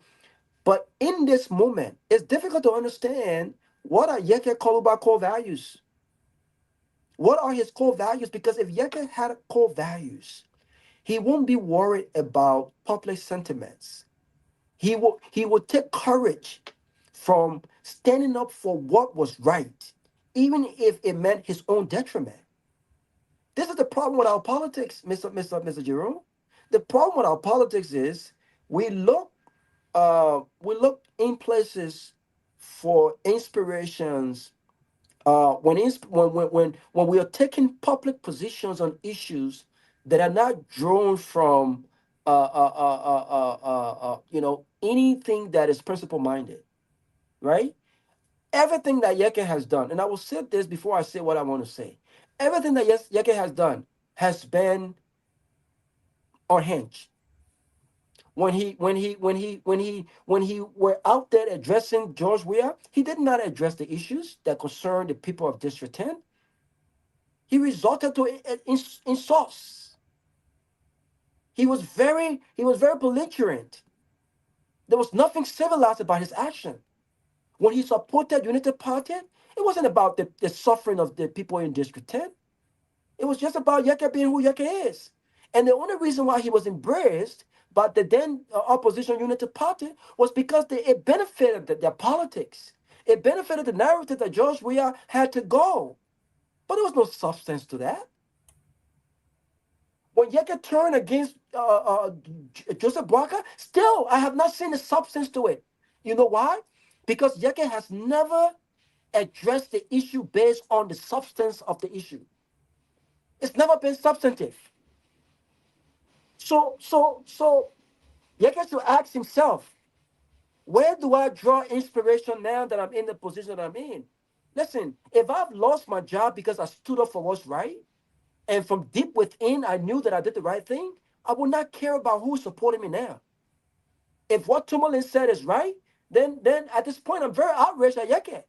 Oh, maybe they want me to go and bow down to Joseph Boakai. So it tells you that he has no principles. It tells you there's a sense of regret. If there's a sense of regret, then why are you doing it? Everyone does things for a reason. Everyone is passionate about certain things for a reason. There's the principles connected to where people stand on the issues. This is the reason why I give credit to Todd Wombe. When you listen to what he says, how he talks about the issues, the position and the decision he takes. This is the reason why I also admire Kamara. These are men who stand on the issues, they stand on principles. So because Yeke lost a job now, he's finished, his life is over now. So in order to regain that life he had, he must go and bow down to the regime that he criticized What was the reason for which she did that? But let me say this. The opposition, there's some serious constitutional issue that's going on with this removal. This is unconstitutional. The 1986 Constitution is very clear, and I think our lawyers and our legal minds can expand on this, but it's very clear. I don't know whether or not an investigation was done. I don't know whether or not a notice was given. I don't know whether or not Yeke was given the right to legally defend himself. None of this happened. I don't know. There was no transparency in due process, in a proceeding of due process. Beyond that, there are questions about the numbers. There are a lot of folks that have come up and said, look, I did not sign a resolution. So if these people are saying they did not sign a resolution, and there's a number that is required to expel Yeke, it raises questions as well. So there are a lot of legal proceedings that Yeke can take. But we find ourselves in an environment where we have the most powerful man in the country, the president of Liberia. He controls the other two branches of government. He controls the legislative branch of government. He controls the judiciary branch of government. This is the issue with our country. We do not have independent branches of government where decisions are made, where check and balances are done, when one branch is not going by the law. This is the problem we have. The president gets what the president wants. So even if there's something unconstitutional that has occurred, and the Supreme Court says this is unconstitutional, what can Yeke do if the president does not favors?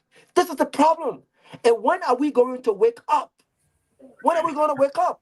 And I'll close. I hear people talking about the opposition presenting candidates. There are seditionists who are already started suggesting the names of candidates that should be put forth to replace Yeke. Let me say this. If any opposition political party decides to participate in a special election to replace Yeke, you know what you've done? You have legitimized an unconstitutional expel of a lawmaker, and what you are doing is participating in it itself. I think if the Unity Party wants Yeke Koduba's seat, if they want a different voice for which they are targeting him, I think the opposition can send a message. Let the Unity Party go ahead and give the Unity Party what the Unity Party wants.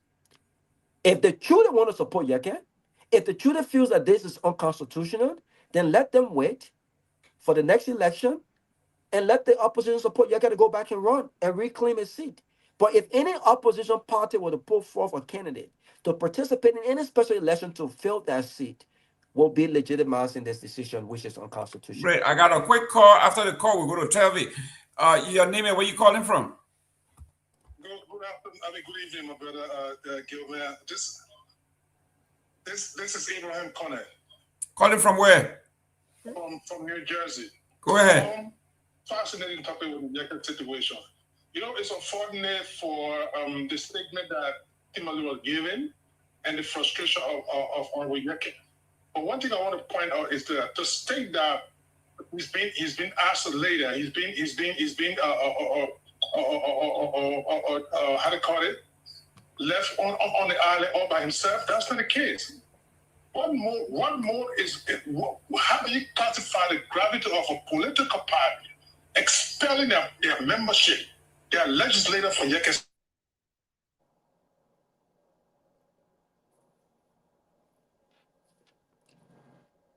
You're muted. You're muted. That's how we can hear him. Come again? No, go ahead. Go ahead. I can hear you now.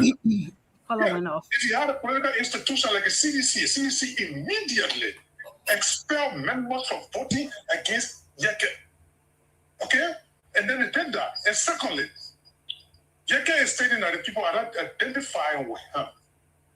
Mind you, this is a process of litigation. Nothing. If he solicits from these people and they identify with, then so be it. It will be a great thing to do. But that, in my opinion, expelling your members on behalf of an individual, that is a major step forward. That is a solidarity that you cannot pay back. And a political party have done that. And if at all, the people you're talking about, it's just Facebook speculation. But no political institution have pointed out any of their member to say they're going to contest Yeke's seat. That's one. Lastly, if he goes to court and the case is litigated, mind you, the House will have to write the election commission to declare the seat vacant. And if the court put an injunction also in the election commission can never conduct the election on it, regardless of what Joseph Boakai can say. It will not happen. But again, unfortunately, we have a court that maybe they just want to dance to the tune of the president. But indeed, we got to give the legal process a chance. Let those issues be litigated.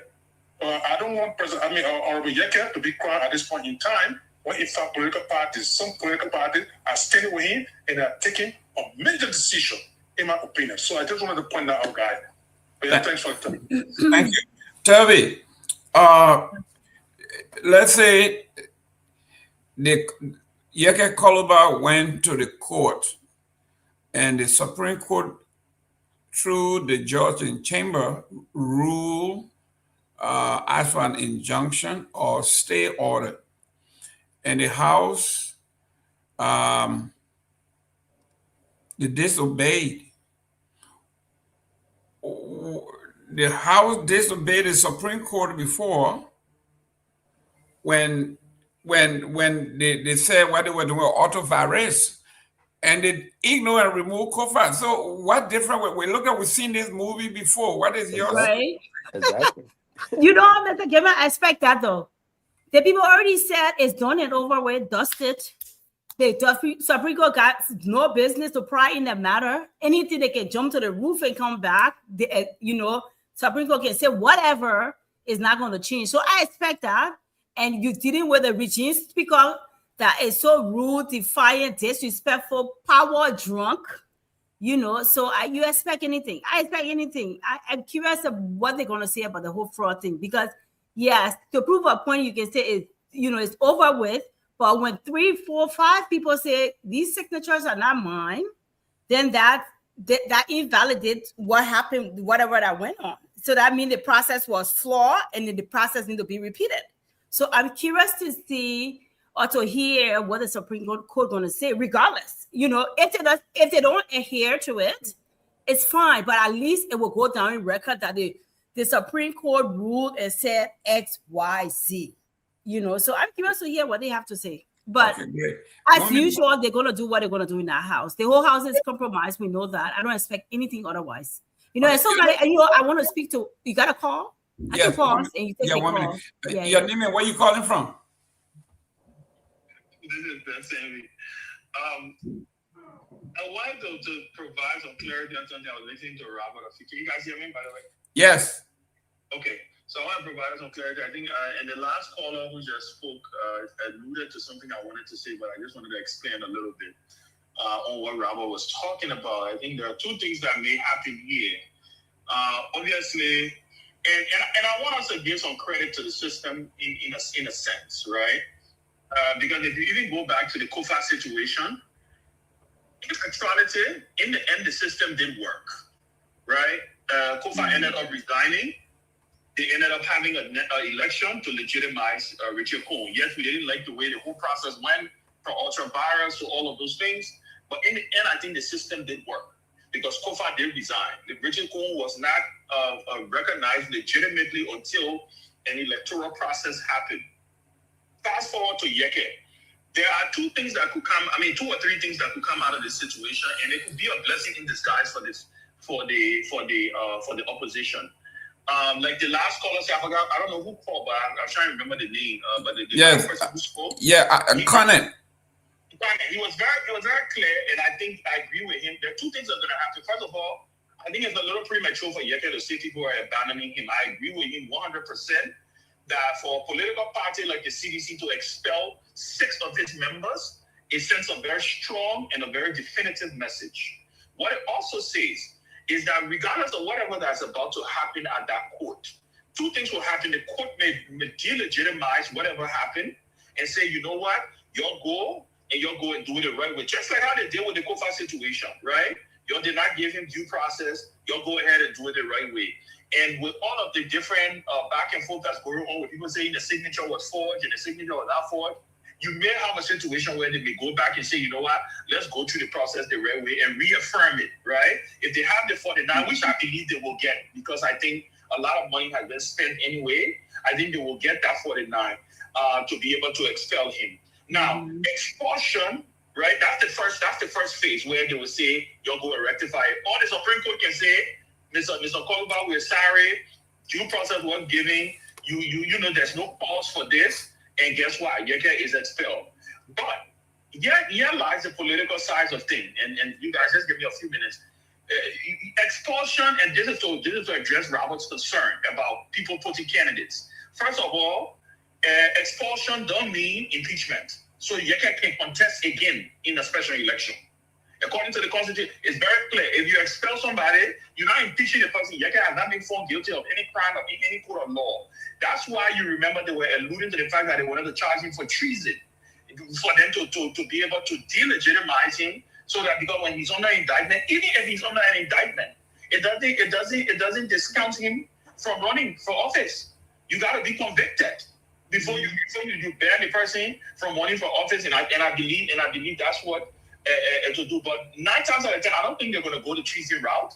What I think will end up happening is, and this is why I say this may be a blessing in disguise for the opposition, because remember, Unity Party, this tenure, this administration doesn't have any by-election or midterm election, except somebody died. Now they have forced themselves into their own midterm election or their own by-election.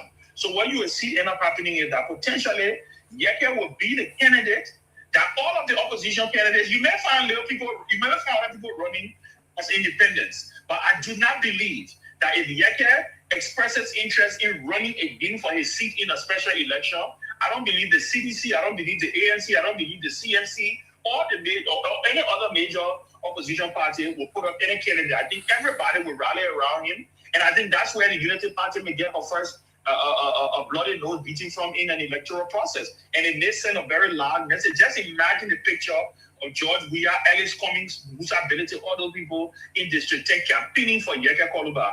And see, I want to see where in the world will the Unity Party have a chance to win an election like that. But I just thought to expand on that, to first of all, address Robert's concern that potentially people may want to put people up against him. Yet there are people from parties saying it, but the political parties, I think, have been firm that this is wrong. CDC has expelled the people, CMC has suspended, and the person resigned. So all of the signs point towards or united from coalescing around Yeke.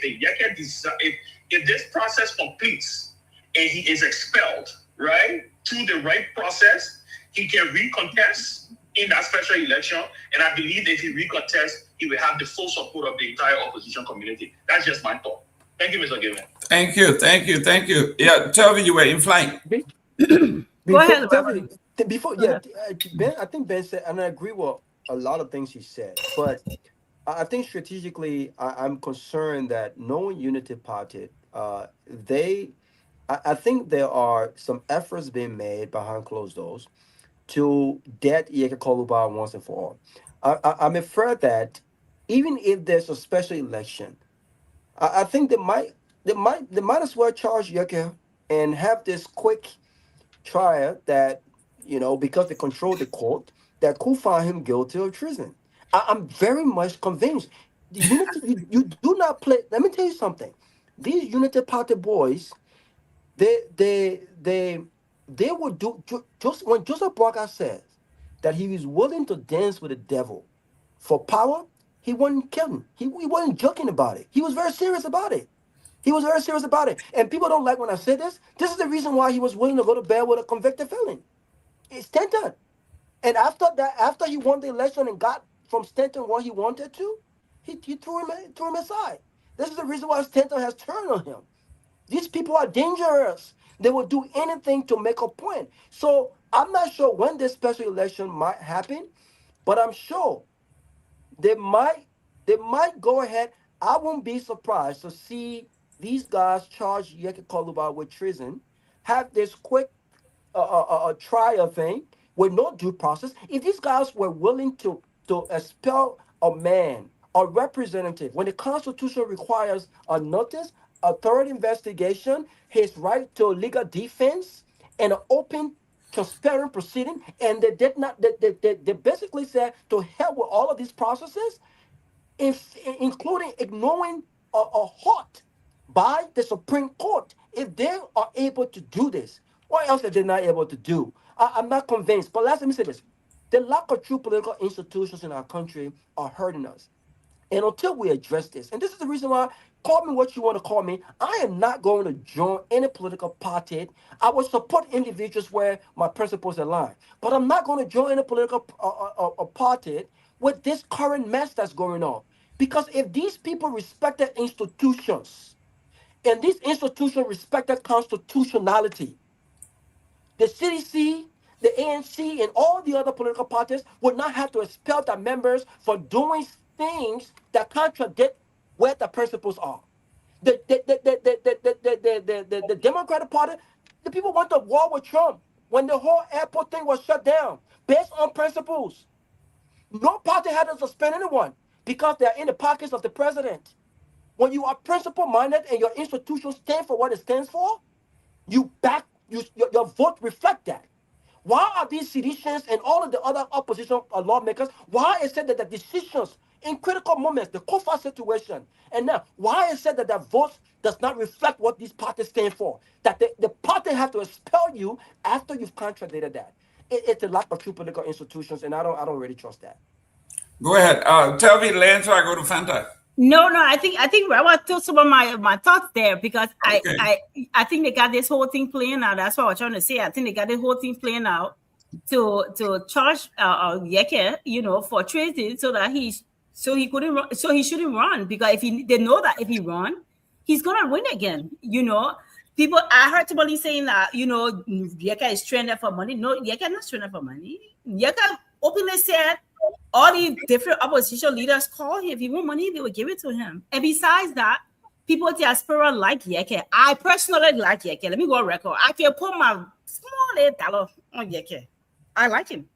I like him because he will not stand up for anything. He will not just be like the other one to be taking undercover money. He has been proven to be that person. So for somebody like that, I don't mind having him back in this. I don't like his craziness, it's the utterances, but the fact that he will not be taking bribes on the table, and some of the things that he's suffering now, his district is suffering because I have family, I got friends that live in his district, and because of what he stands for, the district is suffering, and the district have been suffering from George Weah time because they strangulated him, they kept all the state funding for him because he was this way, and now the poor citizens are suffering. So I don't think he needs money. If he needs money, the people will get him money. If Yeke said today are running, within 1 hour, I believe Yeke can raise $25,000-$50,000. I believe he can raise that money. With diaspora people, even people on ground or opposition leader, he can raise that money. I don't think he's stranded. I really don't think he's stranded for money. I really don't. I just want to let me add quickly, right? I agree with Gongloe, I agree with Mohammed Corner, and even Ben Sanvee. And let me give my young brother Robert here some encouragement. What is happening is part of democracy. Even here where we live, you have the Blue Dog Democrat. Then you have the Gang of Four. Ayanna Presley, Ocasio. You have that kind of thing happening in the party. It happens. But I think what Ben and that guy said is something, even Gongloe alluded to. It's something that we shouldn't take lightly. I respect Tomalin information sources. I get it. But the fact that the CDC came out in the way they did, and they came out so swiftly, followed by the CMC, I think this is probably the most potent declaration of identification with Yeke Koluba. I don't know whether Yeke is now already stranded, he's calling for help. I don't know yet. But I think this is the loudest call that has been sent so far. I think the UP people get it. And I also want to say this. The UP, they beat we and all of that. But, I think you're giving them too much credit. These people are not that sophisticated, And let's not oversell these people. Baka lost before. It's not like they're so sophisticated they don't lose election. I think the CDC people did not give these people the fight that they deserve. You know, and we got to respect the former president also for conceding in the way he did. You know, less than 20,000 votes separating the two of them. I think for love of country, he decided he didn't want the chaos and all that. And so he gave it to them. But it's not really because they're so sophisticated, they know how to, you know, to do this. And no, these people, you can see the amateurs they are every day. You're seeing it. You know, they can't even hold themselves together. You know how many times the president will come out and somebody will contradict him and nothing happens? To me, that's not the people who got it zipped up. So I just want to quickly remind us, this is part of democracy. I think Yeke has a lot of support behind Before I go to Fanta, let me push back on this, because I'm not as optimistic as you, because we are living in a lawless country. Exactly. The folks that don't believe in the Constitution, they don't believe in the Supreme Court, they don't believe in, they do as they wish. So how can you be optimistic about? I think we're taking lessons from the COFA situation. The CDC came out, but I don't think they've been as robust and as categoric as they have this time. You know, they did the same thing. They did the same thing. They said they spelled the current deputy speaker. They spelled other members of the party. And all right, guys, I have to go. And so, okay. Go ahead. Fanta, we are talking about law and order here. There's no law and order in the country. I'm sorry to say. Okay. If something happens to you and the person you depend on is the Supreme Court, and the Supreme Court rules on the Supreme Court has no enforcement mechanism. If the executive say, I'm not doing it, there's nothing. Go ahead, Fanta. Yeah, as I said, right, I'm not surprised by any of this, but I have a really funny video that I wanted Myean to play. Myean, if you're there, could you please? No, Myean just came out. I think he came out to play it. Yeah, listen, man. So we are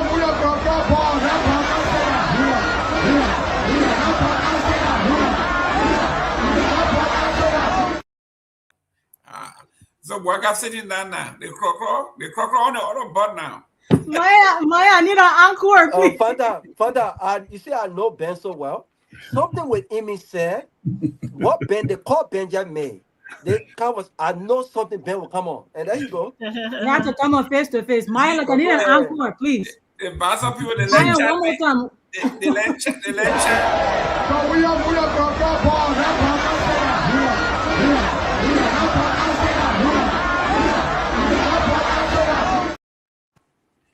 What can we say after this, guys? Come on. There are so many issues that are happening in the country. We're hell-bent on someone who said, we know there is no sense of law or order, especially for this current administration. In fact, if we're speaking frankly, there has not been for the past 3 administrations. Let's just say post-war. We're in serious ruin. So Fanta Kamara voice is not spent on the 1%, as Kehleboe has said. He has houses in London and Ghana and Dubai. I speak for the people in River Ses and Grand Cape Mount and Bapolu and Bumi, who do not have houses in London and Dubai. So on that note, good night. Why you need money then? Why can't he just go sell one of the houses in Dubai? I'm telling you. So Fanta Kamara voice is not spent on that. And just before I leave, Myean, also, could you please reshare the petition to sign? Please, all of you, if you haven't signed, please do sign the Beer Mountain petition. We're going after Beer Mountain heavily for their exploitation of the Liberian people, especially Grand Cape Mount County, for the human rights violation, as well as the environmental terrorism they have been engaging in almost 2 decades since their existence. This is a very, very serious task. This is actually something that we can do instead of just talking about. So if you can affix your name to that petition, I would really appreciate it. Myean, could you please share that again if you have it, or share it on the page? And Ben, sorry I have to jump, but see you. Thank you, guys. Have a good one. Thank you very much. Call me later. Let's talk.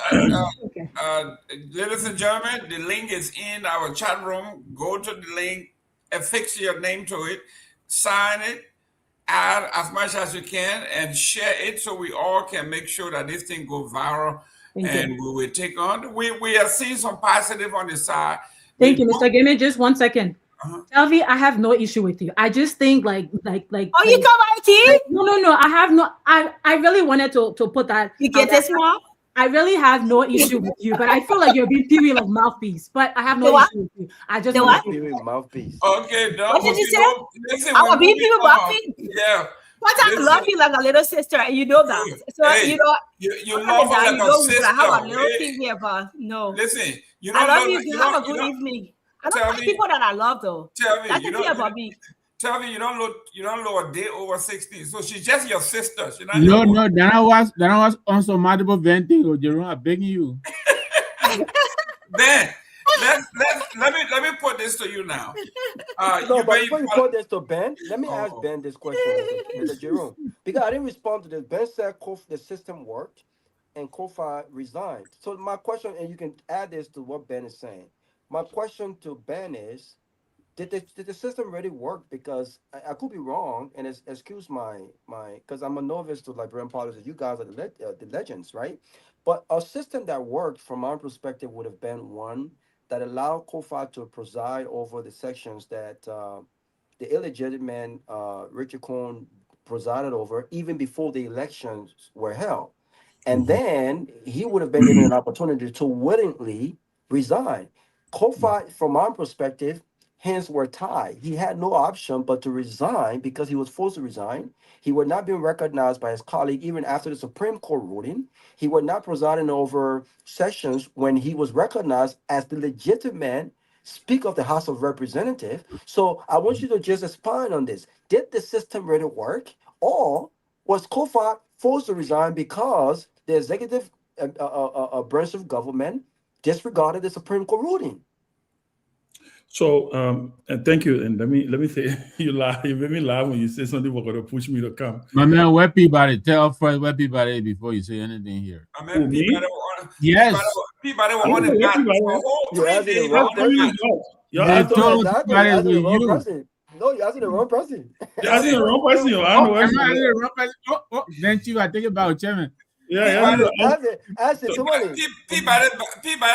that bathroom he was on that day by the mat for 4 days in a row. He said he never slept 4 days. No, but I would say this. They were with Stanton. They were taking pictures with a convicted felon. And let me say this. Rahul, I have been talking to my former CEO. I beg you. Let me say this. Let me say that. I want to say this.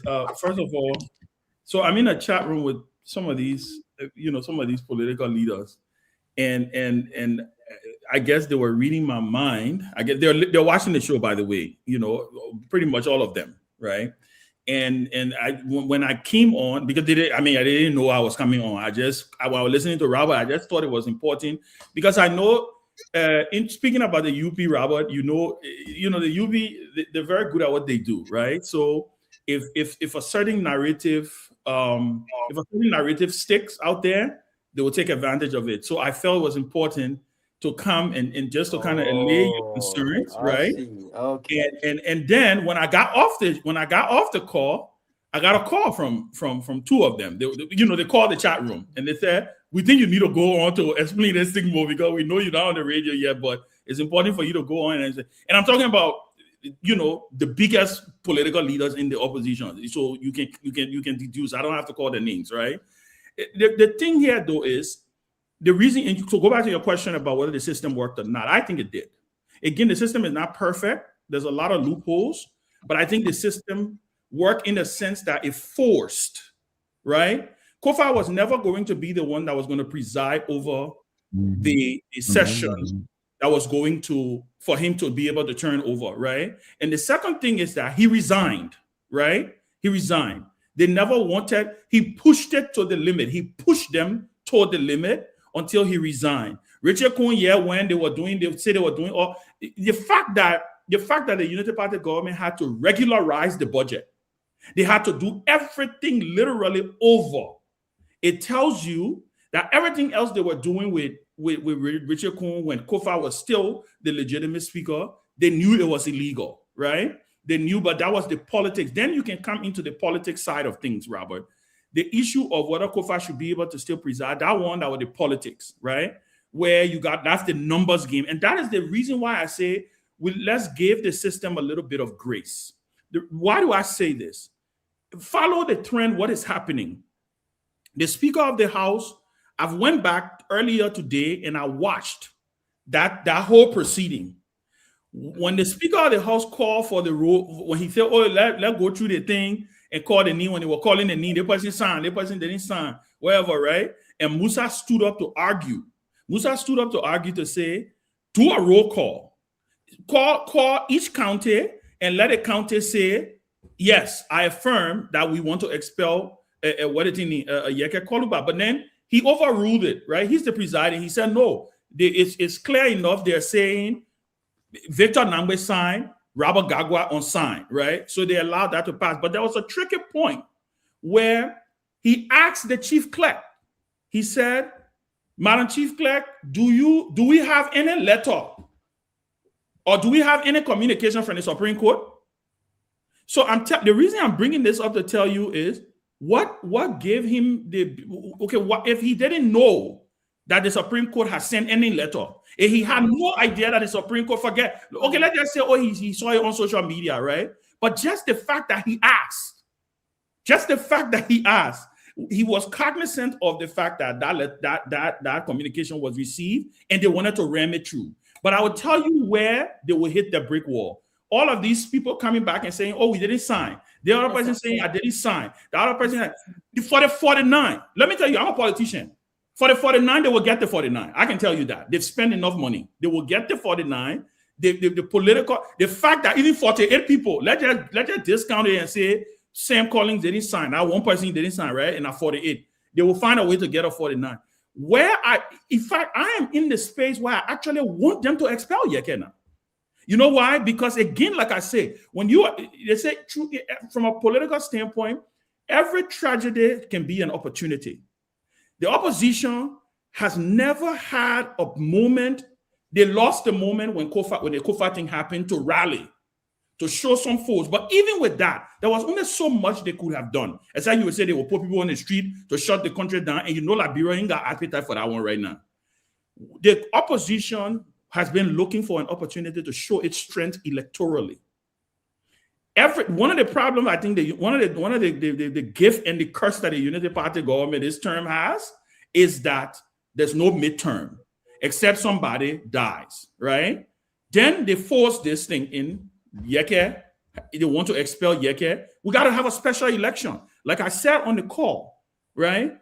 There's nothing stops Yeke from running. If you talk about them ramming through or treason trial, the Constitution is also very clear that when a vacancy happens in the national legislature, the Speaker shall inform the National Elections Commission of a vacancy, and the National Elections Commission within 90 days. It says within 90 days. I think it's 60 or 90 days. Let me talk, Mr. Nagbe. Within 90 days has to conduct a by-election. Now, two things will happen. If they decide to go and charge Yeke, which I doubt they will do at this point in time, because I think it's a little bit too tricky. Like I always tell people, the Unity Party people, they are smart, but they're not suicidal. Right? It's the same thing when people were saying, oh, we're going to go appoint somebody, we're going to go appoint what the board name as his name, Josiah. I came on the show, I said it to you. I said, Joe Bucker will now want to pick that fight. Guess what? Joe Bucker has a whole board of commissioners to appoint. He don't want to pick that fight right now to come put somebody like a hot-head Josiah. That doesn't mean that he may not include Josiah Jigge as a commissioner next year when he's making his appointment. So to pivot back, what eventually is going to happen is, and like I said, I'm speaking to these political leaders. I can tell you they are firmly, this is an opportunity. This is far beyond Yeke now. This is far beyond. This stream has left just Yeke. Yeke, you know who Yeke has turned, you know who Yeke is potentially turning out to be for the opposition in this cycle? Darius Dillon in 2020. Right. Darius Dillon. It got to a point where the electoral process became far past Dillon because the opposition wanted to send a message to the CDC that we will beat you in Montserrat County, right? And we will show you that you're not as powerful as you think you are. So this by-election, you already know that the same voter registration that we're using for this special election, you had thousands of people leaving different districts to go and register for Yeke Koluba. If worst case scenario, they're able to indict Yeke, let's just follow your theory, Robert, right? They're able to indict Yeke, they convict him, they say, you know what, you can't run.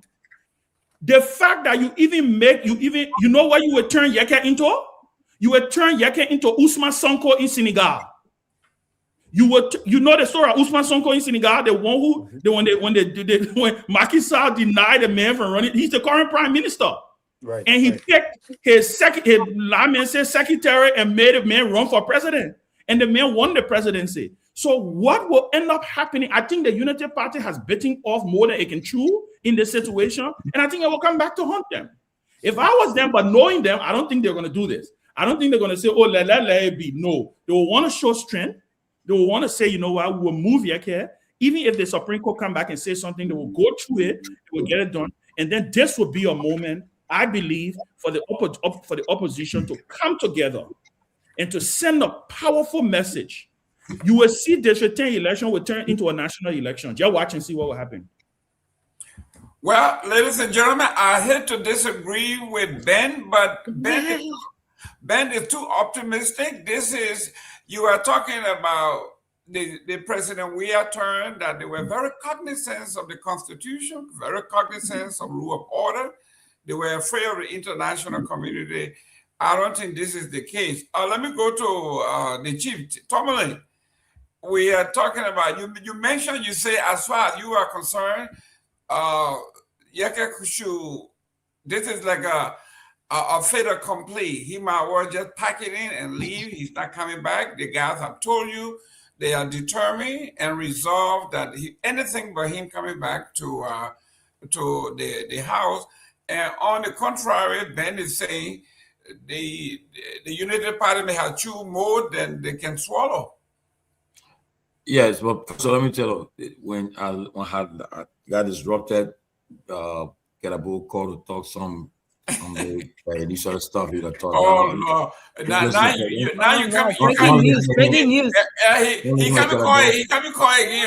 Don't listen to that guy. But on a serious note, Ben just said something that make a lot of sense.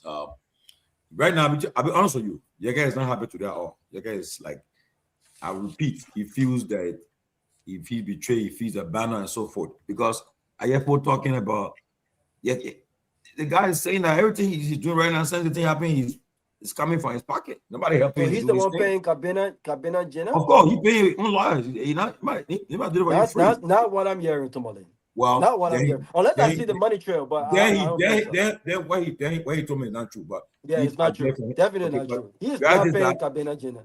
Well, I don't know, but he said he paying lawyers then everything. Yeah. So now the issue is that he's not happy. But Ben says something that if I just told Yeke, I hope he's listening. Says something that because I tell you the truth though, like Ben Ryder said, the guys are determined that they're not going to change. Whether Supreme Court say this or that, they're going to stay on a position. They as far as the concern, they expel. Like if I one of the guys coming to show tomorrow, the guy would call Samuel Jala. He'll be our guest tomorrow. Who the one who said he didn't sign? Yeah, is he still insisting that he didn't sign? Yeah. Yeah. The one that said that AI gave his signature? So now, yeah, I spoke to him not too long. He come in. But the point I'm trying to say, the issue is that people got minds. Is that you said, Ben, Yeke is listening now. Yeke, you have opportunity. Maybe the right now the opposition leaders are not coming together around you, but as soon as they expel you, everything go through, and you announce that when they announce the election date, and you say you're going to run, maybe then when they're going to come to support you. I believe so. They're going to rally around you. Say, okay, now, like he said, right now the opposition not happy. This could unite them and say, look, but everything constant, let's go to District 10. Let's go and make sure we support him, put our weight behind him, and so to prove to the ruling party that look, you guys don't have it all. Like you see in America today, the ruling party today, they are lost almost all elections they're having around here. I think only one or two they won, but they just losing, even in courts. So right now, it's about. I hope he can watch and see for himself that look, I won't just give it up. I understand.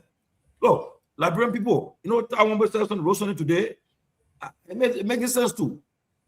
He advises young people who get in politics. You gotta make sure you might know your God. If you serve Allah, know Allah. If you serve God, you believe in God. Then you must know yourself. Number 2, be financially secure. Because if you don't do it, he said the money, the power that be will use your money will control you. Yeah. You think person that moves ability. Who are the points they can't take 20,000 out to go and sign document? They can't do it. The man is financially strong. You can't say can't take money and sign to move to your colleague. You get a feel to even tell him that stuff. You won't go near him with that kind of stuff. But most of the people out there, they put happy. Somebody said they give the first 25,000 or 30,000, don't do this. You go do it. Look, to the extent where I was disappointed in my own brother. That's somebody who I know personally. We're all in Pennsylvania together, Jerry Yokbo, to find out he signed. Then the CFT took an action on him. Then he fighting back. They know, the procedure, all kind of stuff I seen writing. Jerry, I'm saying this to you, I'm disappointed in you, Jerry. Now we all talk here. In Pennsylvania, we talk a lot of stuff. Not to support you to go wrong. I'm going to do what you do right now. I won't be surprised. I'll see you. It doesn't say join the UP. I won't be surprised. You see, look, Liberian politics, I tell people, if you are not strong financially, trust me, don't go there. Because you broke, they will control you. That's politics anywhere, Tomalin. I know, but our politics is glaring. That's politics anyway. You go that broke, they will control you. They won't play with you. They will push you around. What are you supposed to call a personal section? At the end of the day, the goal was get the man out. Get the man out. And so now when the president travels to the US later on the week, they'll find out, do the final close and say, okay, now that one over with, then move to the next one. So, but again, if the election is announced for District 10 vacancy, opposition should ride together. The CDC, the ANC, the CMC, and how to call it, Line. For me, Tomalin, and Mr. Gayman, 1 second, I don't see, I don't know, but I don't see how. Listen, if Yeke decides that he wants to recontest for this seat, he will be the unanimous candidate for the opposition. I just don't see how they don't do this. Yeah, but right? provided Yeke don't see that he gets support, like financial support to help him. But what support we talking about, Tomalin? Look, we all know. Listen, Yeke our brother and friend. Ben, quickly, Ben.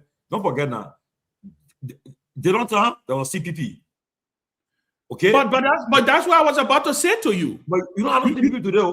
But Tomalin, that's what I'm about to say to you. You have to understand something. Delon first election, there was no CPP on the paper. Delon first election, Delon June 7, Delon roll on the COP slash opposition opposition thing. So my question, but so this is in response to Yeke, right?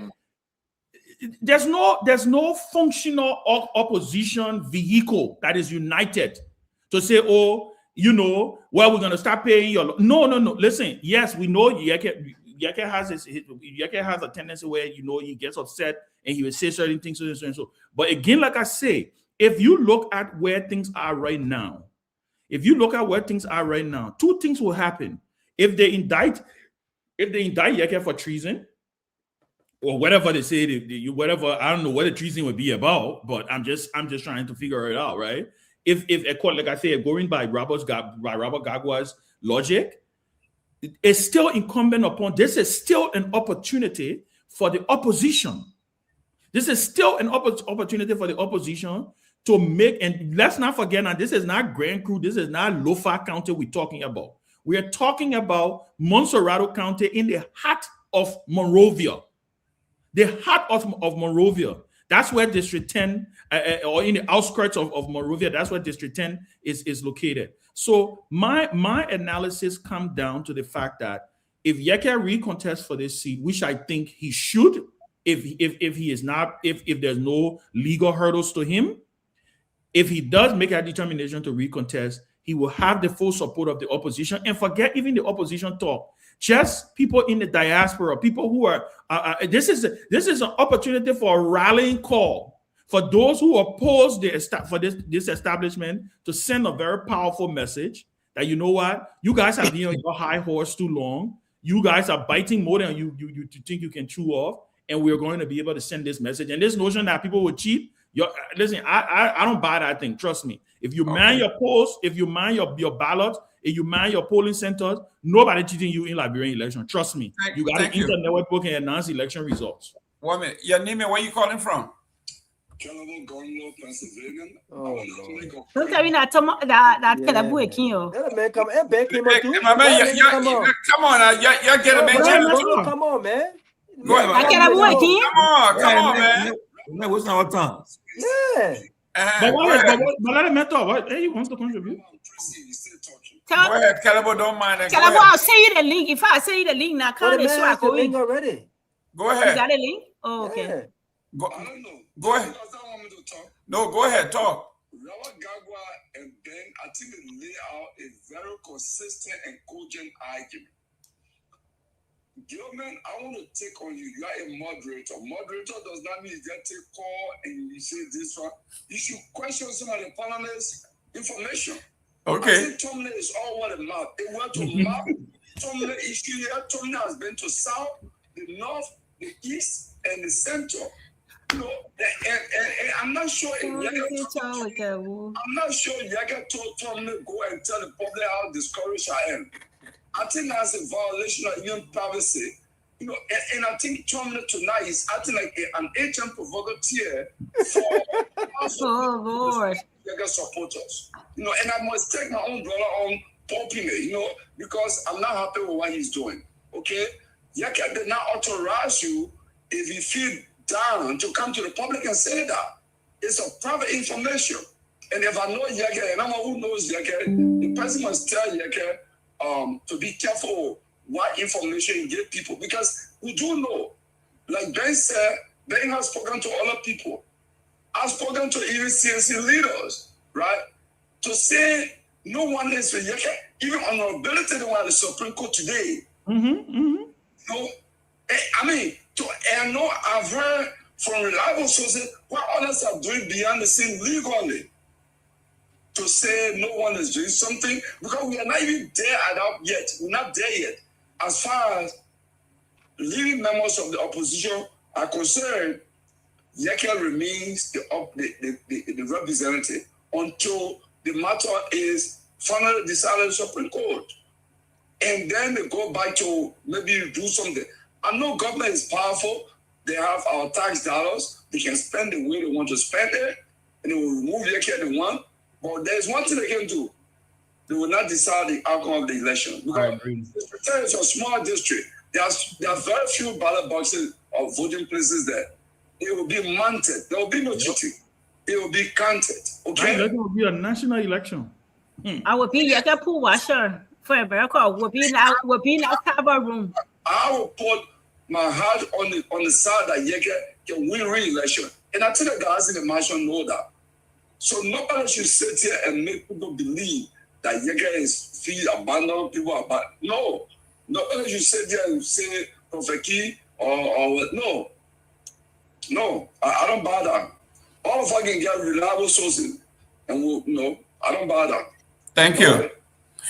Now, hey guys, I beg to leave, or I gotta bow. I've been here 4 hours, 13 minutes. Okay, go ahead. Do your closing. Do your closing. That is closing right there. Okay. Thank you very much. Thank you very much. I'll follow suit. Yeah. 1 minute. Thank you very much for your contribution. Now, let me make this clear to Gongloe. Mr. Gongloe, I've been moderating all my life from Baza High School. So, a moderator is not a panelist. My job is to moderate, is not to be part of this. It's like one of the things, the cardinal rules of journalism. Do not make yourself part of the news. That's what you want me to do. You want me to become a moderator and a panelist at the same time. It doesn't work that way, but yes. Go ahead, Victor. No. I wanted to say welcome back to Ben. It's nice seeing you as well. Did he leave? Shelby, I'm leaving now. No, but did Ben leave? He was just on the show the other day. Was he? Well, Nagbe not agree with Kehleboe because Kehleboe, you know what you're talking. Okay. Look, Joe Manjara said he not come out with skinny peaks. Yeah, but it's nice. It's nice being on the show tonight. Thank you guys very much. Hope to be back again with you tomorrow. Thank you very much. Robert Garguah. Oh, Robert left already. Okay, Ben, I guess you came on live. We'll talk a little bit before we close. But listen, I'm not too pessimistic as people think I am. My rationale is based on what I've seen in the past and what transpired during the speaker's saga.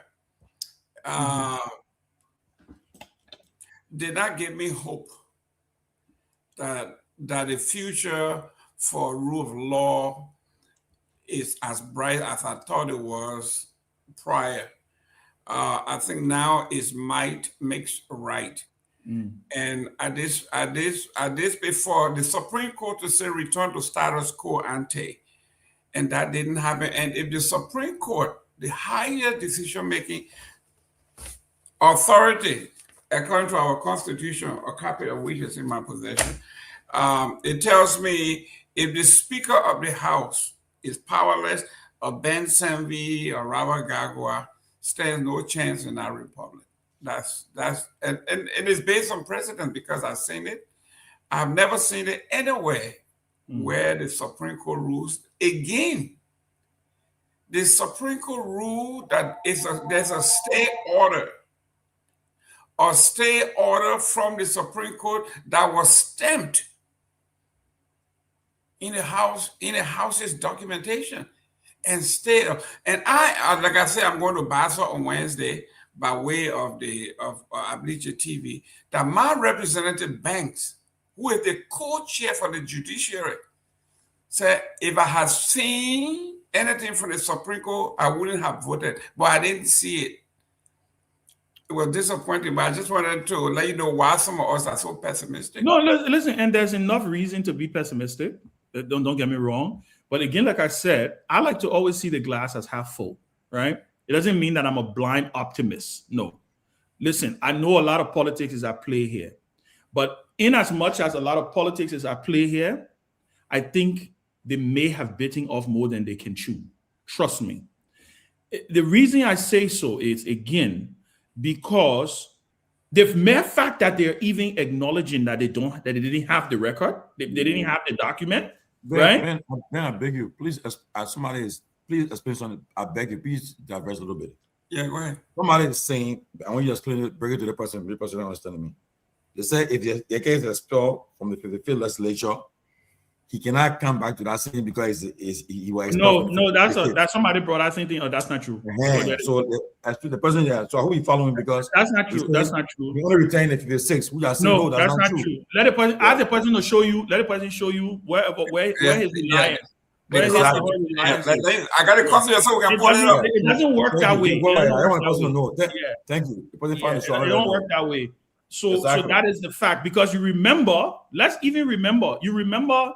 Even during the Weah administration, there were talks of them expelling. You remember when Albert Chia, when Dillon was getting sworn in. Yeah. You know, I tell people all the time, I said, become a student. Nothing happens, nothing happening right now that we probably have not seen before, maybe on a miniature scale or on a larger scale. When Dillon was getting inducted in the Senate, what did he say to Dillon? He said, you can't award news, sir. We'll expel you from here. Dillon said, well, when you expel me, I'll go campaign again, vote for me, I'll come out right here. So don't let nobody, the thing is that one of the problems we have in our country, everybody, we have experts, we are experts on everything. For me, I don't claim to be a legal expert, but like I say, everything I'm saying here, I have checked it out. The only thing I will say though, is that I do believe that the fact that they are even saying that they didn't see the notice from the Supreme Court in itself tells you that they're trying to go around it. The fact that the speaker could say, Chief Clerk, they will receive any communication from the Supreme Court. The Chief Clerk said no. That the Chief Clerk, that the speaker out right there. That's his out right there. If the Supreme Court calls him and say, come appear and show us why we cannot hold you in contempt, he can say, but my secretary, who happens to be the chief clerk, right, never brought it to my attention. But now that it's been brought to my attention, Your Honor, this is what I would do, right? That's why I said I'm not too focused on the legal things, because I think they will play around with the legal thing. You saw what happened with the Kofa situation. What happened the first, and again, like I said, let's go back in history. What was the first ruling in the Kofa saga? Ultra virus. Just Google the word ultra virus. It tell you what it means, right? They went back and forth. They spin there. They say it was judicial avoidance. It was this, and so they had to make the Supreme Court come back to explain it. Let us say the Supreme Court were talking to a bunch of ABC students, right? Again, all of these things are the legal machinations you can do. You can play around, so and so. But in the end, it comes down to the politics. Do they have the 49 to expel Yeke? I believe they have it. I believe that even if they got 48 right now, they will get 49. Where I think Yeke and the opposition needs to focus on now is the political side of things. In fact, in my mind, let's speed up the legal thing. Because the longer the legal thing lasts, the people can be going on doing their business, right? Speed up the legal thing. Let's get to the politics. When you get to the politics, let Yeke let him announce that he is going to be standing again.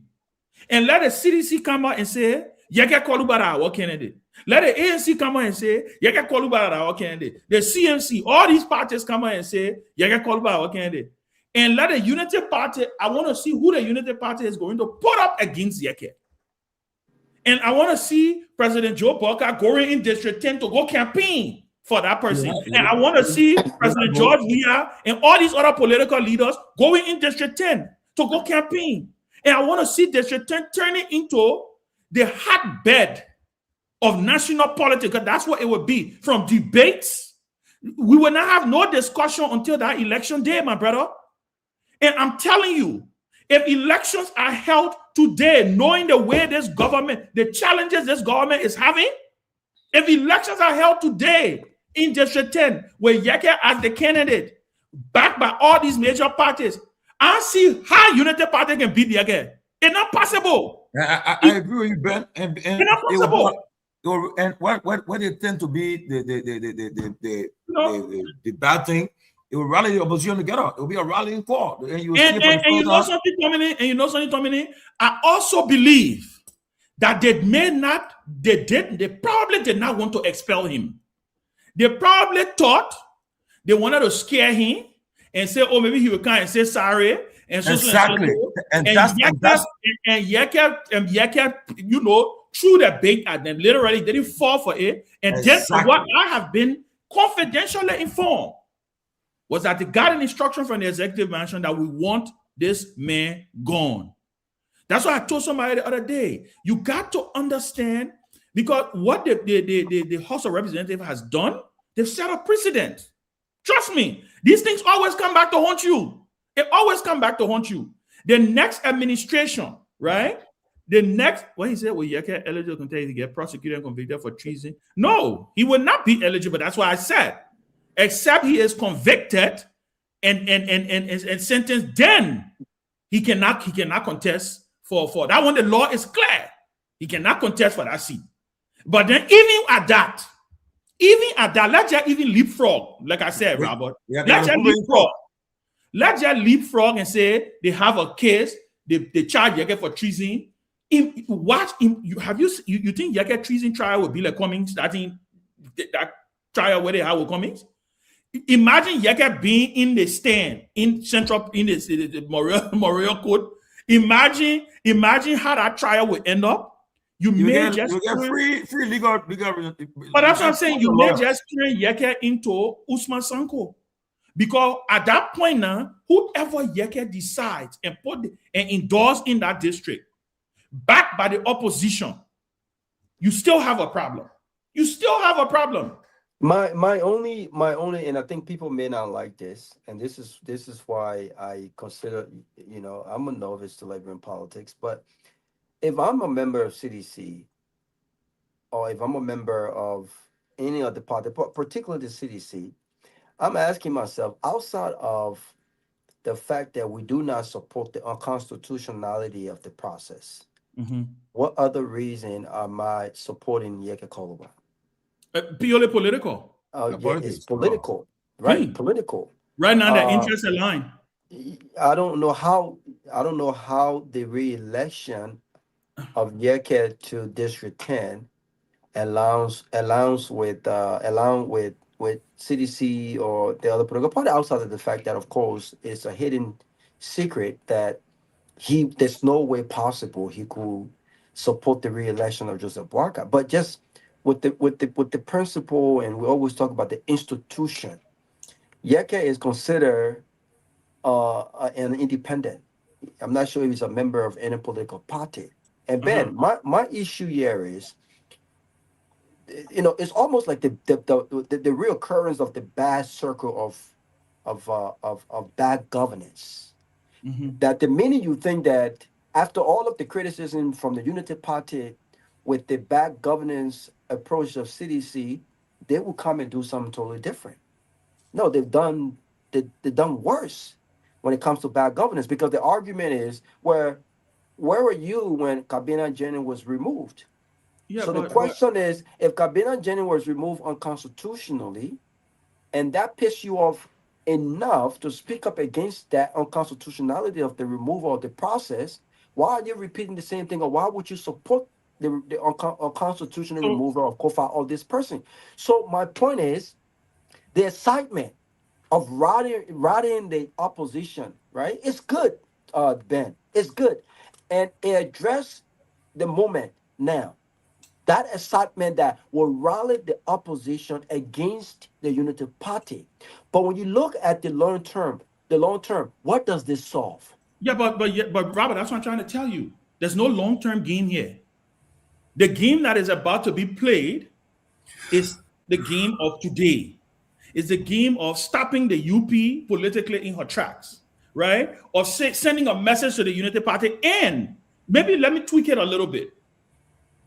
Maybe not long-term, but maybe medium to long, right? Where if you re-elect a Yeke Koloba, you got Yeke again a DWA in the house, right? Yeke now has the backing of these. Look, again, like I said, think about Darius Dillon.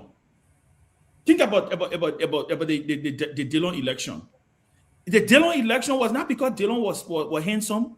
It wasn't because he had the best platform. It wasn't because no. Dillon became an arrowhead for the opposition to send a message to the CDC. And what even made it sweeter was that it was Montserrado County. That it was not just any other county, right? That this was not, we're not talking about Lofa, we're not talking about Grand Crew, we're talking about Montserrado, where CDC took personal. This was CDC ground, right? Right. So it's almost the same thing. Right. But the striking difference here is that, and this is in difference with his politics. You may not agree with Dillon's politics, but I think the difference here is, I think he's ahead of Yeke Koloba. Because he has a calmer head than a guy who is what I'm trying to tell you, what I'm trying to get your mind out of is you're overthinking this. Okay. At this stage, that's not what's happening here. This is pure politics happening yet. Forget governance, forget whether Yeke will pass bill. None of that happened right now. This is about defeating UP.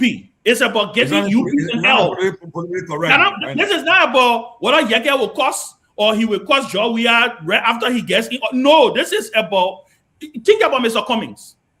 Mr. Cummings was the chairman of the CPP when they had the most wins. The senators that, when Cummings chaired the CPP, the senators that he helped get elected, did they support him? And in the moment, most of the time, and again, once you get, and I guess maybe this is where some of us who are the political animals, we see it different from you, right? Who are looking at it, and it's not taking anything from you, but I'm just saying to you that this moment is not about policy or Yeke's conduct. This is purely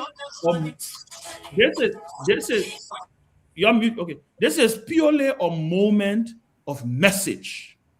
This is purely a moment of sending a message to the ruling establishment. Because you know what? They brought this on themselves.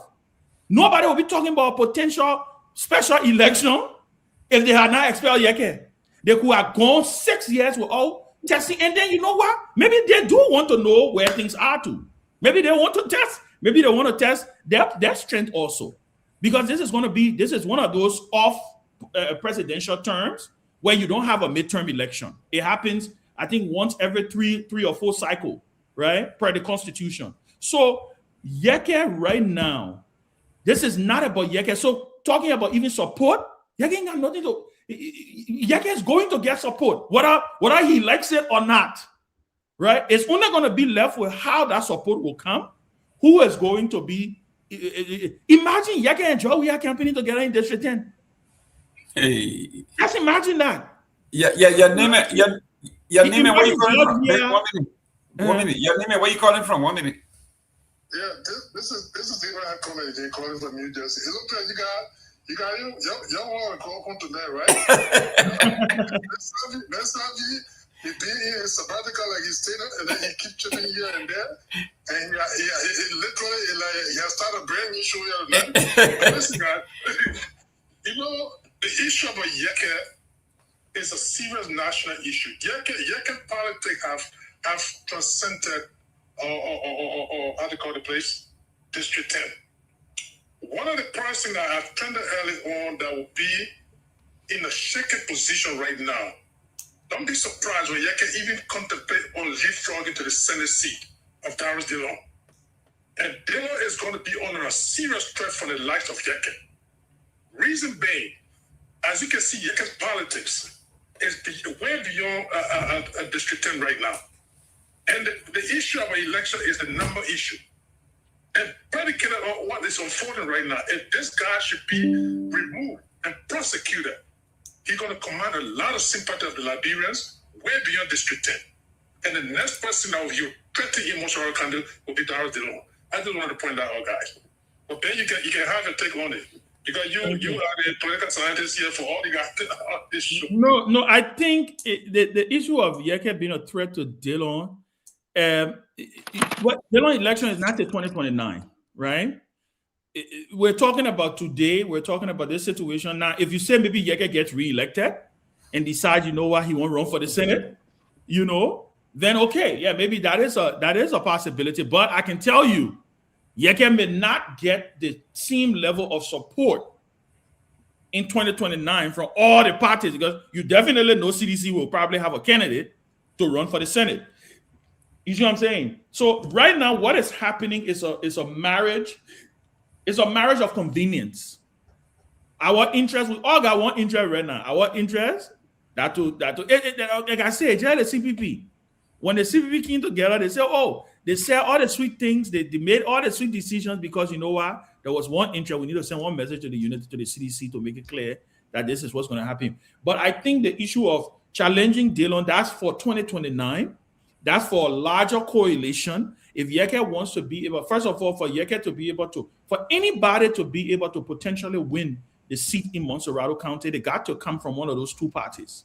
They got to be, they got to be a part of a coalition. Maybe I should rephrase it. They got to be a part of a coalition that one of those two parties, the CDC or the UP, is a part of. So that is also a possibility. But I don't know if that's where he may be headed. The only thing I would say though, and this is I will land on this, is let's see how the court process. This is what my prediction is.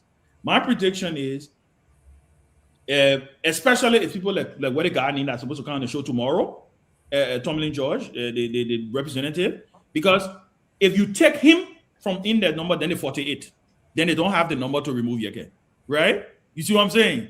If he insists that I did not sign that paper, they forged my signature, they have a problem. They have a political problem that they got to go back and restrategize and go look for somebody else to, or maybe go convince him to say, you know what, man, let's come and do it that way. Then what they could also do is to hide under the Supreme Court. Supreme Court could say, you know what, you go back. We told you to, you know, we find the contempt or whatever. We told you to halt the process. You say, oh, you didn't receive the letter, so you go back and you go do it. the right way. Because that's the only thing the Supreme Court can say. The Supreme Court can't do anything else. The Supreme Court can just argue in line with the Constitution and the laws of the country, right? So they may have to go and find whoever that extra one person is. But I think when it comes down to it, they will do everything within their power to get their 49 number vote to be able to get him out of there. That's why I said if I am Yeke Koluba, who by the way I will try to reach out to him maybe sometime tomorrow or so. I think his strategy should now be trying to fast track this judicial process and start to plan for the political process. That is where the actual grit will meet the rubber. I mean, where the rubber will meet the road. Once you plan for a political process, you start reaching out to the WIA, you start reaching out to the Ability, you start reaching out to the Cummings, you start to do it. The next thing, because the election have to be held within 90 days, except they delay it, which is not out of the realm of possibility, that it could get delayed. They could say, oh, we can get money. There's several things that can happen, all these political machinations, but then again, it will be left upon the opposition political parties to pile the pressure on the Liberian government. Okay, real quick here. We have Mama Briggs, right? That's her name, Mama Briggs. Mama Briggs. Yeah, Mama Briggs. Okay, she also put up a note today that she was out of the country. She was never a signatory to it. But she signed. But she didn't sign. But she did put up a statement earlier that she support. Yeah, she said she support, but she didn't sign. Okay, then she would. So that's why I said. So you see. So now you see. You got two persons who said they will not sign. That they didn't sign, right? They will have to just go back and say, okay, you know what? We got to put a sign. They will do it the right way. Ben said something earlier, and I know last week what was happening before they took that decision. Yeke, what they did was most of them they knew that it wasn't the right thing to do. So they did. They went to him to secretly want to honor that Nicodemus' behavior and said, look. Just go and say sorry. Just go and tell it. They will do the paper, they all this stuff there. And I would have planned. I wanted him to do that, to go and beg and do all this stuff. But then, that somebody that would compromise to do it. So when they have failed now, most of them decided not to even sign, but then their needs were there put there.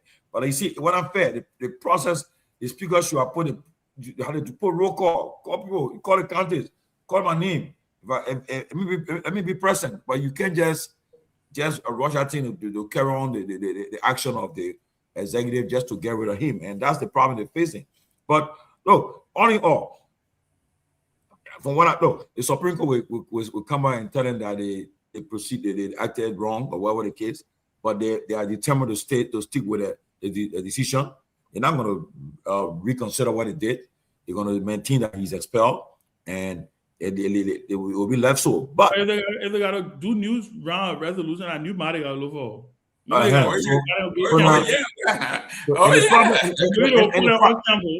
And the problem is now is that you don't want right now at this moment. Look, you don't want to go into a election with the opposition or not because people are already mad. The opposition hungry right now. Look, and when you go to these. One thing I like about what we're on the weekend, have people were gathering, right? You can tell that within the ruling establishment now, they have problem. Don't make no mistake. They got problem. Even that guy who left finance to go to Minister of State, he ain't go there because he won't go finance. He won't go to Minister of State. He won't go there. But the problem, they're having problem among themselves. That's why you see that when they go Bill Magage, he ain't go there because he won't go stand up. We understand no. Now, since is about to act as chair of the cabinet for the next 2 weeks, okay, while the president's away, and people don't understand the way Magio was powerful as Minister of State. You won't have no Minister of State like Magain. So you don't think when you say Minister of State now, you have that kind of power Magain has. No, you don't have that kind of authority Magain has. So it's not like he's that powerful per se. But all in all, it's a serious problem. And Yeke decides to run. I mean, I will keep everybody better. I'll be calling you tomorrow to talk to him. God, I'm Kehleboe. I tell you the man happy. Must say the man happy. You know Yeke build best, but you know Yeke build best even in the past. You remember Yeke told me you. I'll call him. I can get real so you at least. You know what I mean? Yeah, but somebody said I should tell you that was information in confidence. So No. Oh yeah. We not had a long talk today. You were coming here to do this thing talking. Oh, okay. Yeah. Well, but listen, let me close. Let me close because I gotta go. Let me close. Great show. I hope that I think it's important though that we have a conversation behind closed doors with all of us so we can talk about some stuff. But listen, I am very, very pessimistic. The country is just lawless. I'm telling you. The country is lawless, especially the Unity Party. This government is this government. Joseph Boycott is perhaps I could be wrong, but he's passively aggressive when it comes to dictatorship. The man is very dangerous. Either he's dangerous or the folks around him are dangerous, and I don't think that they are. I don't think that they are that sophisticated. I think they've proved that. But I do think that just knowing these guys, I think they understand power. And I think unlike CDC and George Weah, I think they're gonna go. They're willing to do anything, even if it meant the detriment of Liberia, the sanctity of our democracy. I think these guys are willing to do anything. And someone talk about unity, CDC being afraid of the international community. What is the difference? What was George Weah afraid of that Joseph Boycott cannot be afraid of?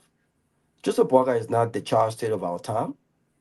If Charles Taylor if Charles Taylor had some sense of fear, and Charles Taylor was a bad boy, then what is Joseph Boycott? If I hear these soup boys talk about if we were able to survive the Charles Taylor time, if we were able to survive the Salif time, who is George Weah, who is Joseph Boycott? And when you put that in context, I don't think the man does not even have the kind of connection. He has none. He has zero connection. He does not have to. It was Amar Corner that had to introduce him to some of the most powerful figures. And after that, when that relationship got broken, why is it that we're not talking about how many private investors that have come into the country? He does not have the support and the connection of the Ellen Johnson Saleeves. And so I don't think they are sophisticated enough. I think they're bad when it comes to governance. I think they're very bad politically. I think that they're dangerous.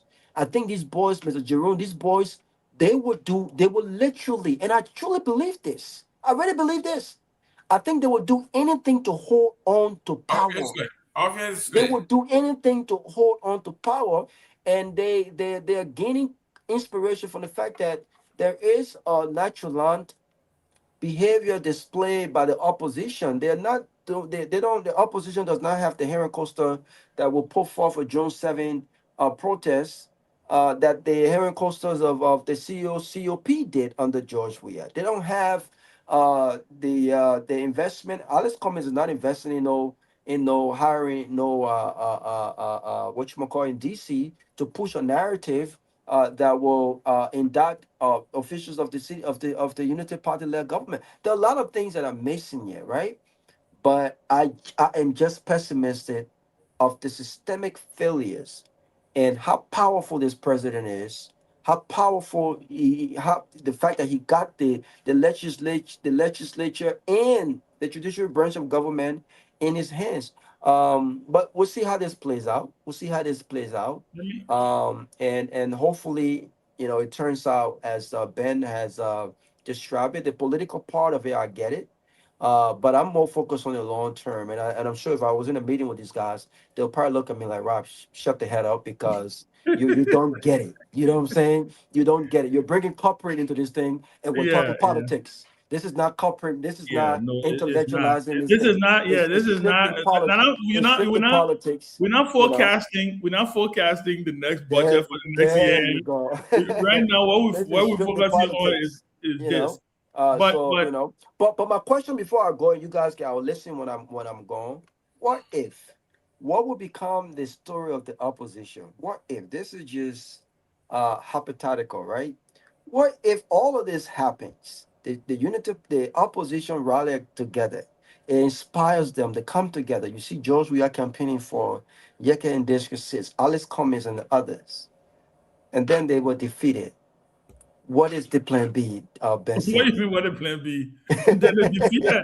If they defeated, then what? Then they defeated, and you know very well the opposition in real trouble because at the end of the day, what that says is that even with all of that, which I don't think is possible, I can tell you that there's certain things that is far out of the realm of possibility, right? That if you have a united opposition, listen, if CDC alone,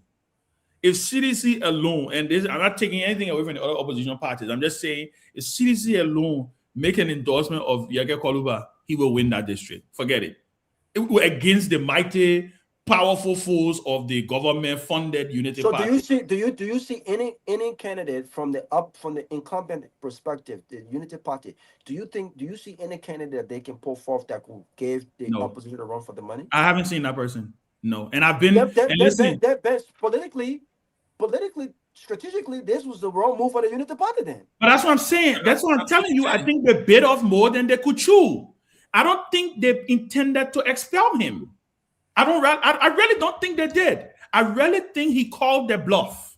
And I think what ended up happening was, and then they decided to roll the dice. It's like, you know what? Let's send him a message and let's do it anyway. And don't get me wrong. Unity Party losing District 10 to Yeke Koluba or united opposition doesn't mean that they potentially are going to lose the 2029 election. But it weakens them in some way. It does weaken them. Like Dillon did. But that's what I'm saying. It does weaken them, right? It does weaken them. Like any ruling party, which is the norm in most democracies, right? Where you see the ruling party. That's why I say, because there's no midterm here. And let's not forget that this is just a district election. So this is not a nationwide election. It may have a flavor of a nationwide election because everybody will be talking about it, but it still doesn't really. All it does for the opposition, it gives the opposition bragging rights, right? And it sends a message to the opposition that you need to get your act together.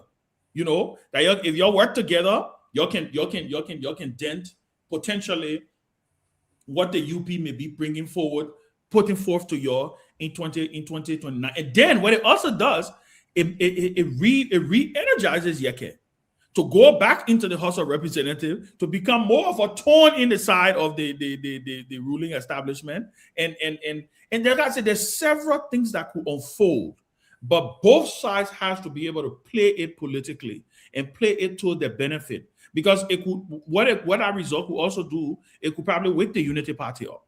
It could wake them up. It could wake them up to the fact that, maybe we've been taking this thing for joke. Maybe we need to listen, right? Like I've been noticing when I listen to the president. I listened to him today, right? I saw the name of building after him in the new Ministry of Local Government building, the dedicated today. It's called the JMB. Administrative building or something like that, right? You listen to the president sounds like he's upset with the country. That's the vibe that I get from him, right? He's upset with himself. And the other thing that I noticed from him is, and I think my big sister Lovetta wrote it on the Facebook today, and it was like she was just in my mind. The president attended a program today where he honored top performing government entities. So my question to Mr. President is, so what happens to the ones that you didn't recognize? Why are they still in their positions? I mean, if somebody, I mean, are they on probation? Did you send a warning to them? Did you say to them, listen, you won't perform? Because every time I hear the president speaks, I hear the president complain about the country, about the people. But Ben, that must have been a rhetorical question because the very president said, had he known about the FOIA project, he would have rejected it and not accepted it. No. When he became aware of it, he took no action. No, but why I say the reason I'm bringing it up is just to say that I'm not saying that he was going to do anything about it in the first place. Okay. I'm just saying it from the angle that, look, you know what, President Bokar, look, sometimes I actually think President Bokar really just don't care. He's at the end of his, I mean, the man is going to be 85 in 2029 when he's running for re-election, right? He's going to be 85. Think about It'll that. be 87. Let that sink in for a little bit. He will be 85 years old when he's running for re-election, right? So so there's notion that even when people say Unity Party will cheat and they will not get a country, I don't even think President Bokar will even, y'all thought we are concede if Unity Party, if Joe Bokar is the candidate for Unity Party in 2029 and they lose that election, you think we are conceded early? I think Joe Bokar will concede even earlier. But they will have no choice. They will have but no that's choice. what I'm saying. Yeah. But there is this narrative that goes around like, oh, Joe Bokar is going to, do everything to usurp the will of the people. I don't even think he's going to do that. That would be a problem. And even if he did, I don't think. But I can tell you, President Bokar, when I hear him speak, when I heard him speak today, that he talked about, when he went to when he went to dedicate the road thing, when he said, some people say, the people say you can't eat road, but a road can make you eat, right? I think the president is throwing more jabs at the population than he is then he is holding his ministers accountable, right? Then he's holding his ministers accountable. So my message to the president, right, is I think you should switch it a little bit. Get upset with your ministers if you think things are not moving the way they should move, and endear yourself more to the people. But listen, it's going to be fascinating. I think I think what they've done, they started the election a little bit earlier than normally it probably should have started, because it will give the opposition a little bit of bolt and a little bit of boost. And that's why I say, get worried about resources and support. It's going to come. Trust me. But Ben, let's look at the CDC, right? The opposition attacked CDC from day one. Mm-hmm. At least it gave them a chance to be able to recalibrate and build some resistance. The test of this Unity Party and the venom of the people is coming in midterm. We're talking about right in the middle of year number 3. Yeah. They just may not have enough time to build a resistance to actually recalibrate and put up a fight. That I disagree with. Let me tell you why I disagree with that, and I will leave you. You got no going to run. That I disagree with. Electioneering, especially when it comes to Liberia, what I have learned, right? 6 months to election is a lifetime. And when you're the ruling establishment, look, let me tell you something. When we went to the election in 2023, if you had taken a poll to ask the general population half of them probably forgot that something called June 7 even happened. Half of them forgot that potentially we had, a situation where the CDC got a real slacking in 2020 in the midterm, which was across the country, right? I'm talking about, I think CDC lost almost 13 of those senatorial seats when you think about it, right? The reason why I don't believe, the thing I don't underestimate about ruling parties, the thing about ruling parties, they have the bully pulpit, they have the resources, right? They could make the pivot. What the opposition will have going for her. And I think, and this is where I think the Unity Party is in trouble, because so far, they have not shown the capacity, they have not shown that they have the capacity to turn this thing around. Is that if this economic situation continues the way it is, and the president keeps going around being vexed with the people, right? And this notion that, breaking the people's homes down, doing these alleyway things, all these different things without a plan. It's good to have to clean the city. It's good to do. But government, when you're doing certain things, government should also have a plan, because guess what? These are human beings that you are affecting, right? All of these different things, if they're not able to turn it around. The other thing about the Liberian voter, Mr. Gayman, the Liberian voters, in many cases, sometimes a good chunk of them, they can vote years in advance. You saw that with the CDC administration, when the people started saying, we're just looking at it in 2023 coming, they will see what will happen. So that's why you saw the election was extremely close, because that number that finally made that decision to flip, maybe made that decision to flip in the dying minutes. But the CDC, I still believe, after the 2020 midterm was able to recover some ground. That's why the election was closed the way it was closed. So nobody should be under the assumption that in year 3 or even in year 4 or 5, The Unity Party cannot decide that they want to start making some changes and start doing something. The thing about Liberians, we are very sympathetic and empathetic to our leaders. You will hear you heard it during the CDC time. It is President you remember every time they say President Joe, we are getting ready to do reshuffle. The country will be like, yeah, the president getting ready to deal with him in it. It's happening right now. It's happening right now. Do you know that President JMB is treading the same line that we are treading when it comes to restructuring his government? The only thing, maybe he has suspended some people, but when it comes to restructuring the core of the government, the other day the president, I think they say he made a comment that, he's not going to recycle people or he's not going to reshuffle people, and he want you, he will just move you, right? But the truth of the matter is that President Joe Biden is still left. He still has about 98% of the cabinet that he came into government with. He still has it. Fast forward to Ellen. By this time, midpoint in Ellen first, Ellen had restructured her cabinet maybe 2 times. And sometimes those things are necessary because you send a sense of shock in the electorate to feel that something is not happening and things need to things needs to answer.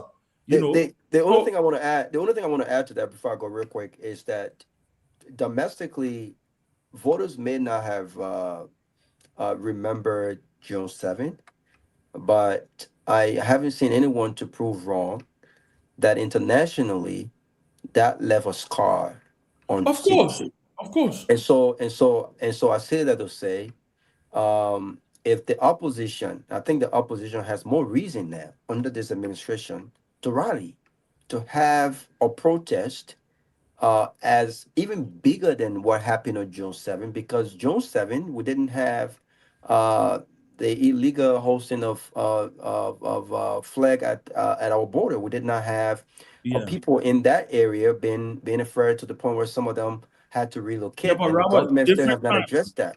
I understand different time. What I'm saying is some of the reasons why that protest happened, and some of the very issues raised in the petition at that protest, and the way the government handled that protest contrasts to what has happened with smaller protests like the soup protest and the way the government responded to that. So there are more important reasons why it's not to underestimate the reasons why June 7 happened. But if CDC was the current incumbent right now, I can guarantee you, knowing these Unity Party boys and the way they play their cards, I think they will be out there in the streets. I think we see a lot of noise than we have right now. It's possible that we have been more. I think I agree with you. I think there will be more concerted and more. Listen, let me tell you something. I do believe the opposition was more effective during the CDC years than the opposition is effective today. I mean, to the extent that I remember I was laughing at something the other day when I saw something Patrick Honor posted. You know how those reminders come up on your phone, right? And me and he were commenting, we're going back and forth on it. And Patrick Honor was commenting about the furniture in Weah's office. Yeah, that's right. He was commenting about how Weah had all the gold chairs and he had all the pictures and so.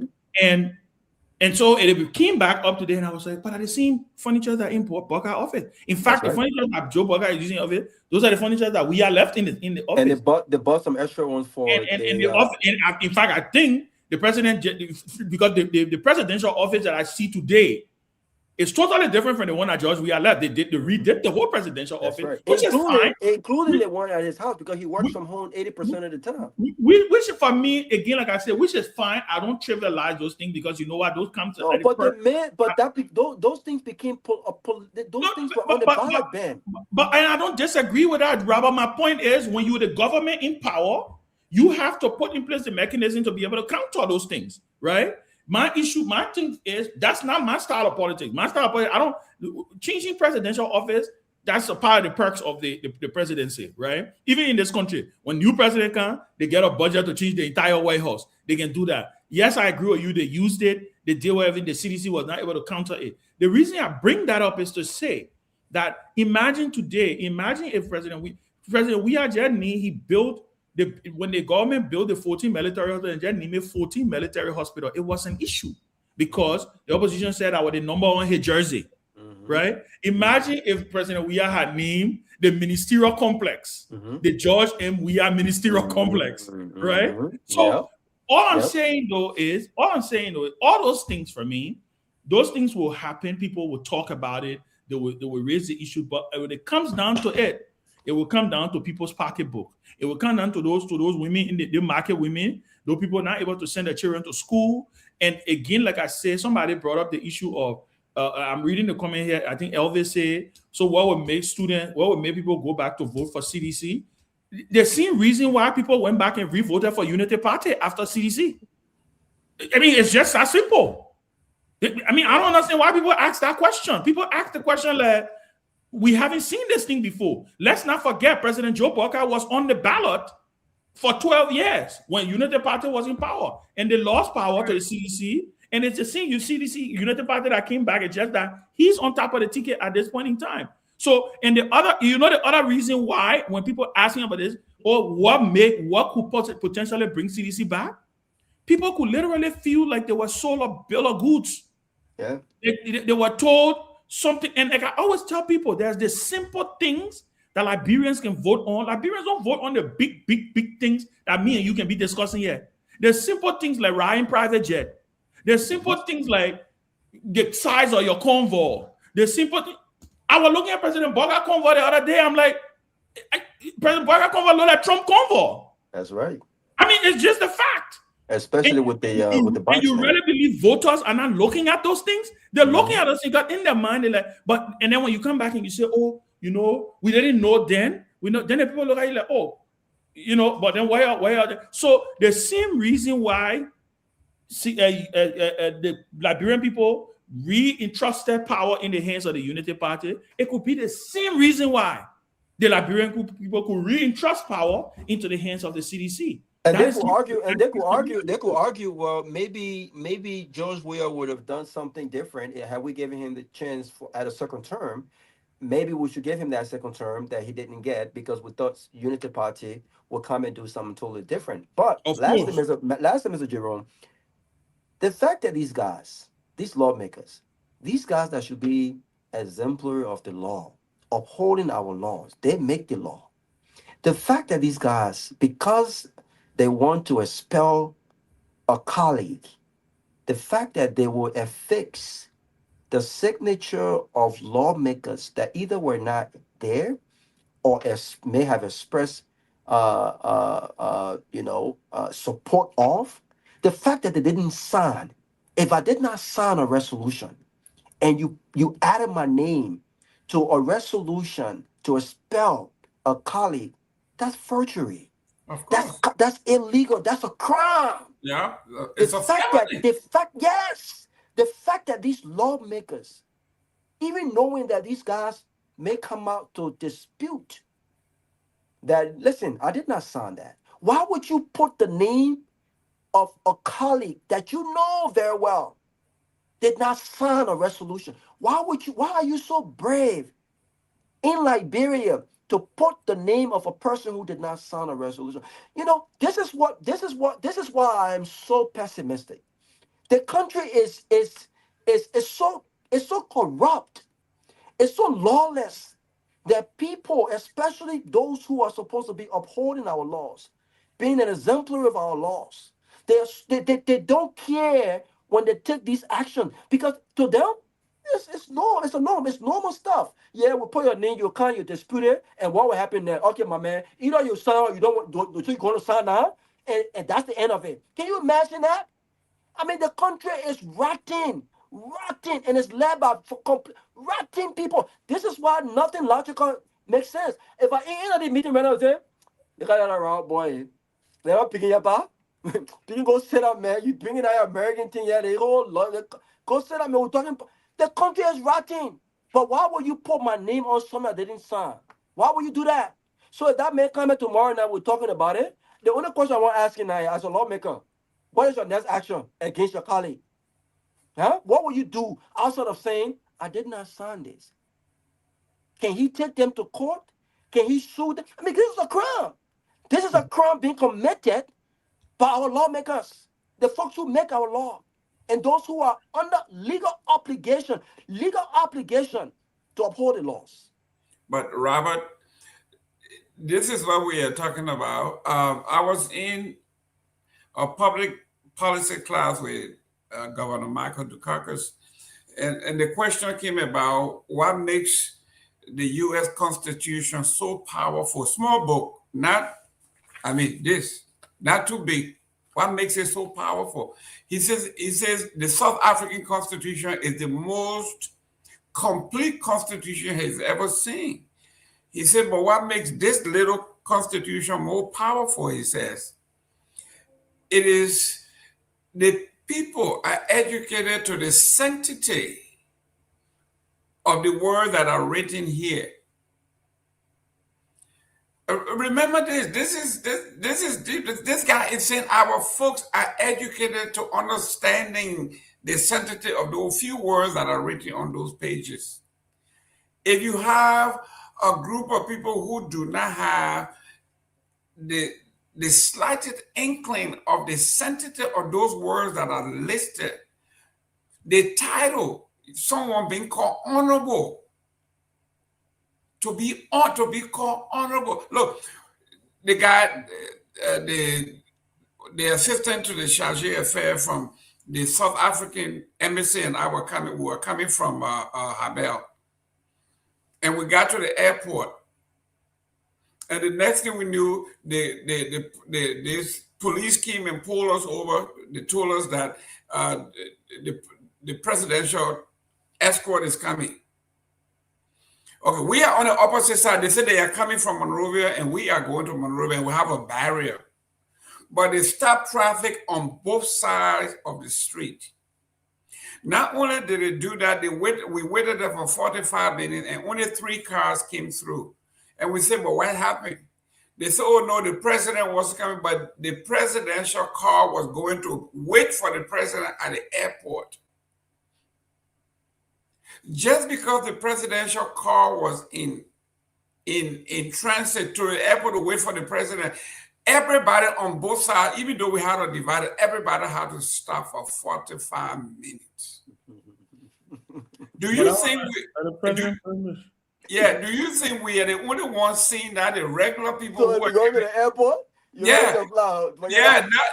the president was not even in the car. That one is presidential privilege. Well, the president's car is going to the airport. The president coming 2 or 3 hours later. They're just going to meet the president. So they stop traffic on both sides of the street for 45 minutes. With divider, you know, the new RI road, they got divider. People going the other way, we going. What was the threat that they would stop us? And the guy from South Africa said, why? I said, listen, I have no clue. But that's how it is. But anyway, guys, let's do this tomorrow. Ben, come on tomorrow. The guy's going to be here. Any announcement, Ben? I mean, LFS, what's the name? The guy, what's the name you said? Somebody, what's the announcement tomorrow? Any announcement? Samuel Jala from Bombing. Okay. You see, what's his name? What's the guy? Elvis? Elvis, you know what he said? That explains that, bro, right there. He said, okay, Robert, after the prosecute Yeke, after Yeke not prosecuted now, even though the first people signature, that one not concerned. They will tell you, say, okay, remember, Robert, last one, we hear you, yeah? But after we get done with Yeke, then we'll consider your complaint. That's bro, right there for you. Yeah. That's it. But guys, Tomalin, any announcement? The man said no announcement. You keep on. No, okay.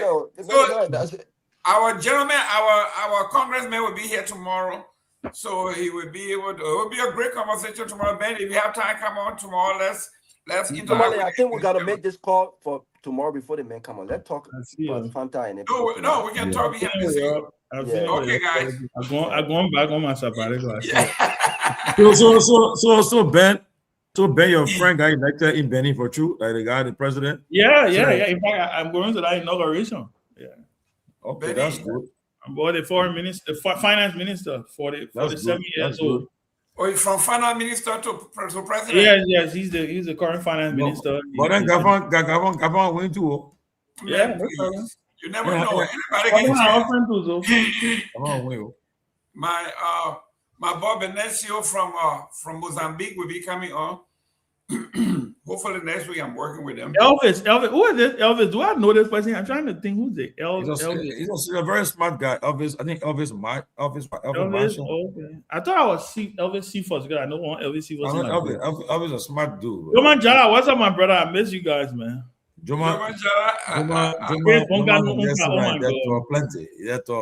I mean, these guys been here. They've been here since 4 o'clock. I mean, since 5 o'clock.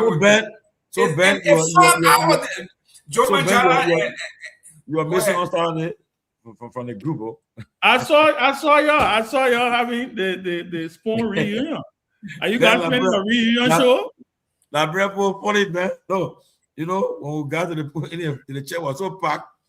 So as soon as the lady left for Stanton, you're sitting down where you're sitting down. One lady was there when she gave her tribute. She left from there.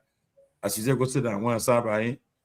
Hey man, they forgot to put her now. They're looking there. Yeah, they were making fun, we're laughing. Then he talking, you know, he talking full everything. And calling Kev. Then I go tell the Peabody, they meant to take my picture behind me. I don't know. He put in the chat room. Yeah, I saw it. Well, that's it was a great funeral, man. People came in from all over the place. I met whose funeral was this again? Anthony, not George, my big brother, man. That's good. Yeah. Okay, guys, tomorrow. All right, Gayman, we'll see. Tomalin. Okay, bro. But you call here now? Yeah, you get notice that. Let me see. You notice that Sabu? But, you're not yours now? Yeah, did I not tell you I was going bald? I told you. Over you? You thought I was joking? I've been bald for the last. But more picking. Now what people say they say I love you. But cool though. Yeah. No, I like it. It's less. It will save me plenty of money. You know how I can cut my hair? You know how to cut my hair at $65. No, but listen now. You gotta do it. No, it's a lot of work though. You gotta do it every day. You see, no, but you see, I can't keep on that. That's my own. I did it on Saturday, right? Now, this week. We'll do shaper. Yeah, that's what I do. Then but I got something called the Grooming Pro. It's like a thing. It's very effective. I bought it. I buy all the things. Yeah, but I don't do I'm not do that stuff. So but you don't keep no facial hair, so. No, I got facial. It's just low. Yeah, it's just low. Because it was no long bushy thing. You got gray when you were staying in high school. I know you managed. Yeah. So, but no, we're looking forward to. Yeah, my man, I will call you again tomorrow. You know, say he can use I can stay in the mirror and use my clippers. I know. That's what I do myself now. That's what I do. Thank you, sir. Oh yeah. And I was texting with Lloyd Scott. Lloyd Scott said "Tell you, boy." Lord said they should get this week. I said, yeah, maybe we need a plan to see if we can come back. But Lord Biden, you want to come? Man, like once in a while, probably pay at least. Say you have saved a whole lot of money. What?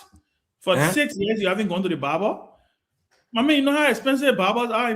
My man, at $65. I want my earrod at $35 for. I said to come ahead at $65. Yeah, but then what they can do to now?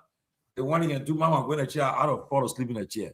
They can put the chair backwards, put the hot towel on you, clean your face, all that stuff. Oh yeah, I can be. Yeah, when they finish with me, I say, oh, you're done. Yeah, but the hair not easy to keep it because. So the guys, I saw most of the guys over the weekend. The hair is like, I know what they do that for. They loosen the hair. You know losing the hair all the hair. Yeah, that thing for my son then. That thing my son. Man, I saw a group man with that thing. I saw people. But most grown men doing it. I get like, wow. I ain't what I want. I ain't what I want to put. I lose my hair. Me and my son can be having the same hairstyle. I can't do that one. Forget it. No, I can't do that one. So my hair open like that. Yeah. I also I want man people body preacher sit. Oh, body preacher sit the front. They sit the funeral, man. Oh, body brought the plate down, man. I said, man, I just still don't got on straight. You got it. Oh, body, put everybody on the feet. The body. I saw Reverend Martin too. Oh yeah, Reverend Martin was there. Body, body preach. Correct. Bring. Well, he's not preaching. He's not singing first. Wow. And then that's not that mess with him. I need a man. You're giving that over that minute. A monster, no. Well, it was a great time, man. It was good. I saw the picture. The picture was really nice. Yeah, great time. It was good. It was good. All right, my man. You're having a meeting? I don't know. Okay. Ben, you the grievance chair. Go take care of it. No, I beg you. I think I have it there. Oh, laughing. Well, sorry. I said, hey, go. That easy. Say, we'll see, but my man, Tomalin, what's up? Yeah. Let me go. Okay.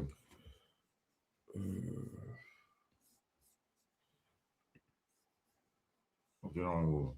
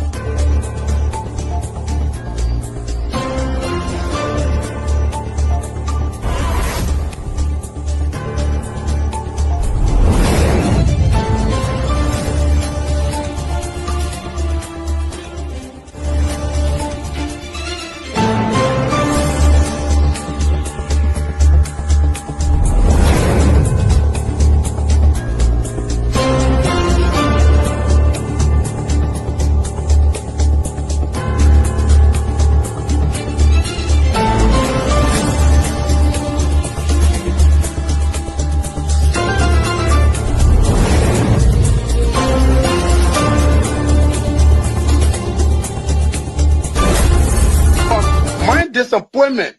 Now the vice president often tell me since he got a seat as vice president, how many persons have I recommended in this government to serve in the government as presidential appointee?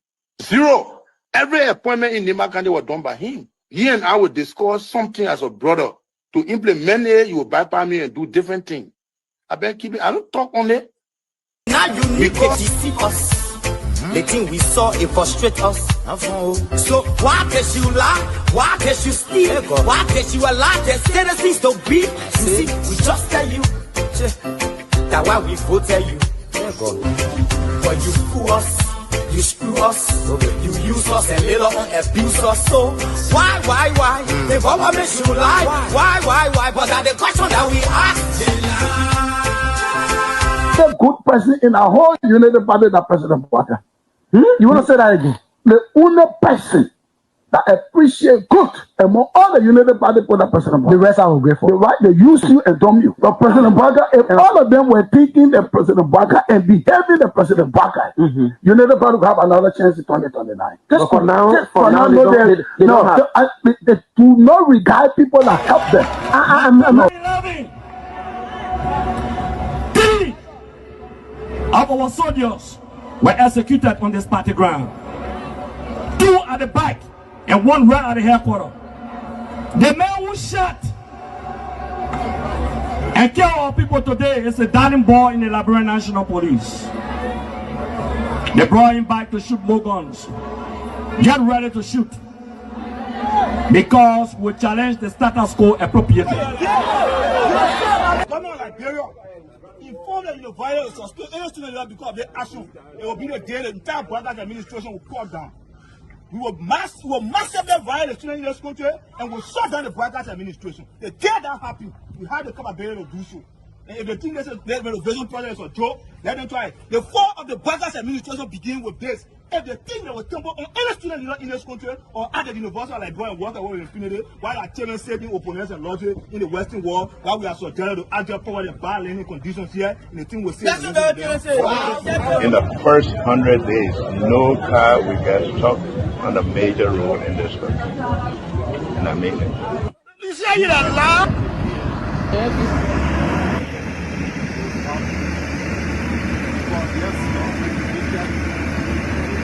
It's going down. First floor. There you have it. That led to decades of war still run deep. But so too does the longing for reconciliation. A reconciliation defined not by political bargaining or by an artificial balance of power by tribe, region, religion, or ethnicity, but by the equality of opportunity and a better future for all Liberians. Boga can lie, the government, all the ministers in the government, they can lie. They don't put all hustle, they put a hustle, they lie. Everything they say, they never say the truth. Today, the supporters of His Excellency Joseph Boakai presents him as a poor man from Lofa, and I said that he will understand the plight of the poor people.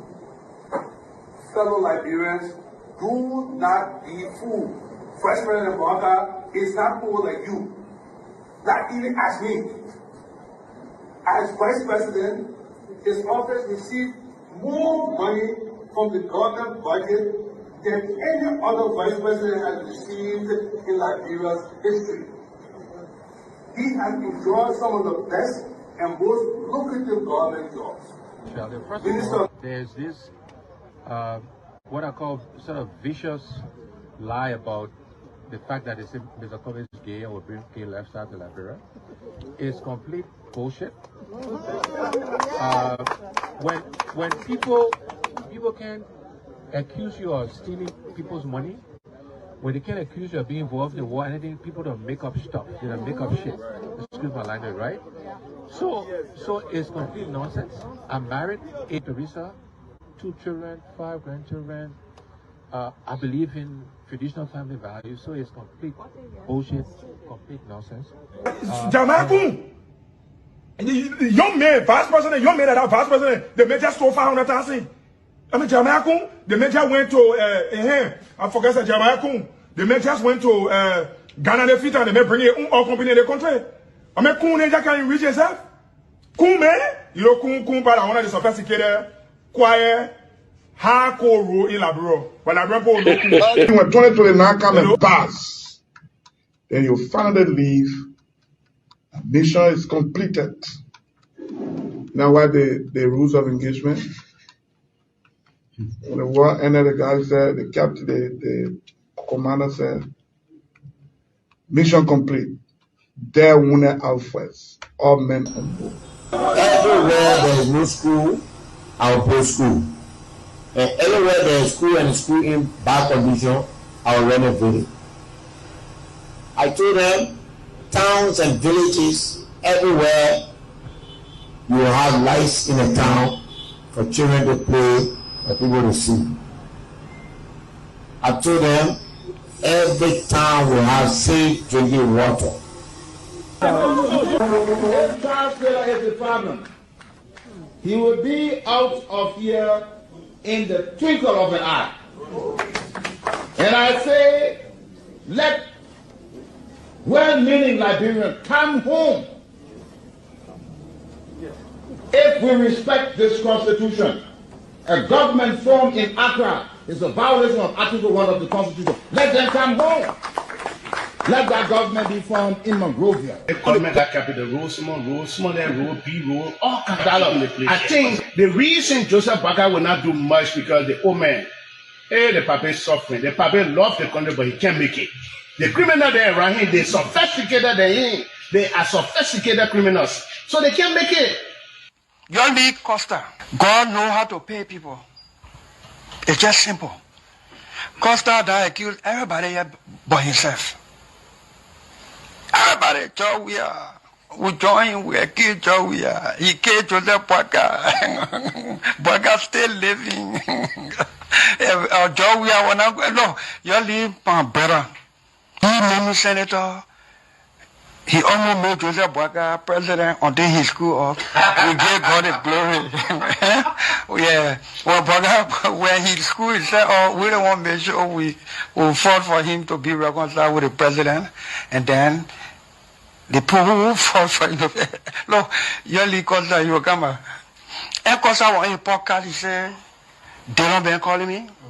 Okay.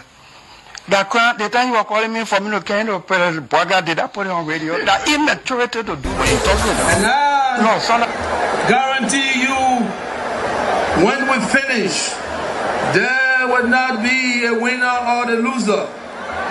Today, we all wear the jersey of Liberia. And the victory belongs to the people, to the peace, and to our democracy. As we begin to build upon the foundation of this new Liberia, I, George Seleke Kromah, the new president, will first give thanks and praises to the Almighty God for the blessing He has bestowed upon our country. And I say, my people, thank you, Yah. We elect on 85 irresponsible men what happened to our country. We elect on 85 irresponsible men to govern this country, not to be very irresponsible.